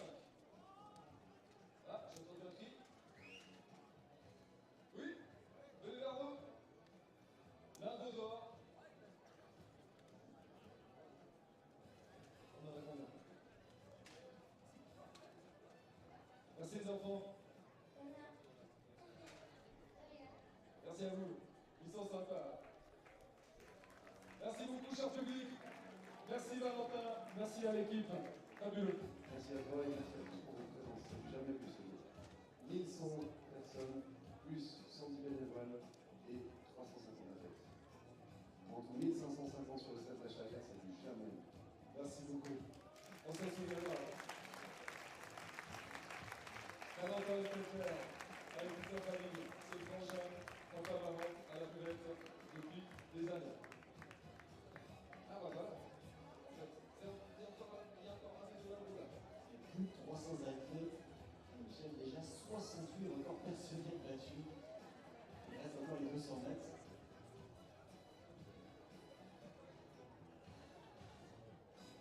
Alors, pour ce qui est du record du meeting sur 200 mètres, la mauvaise nouvelle, c'est qu'il est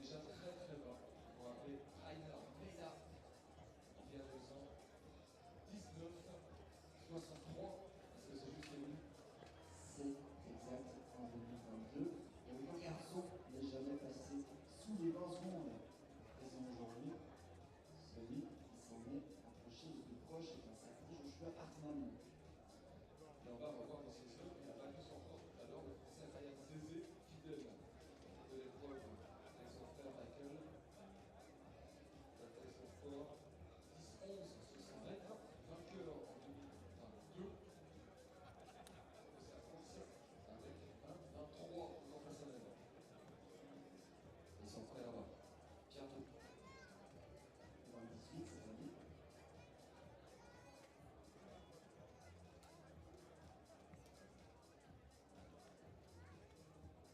Cette année, il n'y a qu'un Européen qui est sorti de son monde, Zarda Hughes, le Britannique, avec 9,96.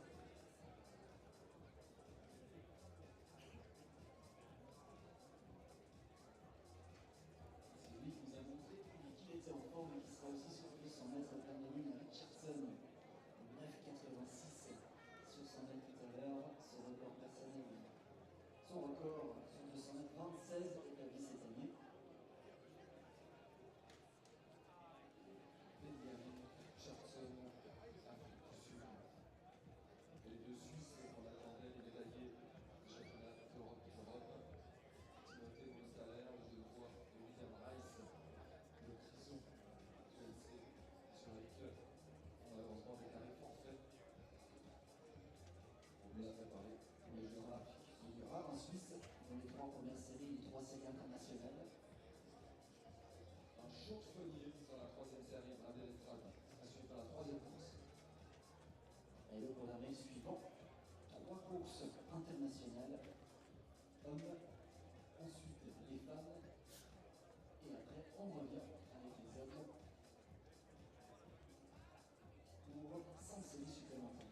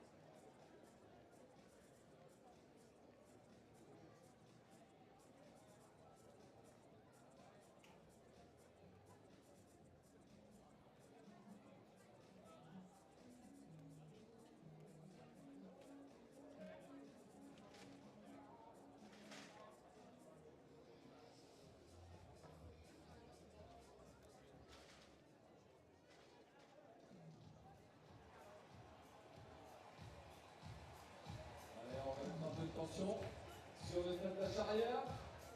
Est-ce que vous êtes d'accord de taper dans les mains? Life is life. Et c'est ce qu'on a plus précieux.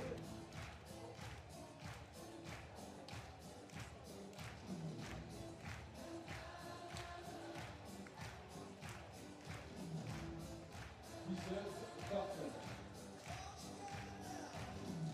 All together.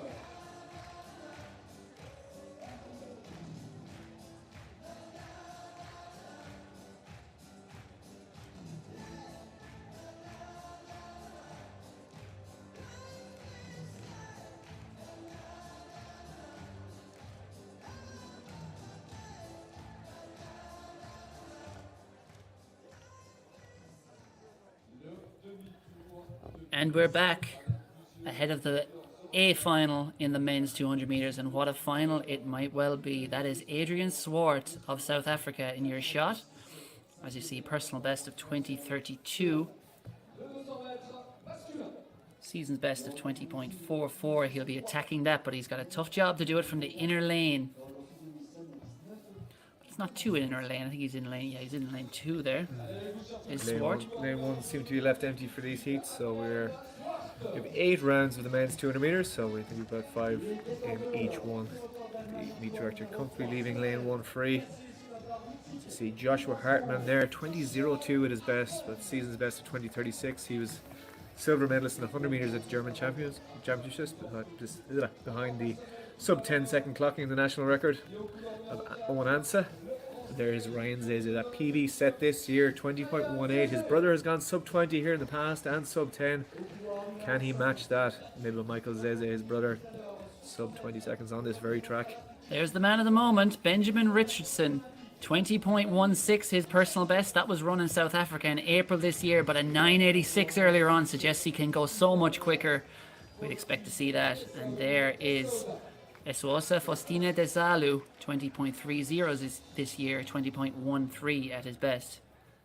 Yeah, the Italian national champion over 200 metres, as he has been for numerous times throughout the years, but called to their marks. The full lineup for the A final of the men's 200 metres, as we look at them: lane 2, Adrian Swart of South Africa; lane 3, Joshua Hartmann of Germany; lane 4, Ryan Zeze of France; lane 5, the favourite after that scorching 100 metres, Benjamin Richardson of South Africa; and lane 6, Esuosa Faustina Desalu of Italy. The A final of the men's 200 metres. Look out for Richardson in lane 5, especially on that bend. Away they go, and it is a false start after all that build-up. We're too keen to get things underway. But it gives us a second, I suppose, to reflect on the rise, and it's been a swift rise for Ben Richardson. He was a World Under-20 medalist in Cali a couple of years ago in the 100 metres, won bronze up there, just knocked off the podium there. I think he was 4th in the 200 metres. But Benjamin Richardson, he announced his talent back in 2021 at the World Under-20 Championships in Kenya, helped South Africa to gold back then. And he was knocking on the door. The medals there individually, he got them as well in Cali the year after at the World Under-20s. And so often we see that the World Under-20s are such a proving ground and a factory for transitioning talent to the senior level. And Benjamin Richardson has just stepped up in a big way today with a 9.86, taking 0.22 off his 100 metre personal best. What can he do to his 200 metre best of 20.16?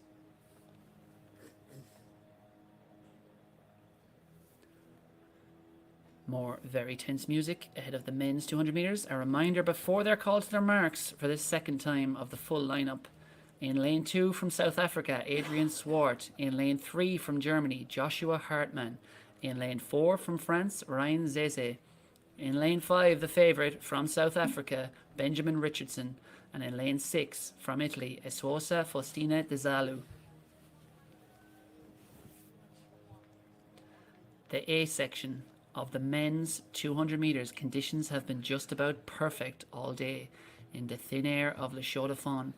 What can these men produce here? Specifically, Benjamin Richardson. He's got a huge 100 metre personal best. Can he attack that 20-second barrier for the first time in his career? He goes in lane 5.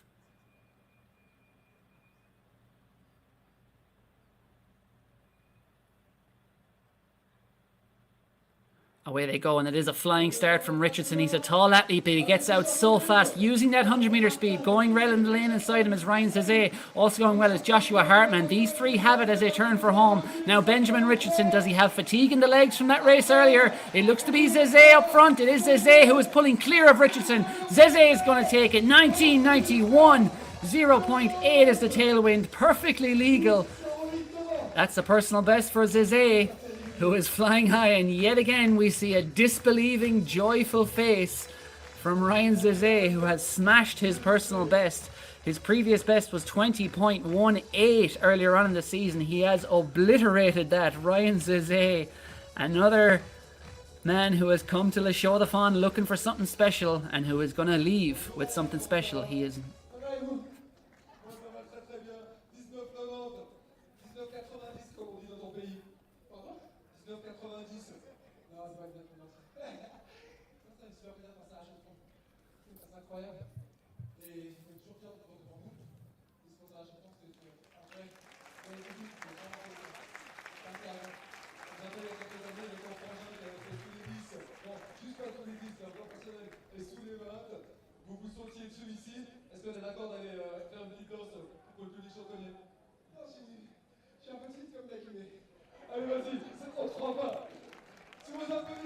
Yeah, there is the champ, and more importantly, Cathal, he is now faster than his brother. 19.97 was maybe Michael Zeze's PB, his older brother from a couple of years ago here at the Chaux-de-Fonds. but 19.91 was on the clock. Let's see what the official result comes up as. For Ryan Zeze, what a performance. Sub 20 second clocking in. Good running in behind him. Benjamin, obviously, that 20.18 personal best. He'll be close to that himself after that. Or 21.6 that was, in fact, after that blistering 100 metres earlier today. But Hartman going very well, as well as DeSalu coming through nicely on the outside lane 6. And we can see on our result system, Benjamin Richardson has gone sub 20. What a day for the South African. 19.99 personal best. Zeze 19.90 confirmed. 20.08 personal best for DeSalu, as I said, came through so strongly on that outside lane. And the German Hartmann with a season's best of 20.15. Adrian Schwartz, that tight inside lane, 20.68. The Chaux-de-Fonds is a bit like that Oprah show where she gave everyone a car, isn't it? You get a personal best, you get a personal best. Not all of them, of course, but probably a significant number of athletes. And that's why they come here. But I suppose you know the altitude is going to help you as a sprinter. You don't know if the wind conditions and the temperatures are going to prevail. But this meeting delivers time and again for some of the world's fastest athletes. And Ryan Zeze, it's delivered for him. 19.90 takes a giant chunk out of his personal best. But we're on to the B race in the men's 200. Yeah, if you're going to have a day in the Chaux-de-Fonds, it's going to be one hell of a day. We just say on the layaway there on the inside lane, lane 2, Brian Faust, the US indoor champion over 400 metres this year. We see Lee Marvin Bonavacia, the bronze medalist from the European 400 metre championships, sub 45 earlier on today as well in that 400. Onyema Adigida from the Netherlands. He's just giving a quick call into the clock to say, let's be fast today. And Andrea Federici goes on the outside. The Italian. What can he produce there from that wide lane? As we see there, the full lineup again. Ogunlewe, Faust, Bonavacia, Adigida, Federici. 2-6. Second of our 8 series of 200 metres. 2 men sub 20 seconds in the first one. What will we see here?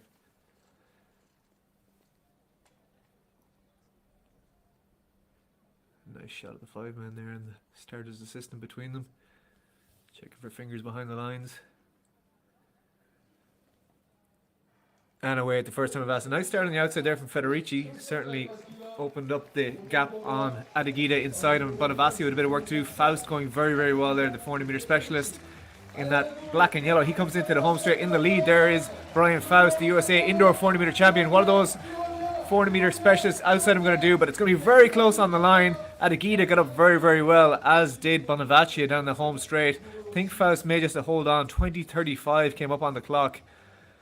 And we get a big embrace there for Federici and Bonavacia.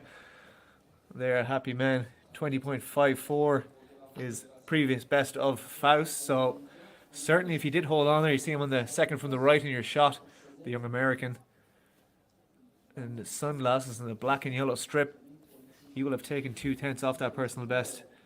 Bonavacia has gone 20.3 in the past, I believe. Yeah, and Bonavacia as well, 20.43, his previous best. So he's going to be very close to that, if not under it.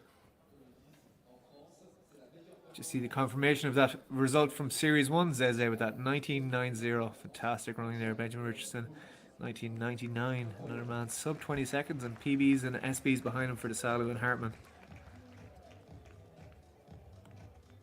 As always, it's running hot here. The track is on fire, and the athletes are doing their best to destroy those personal bests, season's best, as some of them head towards Paris and the others head towards meets all across Europe and across the globe, and indeed until August, September. The calendar is still quite full. Lots of running to do yet this year.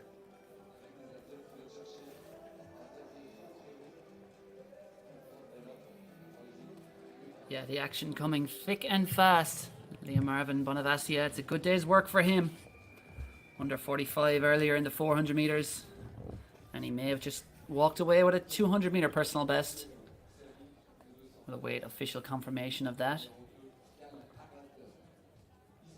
But we're going to be racing through these sections of the men's 200 metres. The women will be coming up soon enough.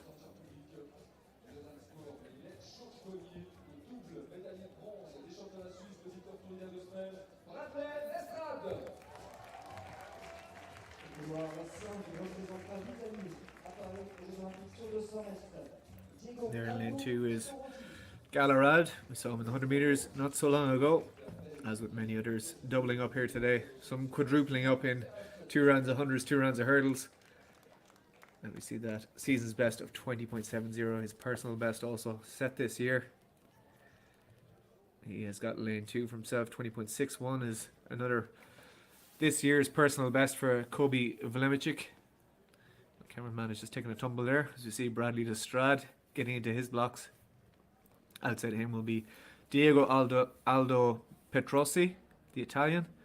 And Simon Verherstraten goes on the outside in lane 6, the Belgian. So 5 athletes once again. Lane 1 is empty. What can we see? First 2 races have produced, and we are cleanly away. Good start on the outside there from Verherstraten there. He has opened up a huge gap actually outside on Petrosi. Let's see as they come into the bend in lane 3 there. Vlemicic, the Belgian, going very, very well. So it's the 2 Belgians as we come into the straight. On the outside there, Verherstraten. Simon Verherstraten seems to have the lead, and a comeback coming from the man in all black, Kobe Vernlink. 20.14. That is phenomenal running there for the young Belgian. Let's just keep an eye on what the results say for us as they pop up on screen. But Simon Verherstraten, if that is correct, that will be a huge, huge personal best. 20.60, his previous best. Yeah, and the other Belgian then, Kobe Vlemings, his personal best was 20.61. So he has smashed that, safe to say. That is unbelievable running for the 2 Belgians. I think they'll certainly go to the top 1 and 2 of the Belgian list this year. We see the national record sign being given to Simon Verherstraten. We just wait until the results are confirmed before we give him that title. We have that sign, seen that sign held the wrong way around in the past. It's certainly not a meeting record, as we've seen a number of times go quick, 2 times go quicker than that already today. But what a display there from the young Belgian athlete.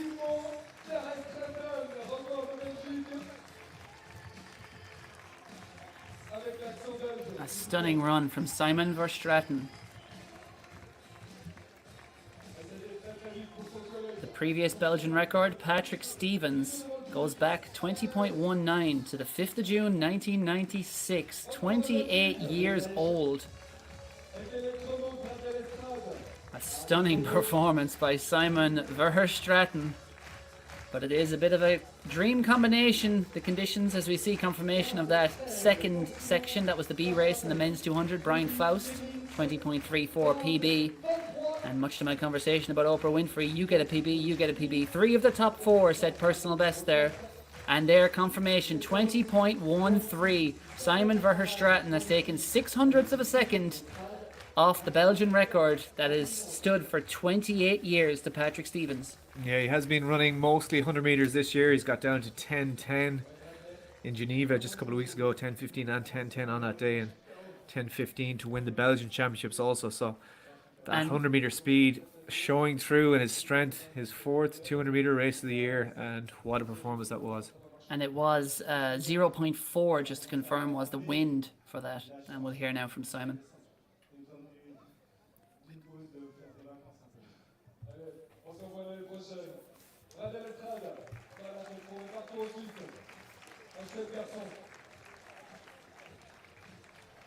Incredible running there.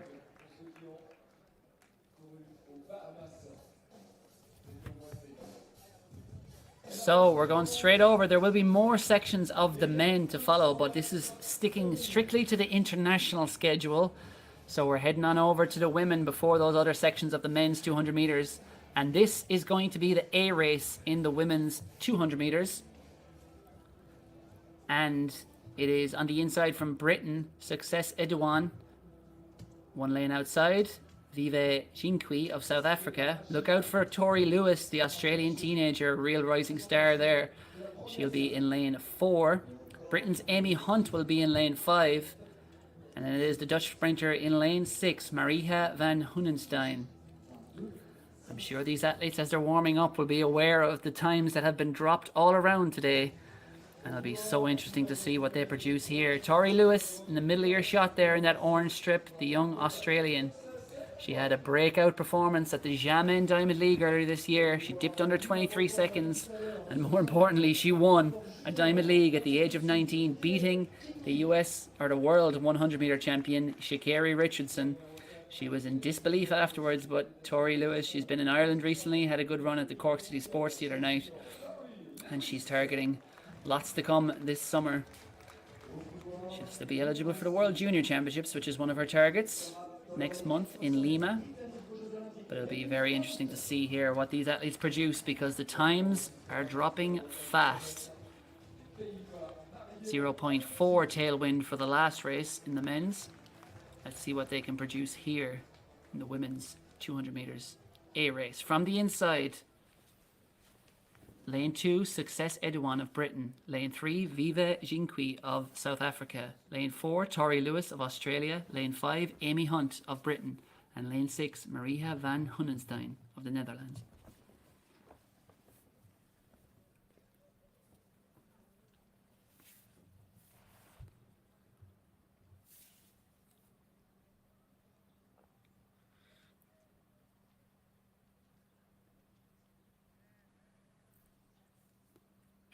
Away they go, and it's a flying start from Jinky there in lane 3.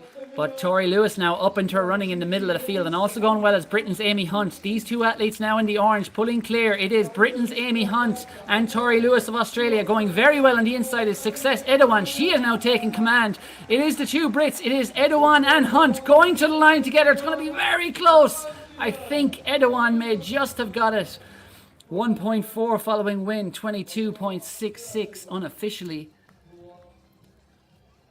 In the Battle of the Brits, it was Success Edouan who looks to have had the success. 22.42. No, we'll check up here just how that compares, but it looks, we'll wait full confirmation. Hunt's best is that 22.42, she said a number of years ago. That was a world under 18 best at the time, but she has gone sub 23 this year already. She was trying to chase that automatic queue for Paris, but didn't quite get there in the end. She will be going as part of the 4x1 relay squad, but as you said, Success Edouan there from the tight lane 2. 23.13 her previous best. She's after taking a half a second off that. Fantastic run. I know she is a real rising star of British athletics, the 19-year-old. Yeah, we talked about Tori Lewis being 19, but Edouan as well is also 19. And from a difficult lane 2, she has produced the goods. She has won a lot of medals at European under-20 level. She's been a name that's on not just the lips of those following British athletics, but those following international sprinting. The young teenager with a statement performance there. A big win will await the official confirmation, but she has obliterated, and it's just come in. It is in fact Amy Hunt who's edged that by 100th of a second. That camera angle perhaps deceptive at the finish, but 22.65 officially for Amy Hunt. Big step forward for her. 1.4 following wind, and then the Success Edouan 22.66 has smashed her personal best back in second, and then it's another personal best in third for Maria van Hunenstein of the Netherlands, 22.86. So the season's best, the personal best, they keep falling in Le Chaux-de-Fonds. And that was another brilliant race there, the A section of the women's 200 meters. Yeah, Jinky 23.06 for the South African. We saw it do so well in the 100 meters earlier, and Lewis back in 5th with 23.11. It was a race that really, as you said, Carl, Lewis and Hunt kind of took it around the bend, but Success Edouan snuck through on the inside there, and once about 60 meters to go, she started to stamp her name on the race, but Amy Hunt just holding on a couple of lanes outside her to get the win. 22.65. We see Jodie Williams on the screen. She took part in the 100 meters earlier. She'll be part of the British 4x4 squad going to Paris. She is, of course, a European indoor medalist in the past in that 400 meters, having moved up from being a sensation in the short sprints earlier in her career. But there we have Pierrick Linda Moulin, Laura Muller, Jodie Williams, Jessica Blanca Vesely, and Bianca Williams, who will be in that 200 for Great Britain in Paris individually. We run the queue last year and we are cleanly away. So good start on the outside there from Williams in the orange.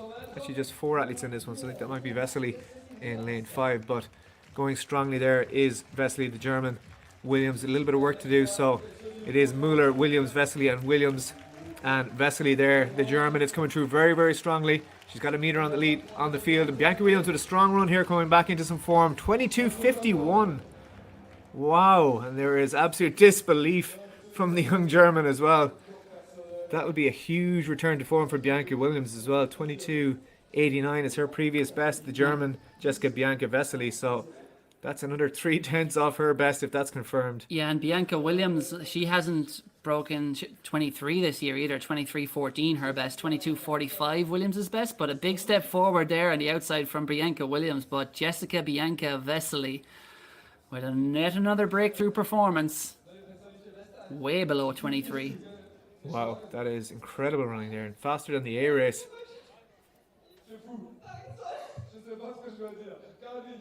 I think from my translation there, Carl, she is speechless.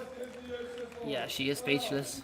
She said, "Go away and don't be annoying me. Let me enjoy this." And look at that, the cheers flow. 22.50 officially. Bianca Williams, close to her personal best in second, not that far away. 22.60, smashes her season's best. Over half a second quicker than she's run all season, Bianca Williams. Brilliant run. Jodie Williams as well, 23.10 from her. That's the season's best.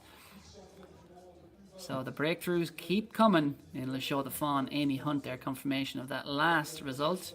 Edge's Success Edouan, who gets a PB in second, and then it is Maria van Hunenstein, also a strong run in third and a personal best, and confirmation of that result with a 1.0 following wind. The winds have been very favourable all day. Jessica Bianca Vesely, 22.50, big breakthrough. Bianca Williams second, 22.60, and then Jodie Williams in third, 23.10. So I think we have just one race remaining on the international program before we'll be signing it off, and it is section 3, the C race in the women's 200 meters. There is your lineup. Manon Depoit of Belgium will be on the inside lane in lane 2. Camille Loos of Belgium in lane 3. And the heptathlete is back in business again. It's been a busy day for Ariana Lazrak-Klaas. She'll be testing her 200 meter speed from lane 4. Lane 5 is Iris Caliguiri of Switzerland, and on the outside in lane 6, Julia Niederberger of Switzerland.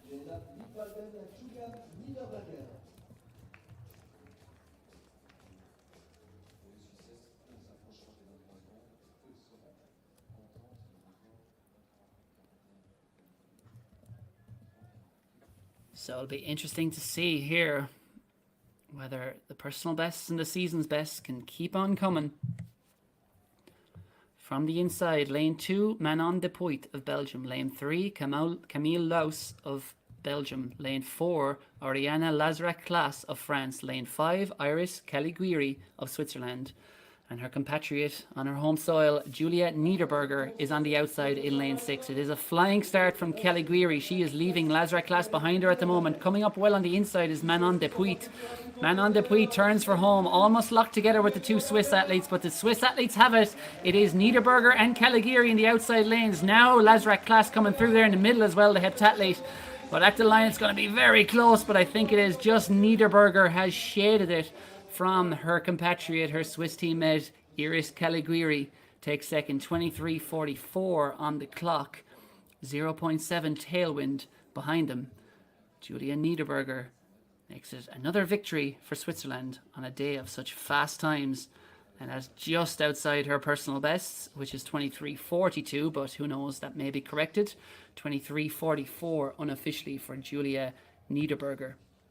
Yeah, just outside the ranking spots for the 400 was Niederberger, just a couple of places away in the end, but a very, very solid run there on home turf, just outside her personal best, and gets the win in that C race of the women's 200 metres.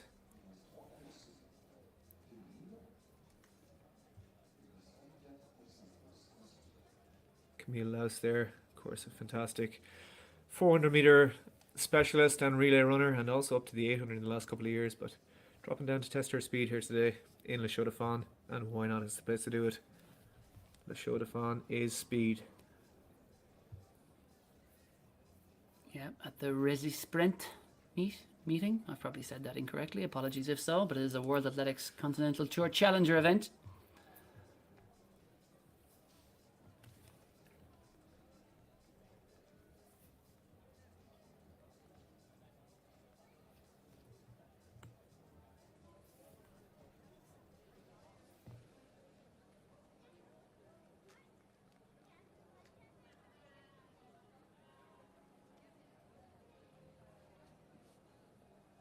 Let's see the hurdlers there during their cooldown. That was Enzo Diesel, just on the bottom of your screen.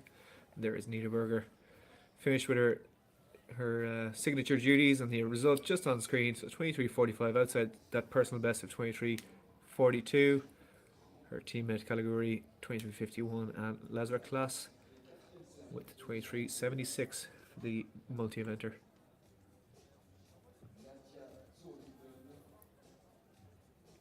Yeah, so just coming up next, it's section 4 of the women's 200 meters. 5 athletes going to the line once again. From the inside, it'll be Nadia Zurlinden of Switzerland. And then Lisa Lilja is back in action after the 100 meters earlier. The Swedish athlete, she'll be in lane 3. Belgium's Cynthia Belingo is also back for more. She goes in lane 4. Lane 5 will be filled by Norway's Elisabeth Slettum. And then lane 6 from the Netherlands, we saw a brilliant performance by her earlier. It is Eveline Salbert. What can she do over 200 meters?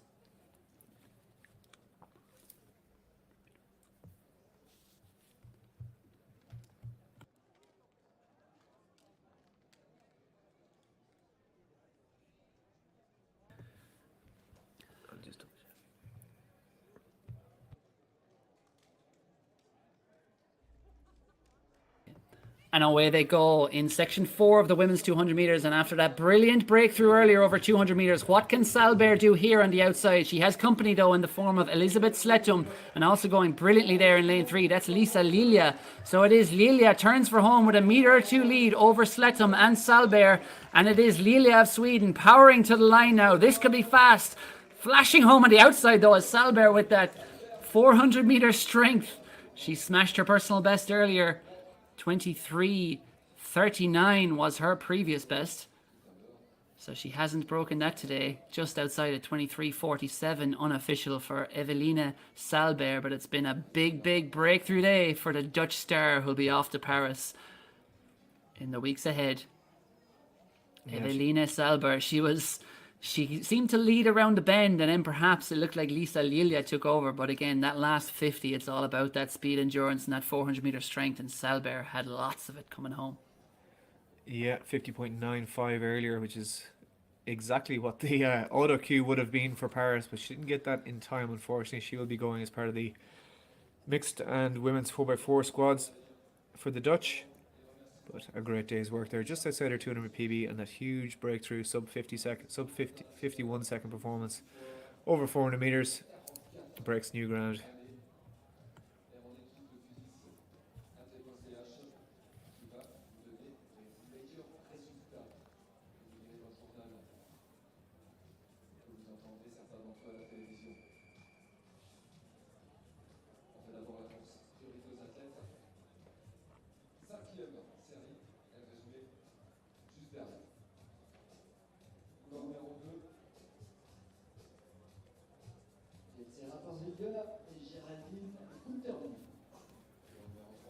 So that was section 4. Yeah, it was 5 seasons best in that one, Cathal. We had Lisa Lilja in second, the Swede, 23:55. 58 for Elisabeth Slettum, the Norwegian. You'll see on screen Cynthia Belingo, 53:85. So she's working her way back into form ahead of the 40 meters in Paris, where she'll be competing individually. And Nadia Zurlinden, 24:03 for season's best for her. 0.2 was the following win in that one. So yeah, perhaps the reason there wasn't quite a personal best, not quite as strong a wind as some of the ladies enjoyed in the earlier heats. The wind is dying down as evening falls in the Swiss mountain town.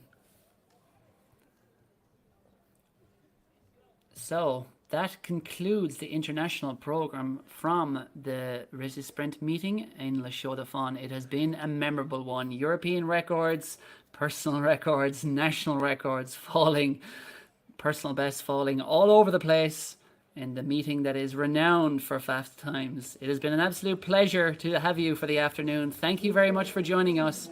And from the Chaux-de-Fonds, from me, Cathal Dennehy, and my compatriot Ger O'Donnell, it's goodbye for now.